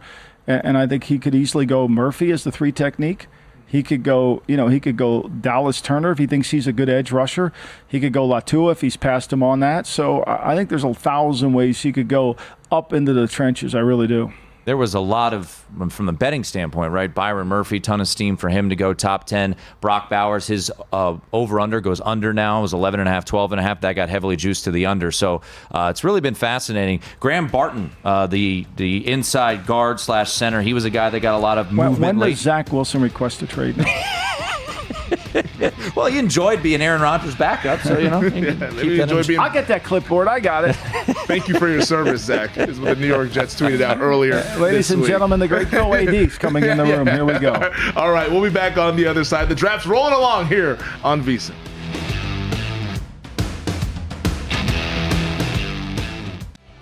If you didn't catch Follow the Money, here's what you missed. Listen, several people in the audience said there should be a ton of big tickets out there. Futures. Minnesota, OKC. Oh, yes. Dallas, all this stuff. There should be huge tickets out. Philadelphia, another one. They're in trouble. But you could have got the Sixers at a big price. It's not hard to envision a scenario that they're in the conference finals. Minnesota was a huge price. So was OKC. I got Dallas 30-1 not that long ago. Yeah. If we get a second-round matchup, Denver, Minnesota, Denver with home court, I can't wait to see what that series price is going to be. Because I have a number in my head, and if Minnesota is that on the plus side, it's going to be an automatic grab for me. But we have to have it get here first. Follow the Money with Mitch Moss and Paulie Howard. Weekdays at 7 a.m. Eastern, 4 a.m. Pacific on VSiN, the sports betting network.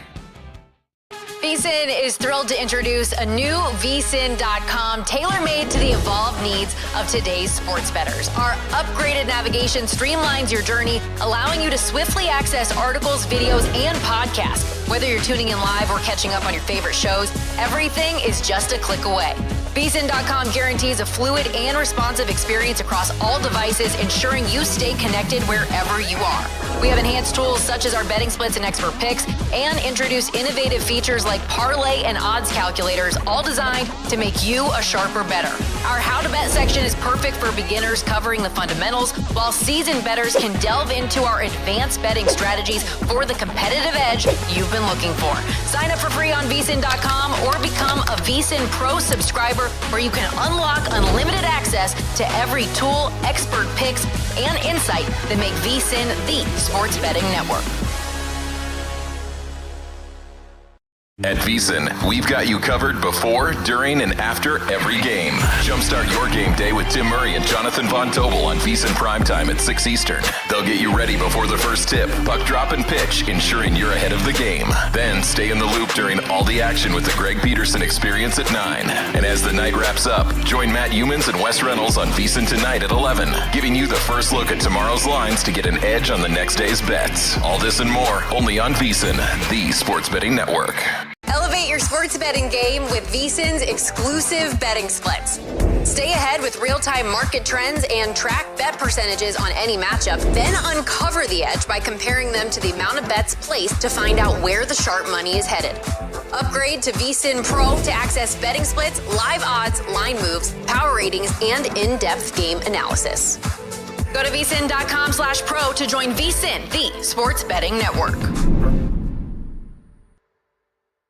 The time of unreliable injury reports and rest days are over. The playoffs are here, and it's the best time to bet the NBA. Throughout the NBA playoffs, VSiN has daily best bets, analytics reports, and series previews all the way through the NBA Finals. You can also watch our 24/7 video stream, access our betting splits, and get picks sent to your inbox every morning so you can get ahead of any late line movement.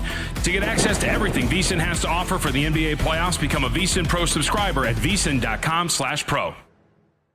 If you think about betting football all year round, the Lombardi line on VSiN is the perfect show for you. 7 days a week, you can watch and listen to the Lombardi line with former NFL executive Michael Lombardi. He gives his honest opinions on personnel signings, draft decisions, and every offseason move to help you as a bettor. Catch the show weekdays at 1 p.m. Eastern and on weekends at 10 a.m. Eastern. The Lombardi line, 7 days a week, right here on VSiN, the sports betting network.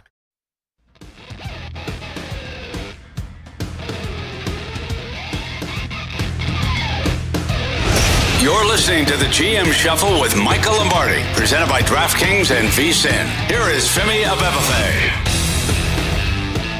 Welcome back. This is the GM Shuffle NFL Draft Special. Femi Abebefe, Michael Lombardi, Tim Murray hanging out here at the Circa Resort and Casino. The pick is in down by the Bayou for the New Orleans Saints, and the mock drafts, the betting market, it was all right. They're going offensive line, Talaisa Fuaga, the offensive tackle out of Oregon State. And we finally got a defensive player. Elliot, are you sitting down in the back room? Elliot is our Indianapolis Colt expert. At number 15 is going to be our first of 15. Number 15, the first defensive lineman picked, and you got to stand up and applaud. Latua will be rushing the edge off there. Let's go. Great pick for the Colts. They passed him on the physical. This is, to me, between he and Murphy, were the two best defensive players in the draft. And I'm sure the Colts probably considered Murphy, but with Buckner inside and they've signed McMillan, they feel like they've got enough physicality in there. But this is a huge pick for them because this is a really good rusher. This guy gives the Colts something they need because, look, if you're going down this Gus Bradley road, and Elliott's going down it, right, and he loves going down this Gus Bradley road because he makes everybody happy, you got to rush the passer. And so you got to love the pick here because he can come and rush the passer. He plays with power, and obviously they passed him on the physical, which means that his neck is going to be okay. And I think it's a great pick for the Colts because that's what they need. If there were no concerns about the neck and the medical with him, does he go top 10? He's better than Tyree Wilson last year. This kid plays with way more power than Wilson. Way more power than Wilson. Oh. You know, I couldn't say Murphy's better than Jalen Carter. I couldn't say that. I mean, you watched him. What do you think?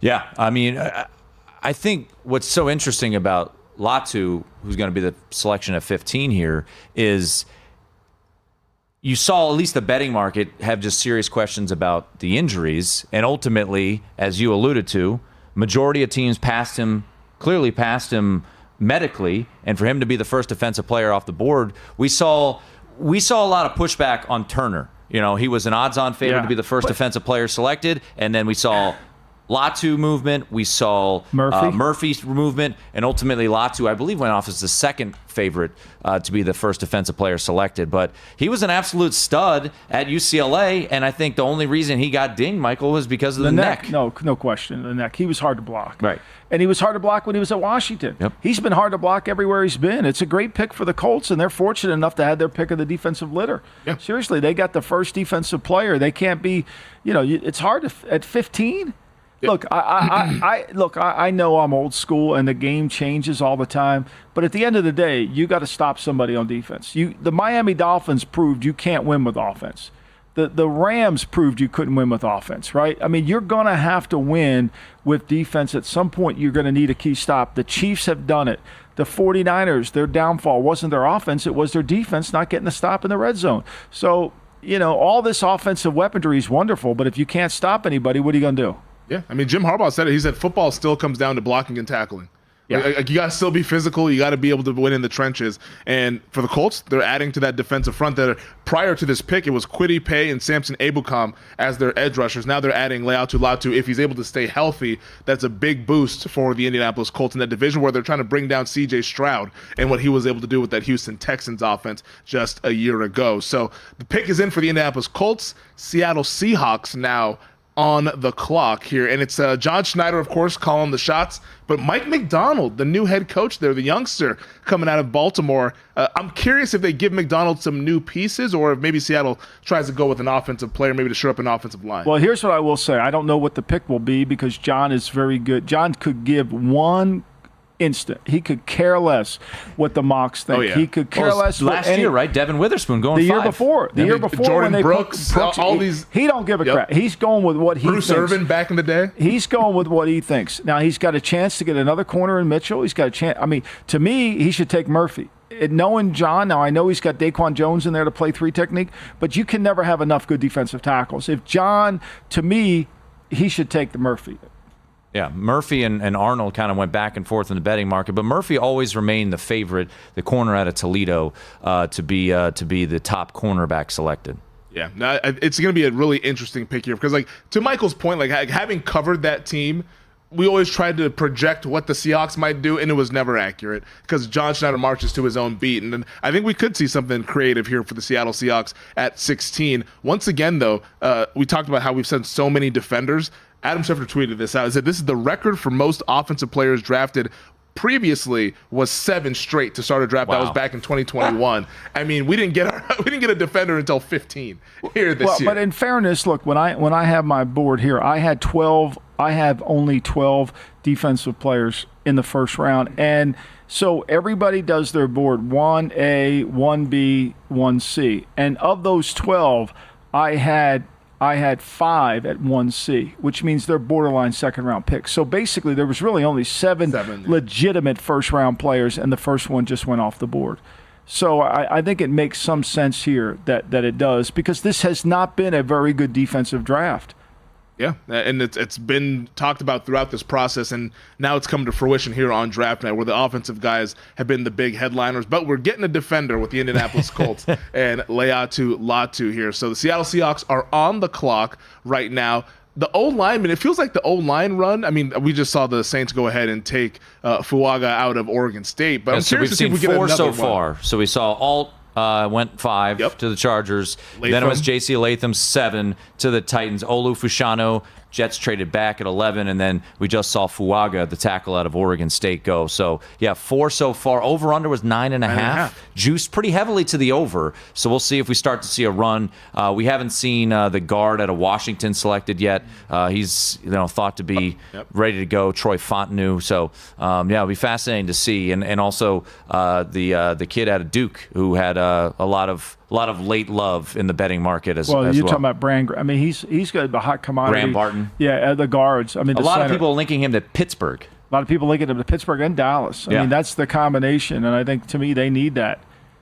Yeah, no, the Cowboys need offensive line for sure. So as a fan of that team, it's like they lost 2 starters, and they've yet to address it so far this offseason. So we got the Seahawks that are on the board right now. They're on the clock. Jacksonville, after that, Cincinnati. Then the Rams, who will be making their first-round pick since Jared Goff back in 2016. It's been a while for the Los Angeles Rams. Sean McVay has never had a first-round pick. He finally has one now. Well, we got to make sure they don't trade the pick for something between now and then. But the Rams are going to be making their selection. Then we'll have the Pittsburgh Steelers, the Miami Dolphins. The biggest surprise of this draft, I mean, it has to be the Michael Penix at 8 up until this point. But outside of that, has there been anything that shocked you guys or surprised you guys here that so far hasn't shocked him? I mean, he was all over it. He was all over the quarterbacks. but But outside of the quarterbacks, like Penix aside in the 60, like anything that sort of surprised you so far in this draft through 15 picks? I don't want to sound like a know-it-all, but I just never bought the Dallas Turner was the best defensive player in the draft. I never bought that silly thing in all the mocks. Just keep putting them. To me, Dallas Turner was the pony. You know what I mean by that? That's the horse that everybody just lets lead the race, the pony. And so he became the popular guy every team gave out as the mock. You never want to be the pony in a draft. Like there's always one guy who's in everybody's mock at one team, and that's the pony in the mock because the teams don't want to give away a name, so they'll just say, "Well, who do you have for us?" Oh, we have Dallas Turner. Okay, yeah, that's probably right. And it just all of a sudden the lie just becomes more and more and more, and then becomes fact after 4 or 5. Everybody has Dallas Turner. Now whoever picks Dallas Turner, you're guaranteed to get an A in the draft. Yep. You're guaranteed to get an A. You got incredible value. You got unbelievable value. Are we going to see an F for the Falcons draft? No. Well, no, because Kaiser Sose McKay will be working them. He'll be working it, and so will Fontenot. So will three Super Bowl Fontenot.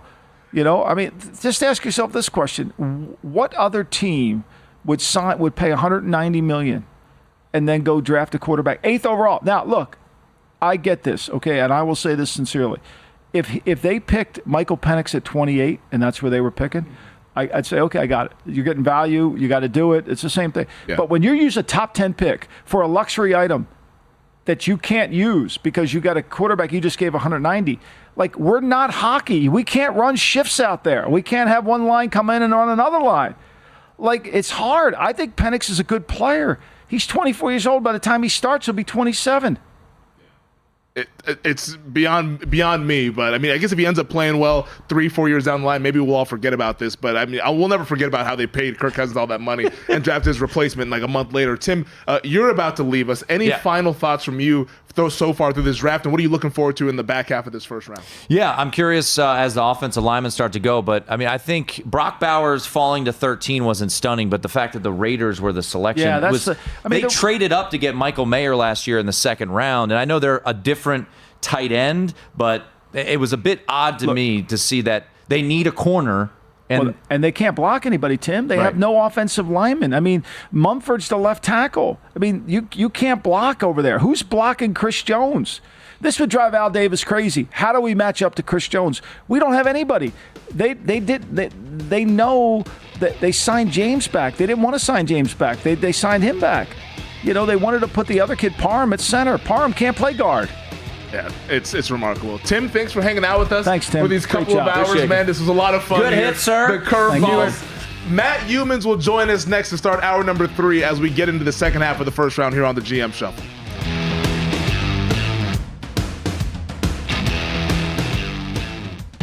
The 82-game preseason is in the books, and it's finally time for the real season. Don't miss out on any of the NBA playoff action at DraftKings Sportsbook, an official sports betting partner of the NBA. Download the DraftKings Sportsbook app and use code VSiN. New customers bet $5 and get $200 in bonus bets instantly. The crown is yours. Gambling problem? Call 1-800-GAMBLER. Or in West Virginia, visit www.1800gambler.net. In New York, call 877-8-HOPE-NY or text HOPE-NY at 467-369. In Connecticut, help is available for problem gambling. Call 888-789-7777 or visit ccpg.org. Please play responsibly. On behalf of Boot Hill Casino and Resort in Kansas. 21 plus. Age varies by jurisdiction. Void in Ontario. Bonus bets expire 168 hours after issuance. See dkng.com/bball for eligibility and deposit restrictions, terms, and responsible gaming resources. If you didn't catch Follow the Money, here's what you missed. It's crazy how things have turned, specifically in this Suns T-Wolves series. If you go back to the final Sunday of the regular season, what is it now, a week and a half ago? Suns went to Minnesota, the 1 seed was on the line, and they barbecued the Wolves in Minneapolis. And talked trash. Oh, the whole time. And they destroyed them the entire game. Wolves were never really even in that. Well, now 2 games deep into this best-of-7 series, the Wolves are up 2 games to none, and they have been easily the better side here. This, on paper, I'm not going to call it over with because the Suns can go back and win the next 2 games at home. But the way this has flipped since that final game of the regular season, this looks like a total mismatch when you're watching the games. Well, it's the number 1 defense in the league for a reason, and they are suffocating Phoenix, and the job they're doing defensively is A+. Follow the Money with Mitch Moss and Pauly Howard. Weekdays at 7 a.m. Eastern, 4 a.m. Pacific on VSiN, the Sports Betting Network.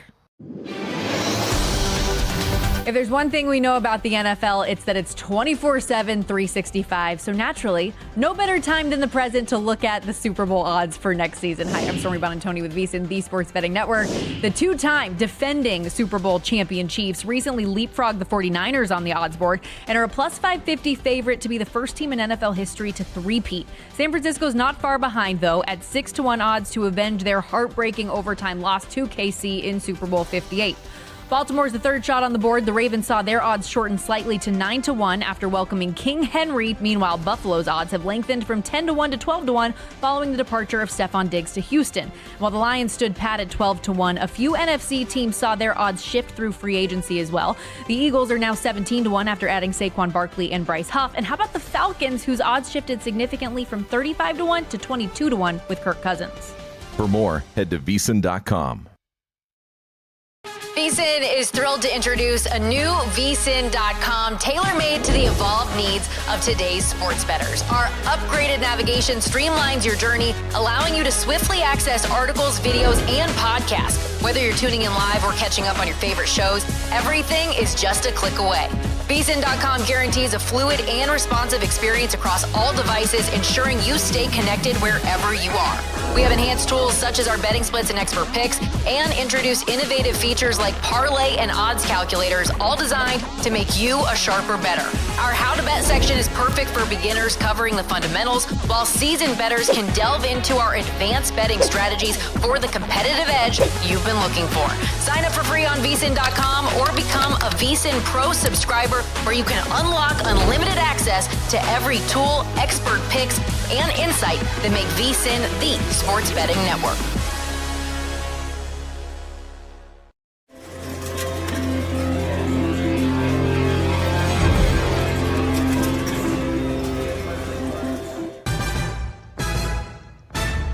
This is VSiN, the sports betting network. You're listening to the GM Shuffle with Michael Lombardi, presented by DraftKings and VSiN. Here is Femi Abebefe. Welcome back. This is the GM Shuffle NFL Draft Special. Femi Abebefe, Michael Lombardi, former NFL front office executive, and now we are joined by our buddy Matt Youmans, host of VSiN Tonight. He'll be carrying us at the top of next hour with Wes Reynolds here as we wrap up the NFL Draft. Matt, thanks for coming in, man. We appreciate you. We're hanging out for the next hour. What has surprised you the most so far here through this first round of the first half, I should say, of the first round? I don't know if it should be a surprise that the Atlanta Falcons are the dumbest organization in the league, but what the Falcons did certainly surprising in terms of taking Michael Penix number 8. I'll start here. I think it's a pretty obvious starting point. You guarantee a quarterback off an Achilles injury $90 million, and you say, okay, we're going to draft another quarterback with an injury history, lengthy injury history, even though I like Michael Penix. You're going to draft him number 8? It doesn't make any sense whatsoever. And this comes on the heels of an offseason where they interviewed Bill Belichick, and he didn't finish in their top 3 to be head coach. It's dumb and dumber from the Atlanta Falcons. As far as this draft goes, it's fantasy football. Nobody wants a defensive player. What the hell is going on here? It's all 6 quarterbacks in the top 12. Sean Payton has lost his mind. You take Bo Nix at number 12. There's no value in taking Bo Nix at number 12. So I could go on and on here, but I think you've seen a little bit of a shift in the NFL away from the edge rushers and defensive players here in this draft, and maybe that's because of the rules. Well, Michael, we just got a second to tackle anymore. Seattle took Brian Murphy, which was a great pick for them. Right. They get another 3 technique to go along with Draymond Jones and Jared Reed.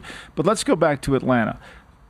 When they signed Cousins, were you enticed to bet their over win total? No, not really.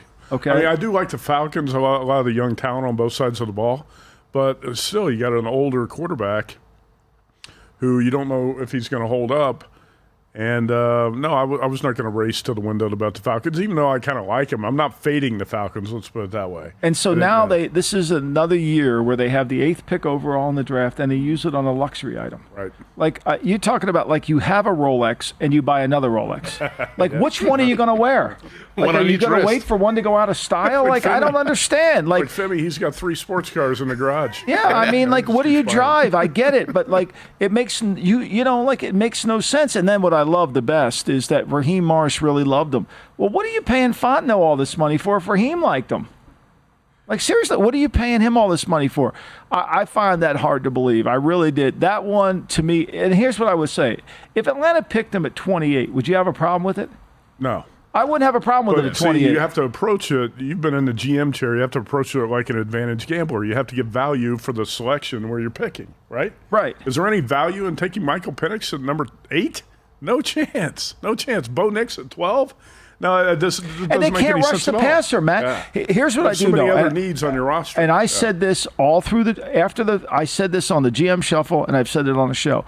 I knew Atlanta worked out and spent a lot of times on every quarterback. We talked about that, Femi. But I thought it was the Spencer Rattler group, the Michael Pratt group, right? I thought it was that group. I didn't think it was going to be this group, you know? Now you have a quarterback on a rookie contract, but you're going to waste 2 or 3 years of it because he's not going to play. And here's the other thing. Nobody understands this. I don't know if they've mentioned it. Kirk Cousins has a no-trade clause. Like, you can't get rid of him. Like, it is like, okay, why don't we'll trade you to somewhere else. Like, you can't. You know, you're going to have to keep Michael Penix. Michael Penix is going to be like Cameron's car in Ferris Bueller. It's going to have to stay in the garage, right? And the old man's not going to let you drive it. Yeah, and then when you factor in his age, that's the biggest thing. Because like we saw the Green Bay Packers do it with Jordan Love. It's like, okay, we have Rodgers, but we're going to draft Love, and they drafted him in the 20s. They drafted him in the 20s. They drafted him in the 20s, and he was also 21 years old. Yeah. He wasn't 24 years old like Michael Penix Jr. We just had another trade, our second trade. Oh, got a second trade of the night. Minnesota just traded up now. Hello. Yep. Minnesota just traded up here. Who was I don't have that all was who's on the clock here? Let me take a look here at my draft order real quick because I think Minnesota probably traded up. Here's what I think Minnesota did. Jacksonville was supposed to take a corner, but Minnesota, knowing Brian Flores, I wouldn't be surprised if they took a corner here. And I think they would take Mitchell here. I think he knows. See, it would surprise me if he took the Alabama corners because the Alabama corners are not great man-to-man corners. They're not. That Nick didn't want to play man-to-man with those corners. Why should that Brian? But it'll be interesting to see what the decision is here. Yeah, and I mean, I'm assuming that Flores has been pounding the table for more defenders because I mean, he needs a corner badly. They attacked it and they got some edge rushers. They got some linebackers. Dallas Turner's the pick. Another rusher. Dallas Turner. I can't argue with that pick though. Yeah, I mean, they got value for him, and they get another rusher to go along with Grenard. You know, and they took Van Ginkel from Miami as an outside back. They're going to be able to rush the passer a little bit. Yeah, they need a corner too. I would have taken Mitchell over Turner, but I look. You're never going to get me to disagree with somebody taking a front seven player. I mean, that's where I think the game's won. All the good teams are able to get after the quarterbacks. That's how you got to be able to play defense in today's NFL. I want to go back to Byron Murphy, though, because, Michael, I know this is the guy that I think has probably been your favorite defender in this entire draft class. Yeah. What are the Seahawks getting with their pick at 16? Well, they get a disruptive inside player. They get a guy who can disrupt the game inside, who can create problems for your guards. You know, like let's take the Raiders. Their guard situation, they have Parham, who's not a guard. He's a center. They move him to guard because they play James. They just signed James to a contract. They just signed Cody Whitehair from the Bears, who couldn't play for the Bears. They have no guards inside. So when you have Gardner Minshew at 6 feet at quarterback and you can't block the 3 technique of the opponent team, and you got Chris Jones over there and you can't block him, you know, it becomes a real issue. And so you've got to fortify the inside of your line. And I think what Seattle did, Seattle's offense is good. Now, look, they got the 2 tackles that were hurt last year. You know, they could fix that, but now he gets a 3 technique. And last year we saw McDonald with the 3 technique, you know, and he ended up making a huge amount of money in free agency this year. So I think it's a great pick for Seattle. I like Seattle. I like Seattle on their over total. I think Seattle's going to be a good team this year. Yeah, I mean, I'm sure defensively they're going to be a little bit better than what we've seen in the past. They're going to be way better. Yeah. They're going to be way better. They're going to be. This isn't disrespectful to Pete, but they're going to be better coached because I'm not sure Clint Holmes was of the same level as McDonald. Mike Macdonald was lauded as well. He was one of the best defensive minds, and I think one of the reasons why he got the job was the success he had against that Shanahan offense and what they've been able to do against the teams like the Lions, the Niners, and the Rams, and all those teams. So it'll be a new day in Seattle with Mike Macdonald as the head coach, as the Minnesota Vikings making their selection, and it is Dallas Turner, the edge out of Alabama. This was a guy that Matt, we talked about how the mock drafts always said, oh, Dallas Turner is going to be the first guy selected. He wasn't. It was Laiatu Latu at 15 to the Indianapolis Colts here. But you think this is pretty solid value for a guy that, at least at one point in the process, on the outside, was thought of as someone who could potentially be a top 10 pick? Yeah, no question. I actually had Dallas Turner going to the Falcons at number 8. Why would they take a defensive player, Matt? Come on, That's stop too being much of them. logical, It's crazy. please. Will you That's stop, too much. Matt? They should. Look, they don't need. They can rush the passer. They're going to count to 3 Mississippi and go. It's obvious they needed another quarterback, though, so they passed on Dallas Turner. No, I actually like what the Vikings did here. Now, I don't understand. Michael, explain this. Did the Vikings not want to get jumped by the Broncos? Why would you trade away a pick to move up one spot to take J.J. McCarthy? We talked about it, Matt. I think what was happening was there was probably some other team trying to trade up to get J.J. McCarthy. You think it was the Broncos? No, I think the Broncos were taking Knicks all along. I think it could have been the Raiders. Or it could have been the Rams. We're going to find out who it was, but I think it was. So what you do in a draft room when you're getting so close to your pick and you're worried about getting jumped is you call the team to freeze the pick. So you call the team and say, hey, look, do you want to trade the pick? They'll say to you, well, we have something else on the table. Well, we'll flip with you. What it's going to take to flip? You're going to get your guy anyway. Why don't you just flip with us? You don't want to go back that far. Well, it's going to take this. And then you got to call the bluff. You got to say, okay, either I do it or I don't. And, you get, somebody might say, well, we can't do that. That's too much. And then if they pick your guy in front of you, it's not too much. You screwed up. So I think that's what happened. You're trying to freeze the pick. If they say to you on the phone, well, we got a really good offer, we're going to take it, then you got to really hurry. Or if they're, if they're kind of slow playing it, you get a sense of it. But freezing the pick helps you understand if somebody's trying to jump you. It happens in all the second and the third rounds more because there's only 5 minutes and you got to make quick decisions. You got to really do it. Yeah, I think so far the Vikings have done a pretty good job. That's we talk about as a gambler, you talk about value sometimes, and that's an overused word, but there is it's pertinent to talk about it because in Dallas Turner at number 17, I think that's a really valuable pick for the Vikings.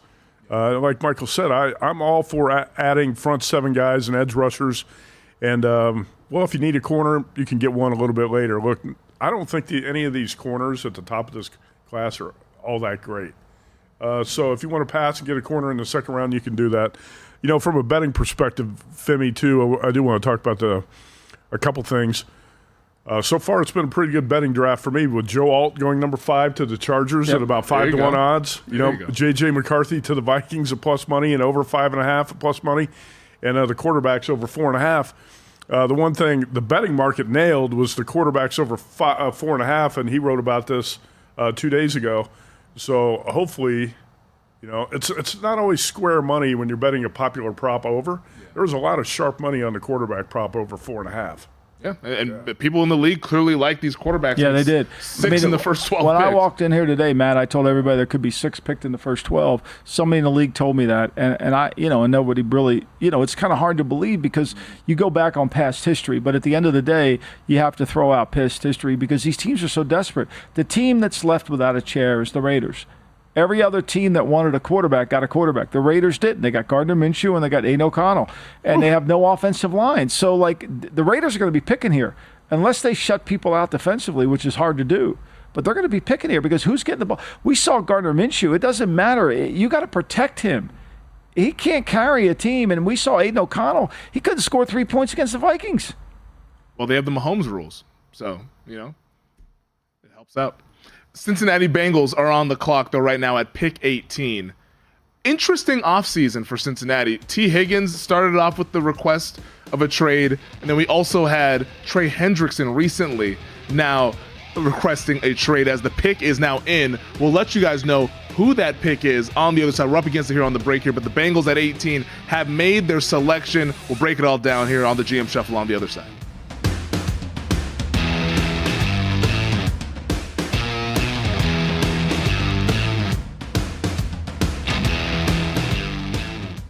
If you didn't catch Follow the Money, here's what you missed. Would you think of Maxey getting most improved? Guy scored 20 a game last year. That's my biggest problem. I don't understand this. This is completely backwards. Well, okay, it's like John Morant part 2. That was a good player. Yeah, answer your question with another question. Don't you think there needs to be more fine print for this award? It seems like they. I don't think. I think it's common sense should prevail. I don't. But it doesn't. That doesn't fit. Kobe White, Jalen Williams, who wasn't even a finalist. That's most improved. Mm-hmm.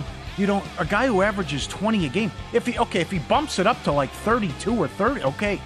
But he went from 20 to 25. What did Kobe White go? Kobe White went from 9 to 19. That's most improved. Follow the money with Mitch Moss and Paulie Howard. Weekdays at 7 a.m. Eastern, 4 a.m. Pacific on VSiN, the sports betting network. This isn't your typical betting show. This is the Sports Gambling Podcast live on VSiN. Forget what you know.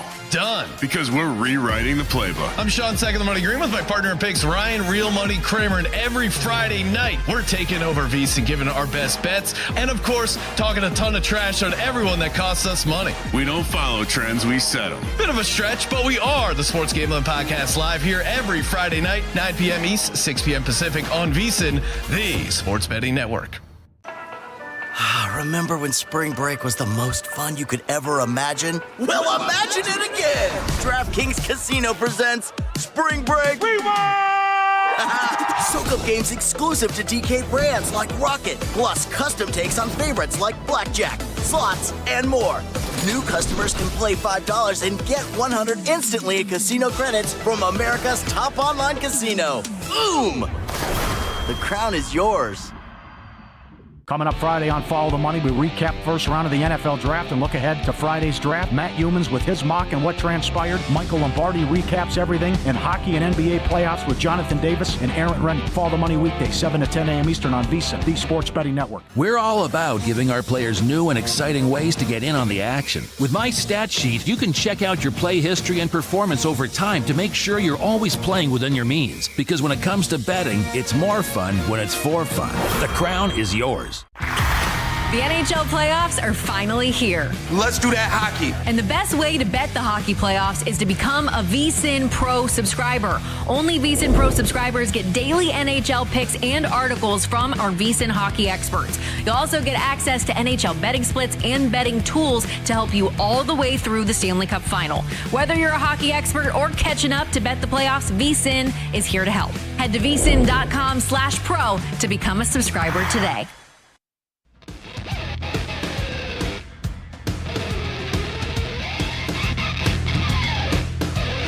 You're listening to the GM Shuffle with Michael Lombardi, presented by DraftKings and VSiN. Here is Femi Abebefe. We continue to roll along here on the GM Shuffle NFL Draft Special. Femi Abebefe, Michael Lombardi, Matt Humans hanging out here at the Circa Resort and Casino. The pick is in, and it is Amarius Mims for the Cincinnati Bengals, offensive tackle out of Georgia. So maybe we start to see that O-line run start to kick back up again, as the Bengals have been trying to figure out how to protect Joe Burrow for quite some time. Look, they signed Trent Brown to a really cheap contract. Trent Brown could solve a lot of problems if he wants to play, and that's not always the case. He doesn't always want to play. And he's kind of always a little bit out of shape and a little lackadaisical. That's been this problem with his career. He could be one of the best left tackles in all of football, but that's not always the case. Now, they got Orlando Brown over there at left tackle. So this gives them an opportunity to put another guy behind Trent Brown and see what they can do. And look, for all these teams that want to draft all these receivers, the Bengals, take great pride in drafting Chase. I get that. But the reality of it is Burrow's been hurt 2 of the last 3 years. They can't, and thank God he's a tough guy, right, Matt? I mean, because he gets the crap beat out of him. I mean, they don't protect him worth a darn. No, that's true. And actually, maybe the Bengals will go for a quarterback here in case Joe Burrow gets injured again. Just kidding. Take a page out of the Atlanta Falcons playbook, maybe. Pay your guy, then draft his replacement.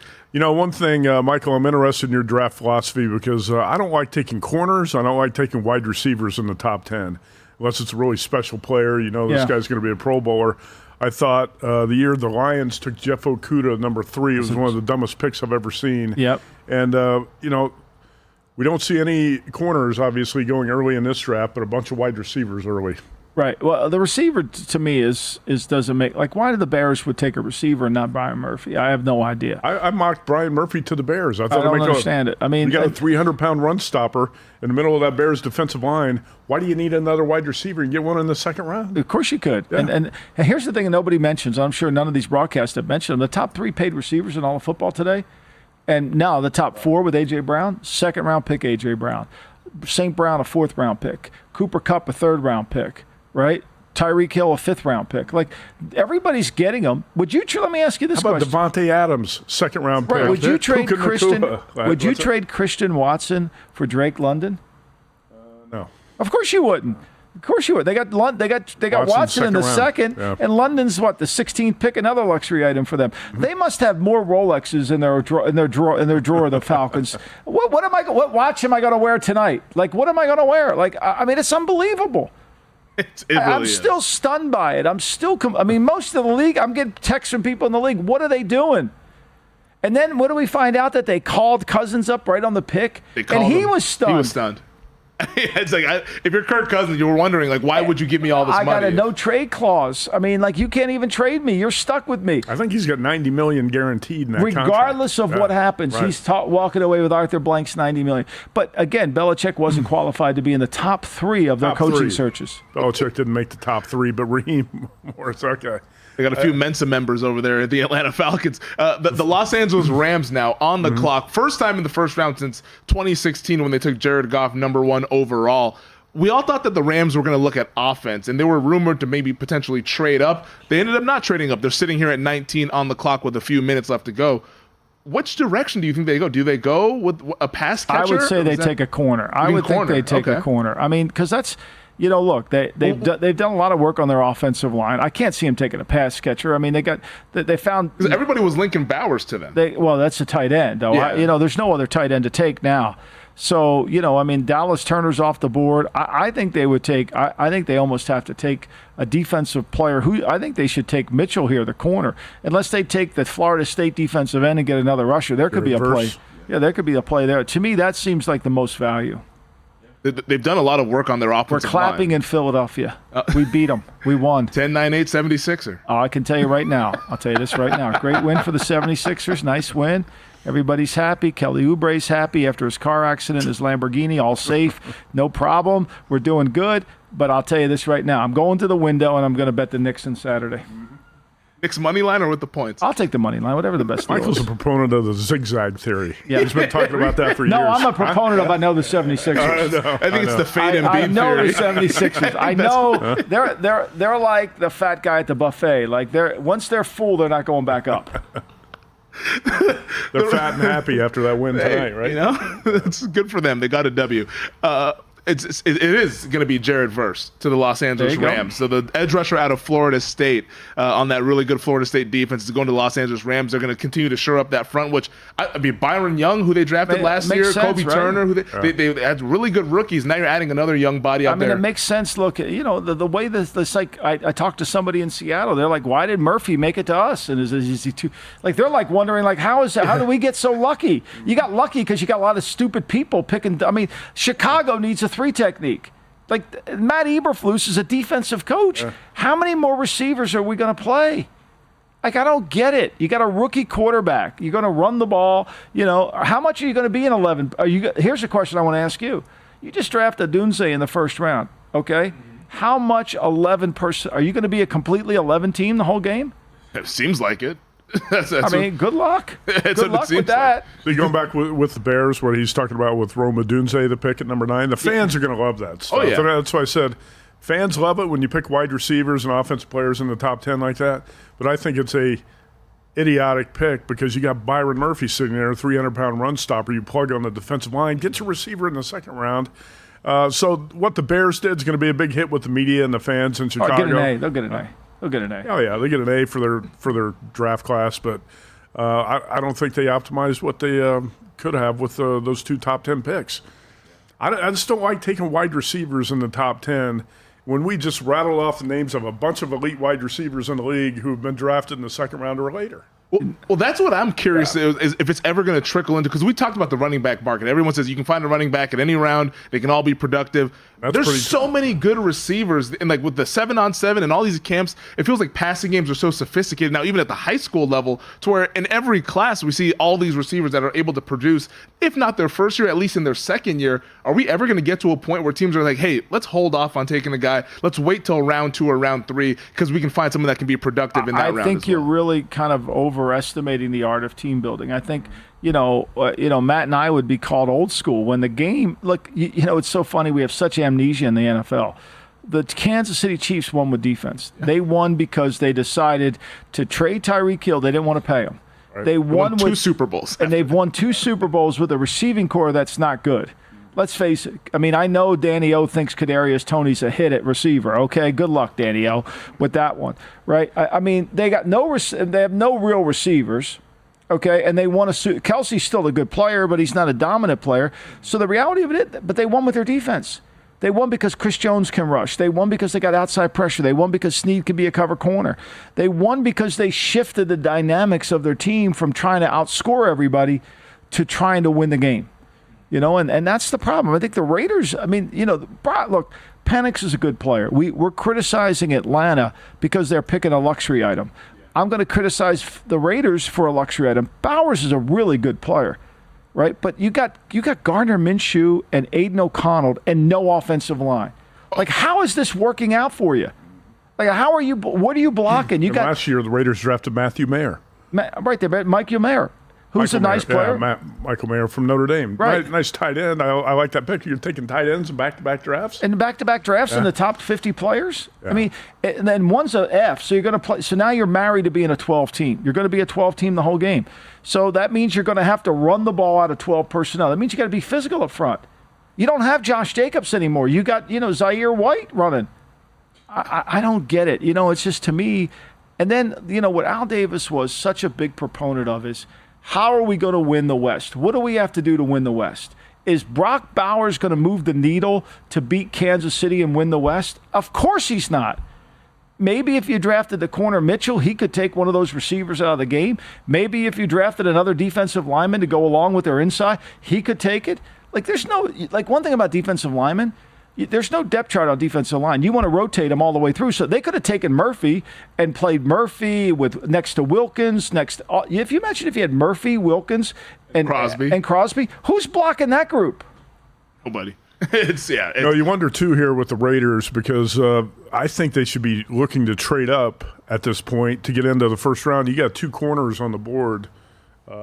Terrion Arnold's still there, right? Yeah, you got Mitchell's still there. I'm looking at some of my draft bets. I've got Quinyon Mitchell over 13.5. I bet on his draft position. He's still on the board. Jared Verse over 15.5. That went over. There you go. This is a banner night for you. Brock Bowers over 11.5. You're killing it, Matt. So a lot of that stuff went pretty well. Drinks are on the house. Yeah, this guy's flush with cash. But don't you think, Michael, right now the Raiders should be looking to move up in the first to get one of those corners? They got to fill it. They're probably going to say, we took the best player available. In they're definitely going to give us that crap. I mean, we love to hear that. But here's what the Raiders need to do. They need to trade up to get an offensive lineman too, Matt. They should try to get Jordan Morgan from UCLA. Yeah. I mean, from Arizona. They need a left tackle badly. Yeah, we're going to see now that we're into the 20s, these are some of the organizations that are a little bit better run than some of those that we get in the top 10. So I'm assuming we're going to get some. Yeah, we're going to get some better picks now coming up a little bit later. The pick is in for the Pittsburgh Steelers. Do we have anything before we head to break on the Steelers? I have not gotten them yet. All right, well, we'll figure it out on the other side. Who is going to be the newest member of the Steelers next here on the GM Shuffle?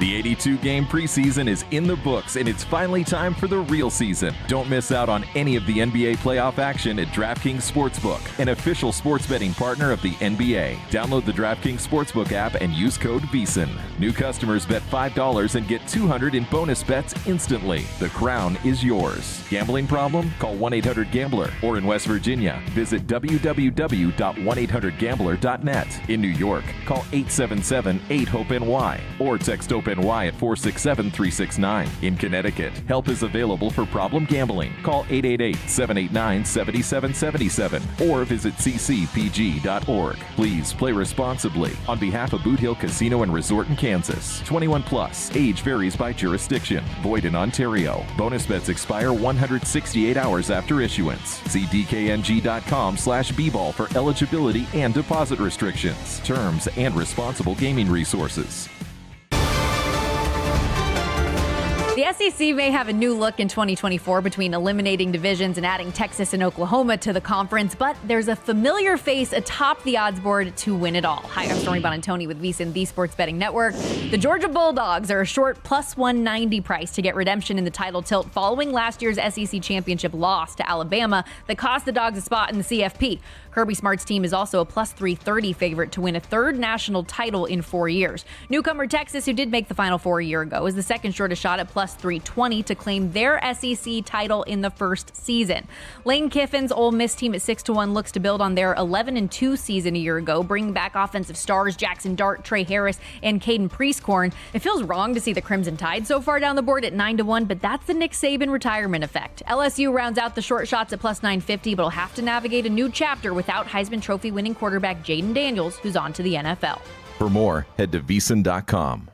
VSiN is thrilled to introduce a new VSiN.com tailor-made to the evolved needs of today's sports bettors. Our upgraded navigation streamlines your journey, allowing you to swiftly access articles, videos, and podcasts. Whether you're tuning in live or catching up on your favorite shows, everything is just a click away.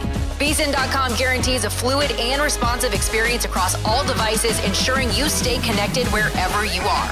We have enhanced tools such as our betting splits and expert picks, and introduce innovative features like parlay and odds calculators, all designed to make you a sharper bettor.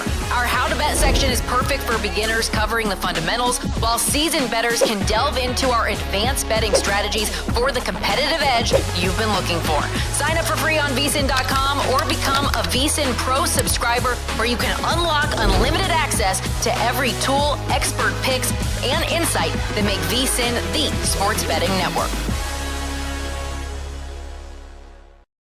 The time of unreliable injury reports and rest days are over. The playoffs are here, and it's the best time to bet the NBA. Throughout the NBA playoffs, VSiN has daily best bets, analytics reports, and series previews all the way through the NBA Finals.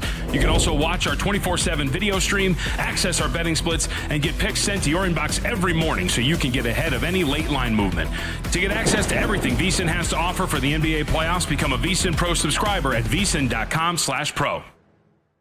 Elevate your sports betting game with VSiN's exclusive betting splits.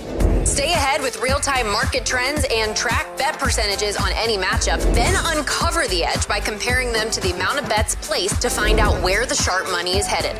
Upgrade to VSiN Pro to access betting splits, live odds, line moves, power ratings, and in-depth game analysis.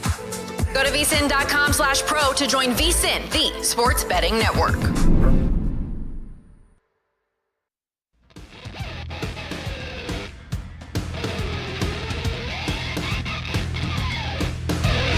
You're listening to the GM Shuffle with Michael Lombardi, presented by DraftKings and VSiN. Here is Femi Abebefe.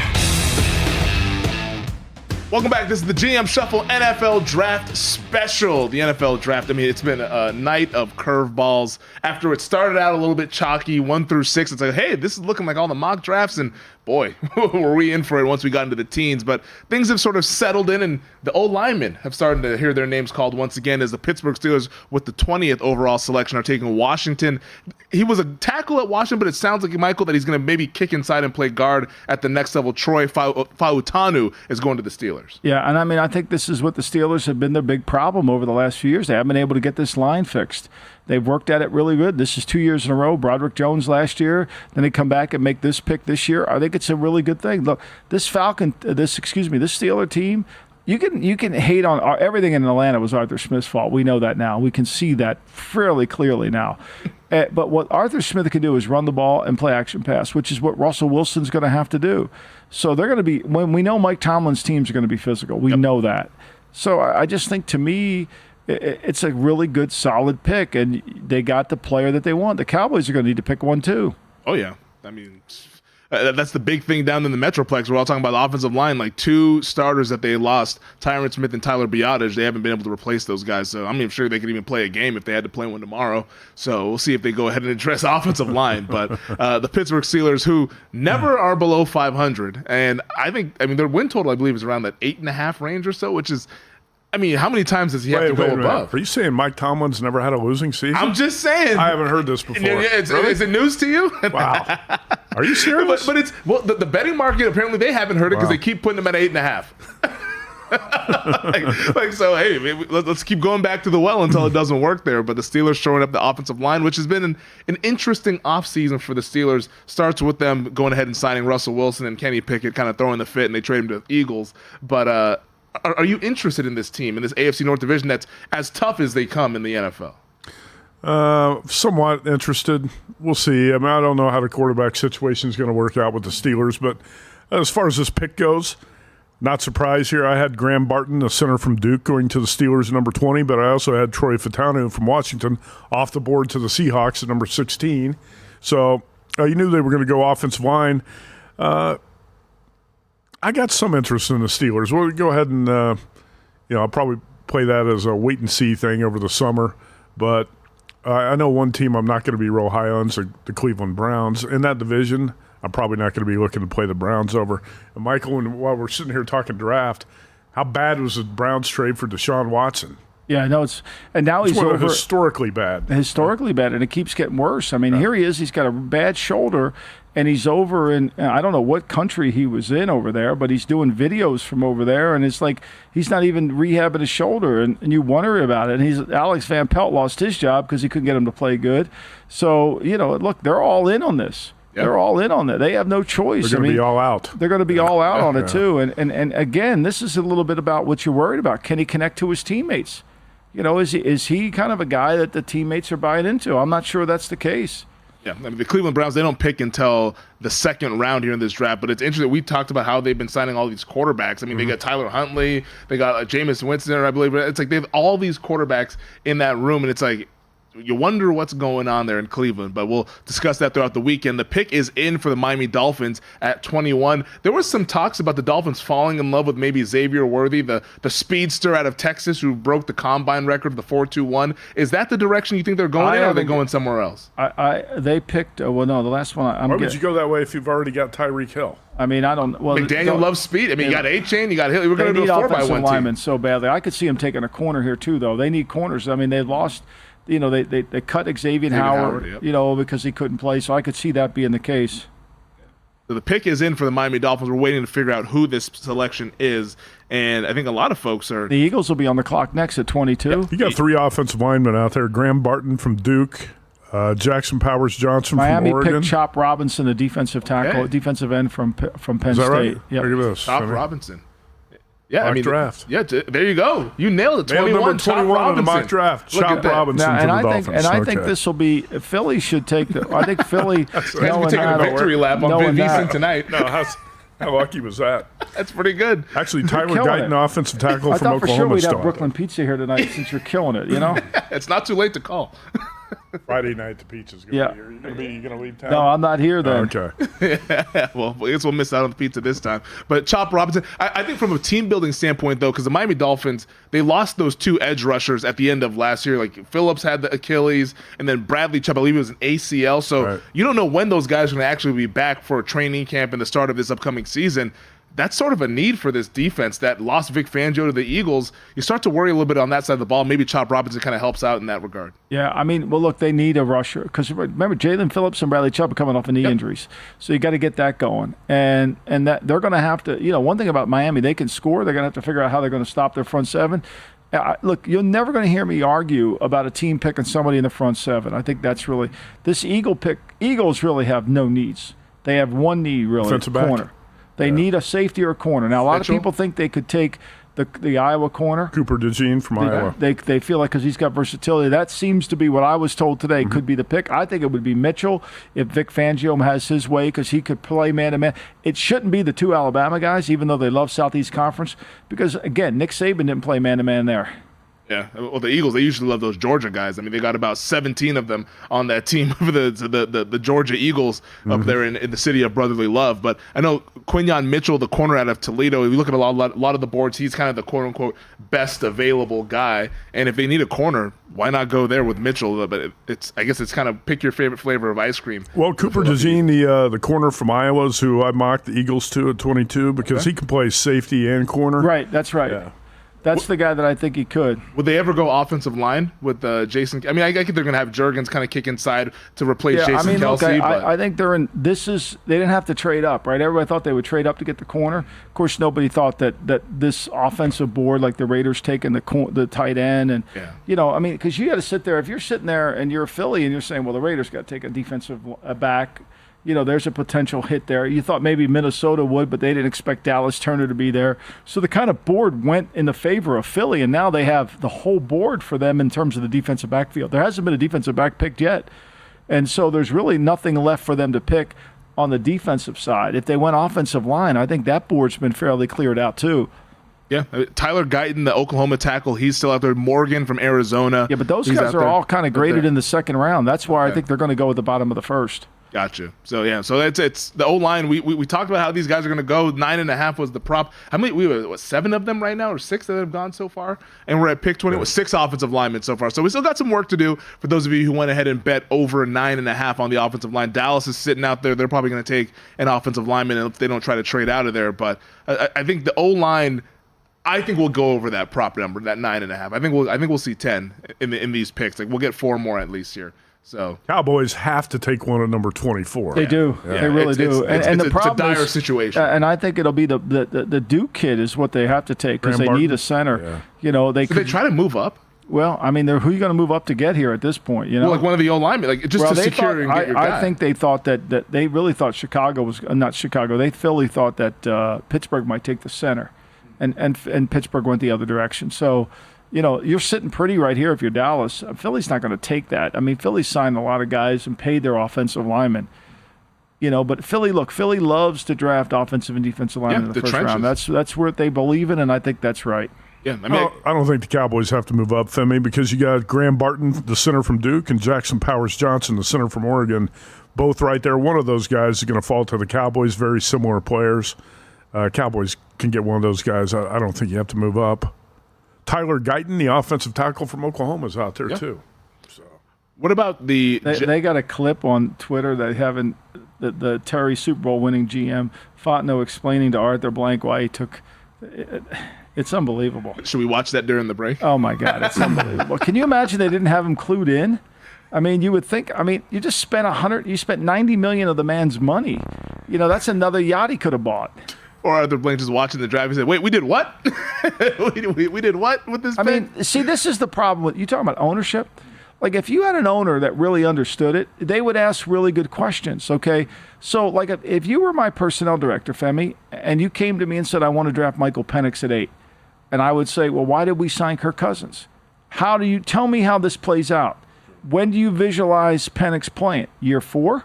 We've signed him to a 3-year contract. The biggest beef about the Kirk Cousins contract was that he wanted a 3rd year guaranteed, which we did, which we guaranteed him. So now you want me to wait 3 years for Michael Penix when he's 27 to play? Like, how are we having this conversation? Like, could you imagine me walking into Al Davis after I spent $90 million of his hard-earned dollars and telling him we're now going to draft another quarterback? Are you kidding me? I mean, look, I'm all for from the Michael Jordan draft. I'm all for taking the best player. You can't make that mistake. But the reality of it is in football you can't have 2 quarterbacks. It just feels like there was a breakdown somewhere like along this evaluation process prior to free agency even starting. Because if you love Penix this much, like you said, you shouldn't have gone out there and given Kirk Cousins all that money. All right, we'll wrap things up on the other side. This is the GM Shuffle NFL Draft Special. It's been a fun one. We'll close it out strong coming up next.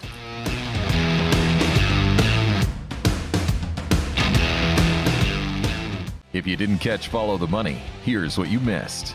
It's crazy how things have turned, specifically in this Suns T-Wolves series. If you go back to the final Sunday of the regular season, what is it now, a week and a half ago?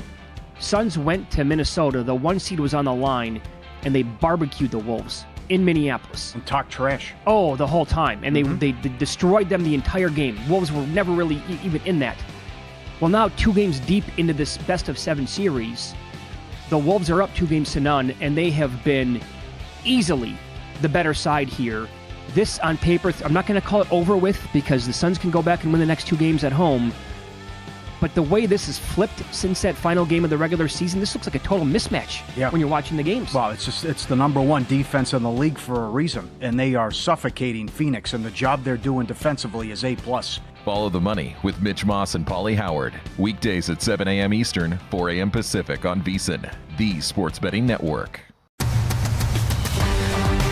Can anyone knock the Chiefs off the AFC pedestal? Hi, I'm Stormy Bonantoni with VSiN, the Sports Betting Network. Let's get into it because the back-to-back defending Super Bowl champion Chiefs are plus 300 to three-peat in the conference. Makes sense with Andy Reid, Patrick Mahomes, Travis Kelce, and Chris Jones all running it back. But while KC stunned the top-seeded Ravens this past January at plus 475, Baltimore and 2-time MVP Lamar Jackson could be back with a vengeance, adding former rushing leader Derrick Henry to the fold.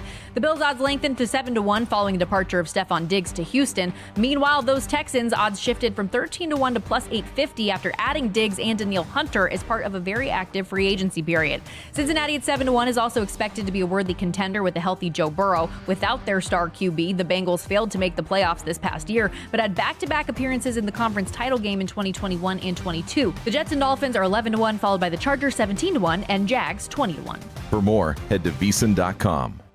VSiN is thrilled to introduce a new VSiN.com tailor-made to the evolved needs of today's sports bettors. Our upgraded navigation streamlines your journey, allowing you to swiftly access articles, videos, and podcasts. Whether you're tuning in live or catching up on your favorite shows, everything is just a click away. VSiN.com guarantees a fluid and responsive experience across all devices, ensuring you stay connected wherever you are. We have enhanced tools such as our betting splits and expert picks, and introduce innovative features like parlay and odds calculators, all designed to make you a sharper bettor. Our How to Bet section is perfect for beginners, covering the fundamentals, while seasoned bettors can delve into our advanced betting strategies for the competitive edge you've been looking for.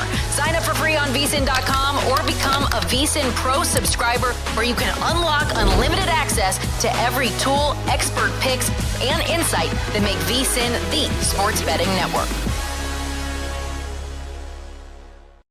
This isn't your typical betting show. This is the Sports Gambling Podcast live on VSiN. Forget what you know. Done. Because we're rewriting the playbook. I'm Sean Second the Money Green with my partner in picks, Ryan Real Money Kramer. And every Friday night, we're taking over VSiN, giving our best bets. And of course, talking a ton of trash on everyone that costs us money. We don't follow trends, we set them. Bit of a stretch, but we are the Sports Gambling Podcast live here every Friday night, 9 p.m. East, 6 p.m. Pacific on VSiN, the sports betting network. This is VSiN senior MLB analyst Adam Burke. Let's face it, between bad managers and umpires like Angel Hernandez, betting on baseball can be brutal. But my daily article is here to help. Every morning, I go through each MLB matchup and give you my best bets of the day. I analyze pitching matchups, study analytics, look at lineups, and even weather reports, all to find value on the baseball slate. My daily article is only available to VSiN Pro subscribers. To become a subscriber, head to VSiN.com/pro today.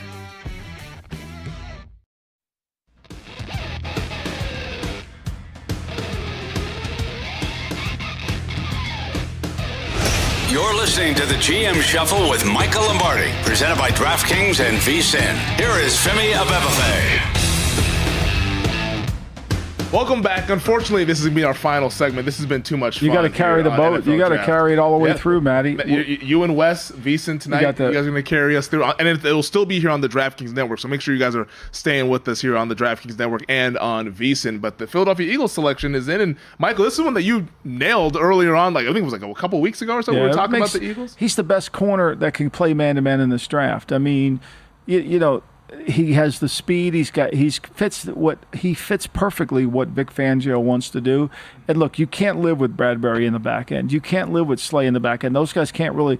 So they're going to need him to play. And what Howie has done with his team, he's filled all the needs on his team. He's got great depth. And so this was the one hole he had, and he has all these extra picks that I thought he was going to use it to trade up to make sure he got them. And look, because of the way this league has kind of gone and the lack of respect for defensive players, he sits at 22 and gets a guy he probably would have picked at 13. This is a really good pick for the Eagles. I thought it might be Cooper DeJean, the corner and safety from Iowa, but you got to like Quinyon Mitchell. By the way, I think he might be the only player from a non-Power 5 team drafted in the first round tonight out of Toledo.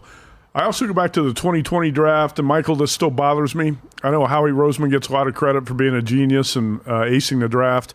But in 2020, I had the Eagles taking Justin Jefferson at number 21, and I had Jefferson on a bet to go number 21 to the Eagles.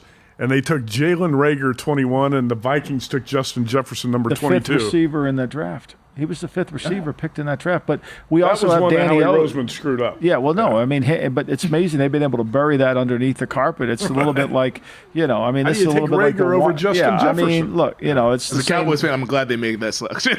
Jefferson. Everybody in Philly was screaming for it. Everybody thought he was going to pick Justin Jefferson. They blamed Doug Peterson for the pick. He carries that with him. They almost want to tear down his statue because of the pick, because of that in Philadelphia. It's bigger than that Iverson statue. Could they make that any smaller? Did they run out of money on that deal? I was wondering, what the hell's going on here? Can we make it a little? I know he's a diminutive guy, but did we have to make it like pint size?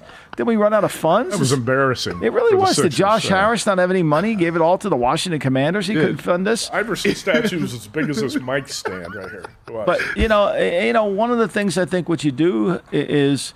Look, the draft is an exact science, and Reagor obviously didn't turn out, but they were able to hit on some other picks, and it's made it worthwhile. So, for me, this is a good pick. They needed this player, and I think ultimately they need to revamp their secondary completely. And I don't know what he's going to do with all these picks because not all of them can make his team. Yeah, and I think the point that we really need to drive home is like the Eagles' defense at the end of last year was a sieve. I mean, the corners could not run. It was just horrendous. And the way they just got embarrassed in that playoff game against the Buccaneers, this is them addressing that and saying, hey, we got to get better if we want to go ahead and ultimately win the division again in the NFC East. You think that Eagles defense was a problem? I mean, giving up a 90-yard touchdown drive to the Seahawks at the end of the game? With Matt Patricia calling the plays? I mean, it was bad. It was bad all year. And look, they fired. And their offense wasn't much better, Matt. I mean, look, the offense wasn't very good, and they've done a lot. I mean, they put their money. I mean, they put a lot of money into the offense. They just redid A.J. Brown. Everybody's happy in Philly. Everybody got money. Now, I'm never really happy when everybody gets money because there's no sense of urgency. Fear does the work of reason, and so when everybody's fat, happy, and content, fat, drunk, and stupid is no way to go through life. And they're happy, but they're really good, and they got to get Hurts to play better. They got to get Hurts to play better. Hurts was playing better before he got paid. Yep, exactly right. Sure. Maybe they needed to pay AJ because who knows if they don't pay AJ Brown, maybe that becomes a problem heading into training camp, like him wanting his money. You want to avoid those holdouts. So I don't know how you deal with that as a GM. I get so tired of wide receivers complaining about wanting to be paid. Yeah, and that's why I think the Bills probably did the right thing by getting rid of Stephon Diggs. Yeah, Jacksonville just took another receiver. They took Brian Thomas. Jacksonville took Brian Thomas. I mean, at some point, when are you going to realize that maybe Lawrence needs to throw the ball down the field? Now this Thomas kid has got some medical concerns to him, and he's very inconsistent with his production.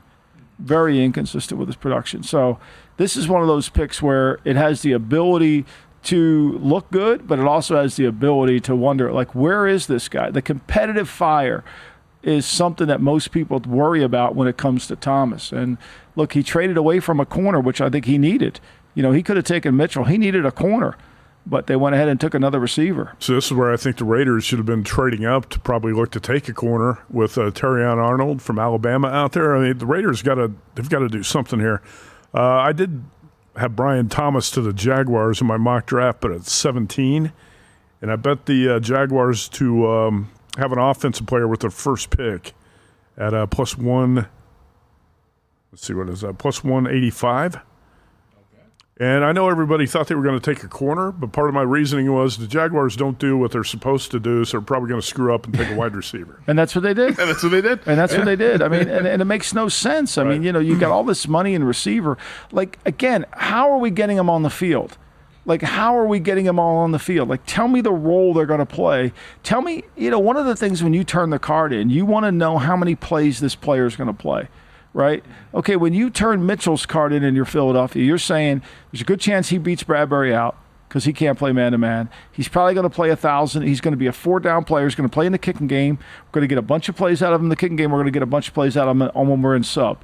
So you're getting a lot of plays out of him. And so you're getting that. So when you draft a Dunze in the 8th, 9th pick overall, and you turn down Murphy, who's going to play 1,200 plays on defense, to take a Dunze who's going to play how many plays in 11 personnel? You got to be in 11. Keenan Allen ain't coming off the field in 12, when they go to 12, right? So how many plays are you getting out of them? At some point, when does that justify it?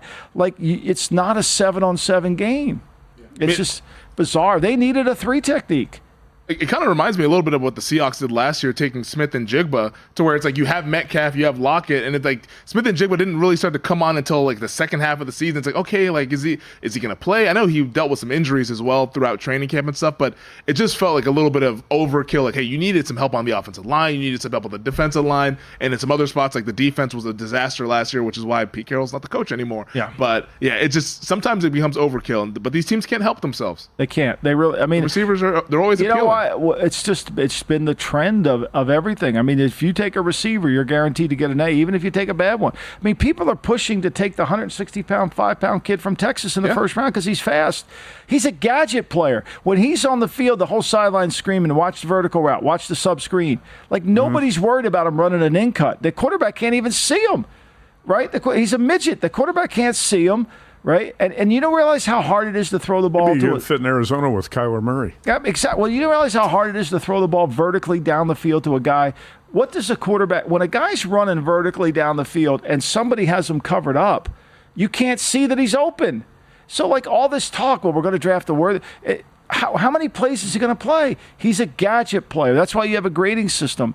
There's no way in any good grading system that you could grade him high enough to be in the first. He's a 3rd-round pick. He's a gadget. But somebody will take him, I'm sure. The Jacksonville Jaguars turned the card in. It's Brian Thomas Jr., as we've discussed, Cowboys the LSU receiver. The Dallas Cowboys are on the clock at 24. All in. Offensive line? It has to be offensive line. It's got to be offensive line. Look, the Cowboys, I think, Matt, you can disagree. I think the Cowboys I thought they overachieved last year. I don't think they're as talented as people think they are. I was betting against the Cowboys a lot and losing because that offensive line was bad. And Turnstill's no Lockett right tackle now. When they go on the road, one of the reasons their problem is on the road is they can't block. That's what happened in the Miami. They struggle to protect on the road. So Philly game too. I remember that. Yeah, I mean, look, they had the 1st and goal at the 7, and Steele gives up the sack. Yeah. So we'll see what the Dallas Cowboys do. I'm not sure if the pick will be in before we sign off here. We got about 90 seconds left. But in the meantime, final thoughts, Michael, from what we've seen so far in the draft. We've seen 23 selections. We'll obviously give our more recap, our final thoughts on the GM Shuffle podcast tomorrow. So special edition coming out for you guys on Friday to recap all these 32 picks. But final thoughts from the night, Michael. Michael's giving A's to a lot of teams. He's oh, yeah, I'm giving A's to his mock gets an A. He had the 6 QBs. I mean, look, I think this is, we'll digest it all. I can't wait to read and how they justify that. We'll see what happens when the Super Bowl winning GM Fontenot comes out and addresses the team. Kaiser Sose McKay, you won't find him anywhere. You won't find him. Kaiser Sose McKay, you won't find him. I'm not involved anymore, but I'll come in and save the day. I mean, what a franchise. Could you imagine being a Falcon fan? I mean, seriously. I'm glad I'm not. Although I guess I'm a Cowboys fan. They haven't won anything worthwhile in almost 20-something years. Is the pick in? No, not yet. Okay, it's not in.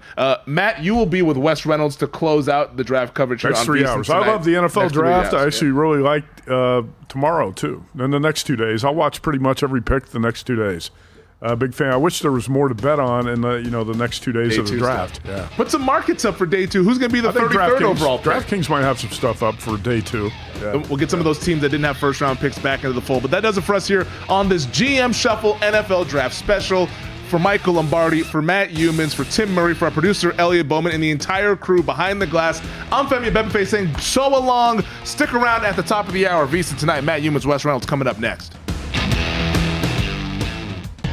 The 82-game preseason is in the books, and it's finally time for the real season. Don't miss out on any of the NBA playoff action at DraftKings Sportsbook, an official sports betting partner of the NBA. Download the DraftKings Sportsbook app and use code VSiN. New customers bet $5 and get $200 in bonus bets instantly. The crown is yours. Gambling problem? Call 1-800-GAMBLER. Or in West Virginia, visit www.1800gambler.net. In New York, call 877-8-HOPE-NY or text HOPE-NY at 467-369. In Connecticut, help is available for problem gambling. Call 888-789-7777 or visit ccpg.org. Please play responsibly. On behalf of Boot Hill Casino and Resort in Kansas. 21 plus. Age varies by jurisdiction. Void in Ontario. Bonus bets expire 168 hours after issuance. See dkng.com/bball for eligibility and deposit restrictions, terms, and responsible gaming resources.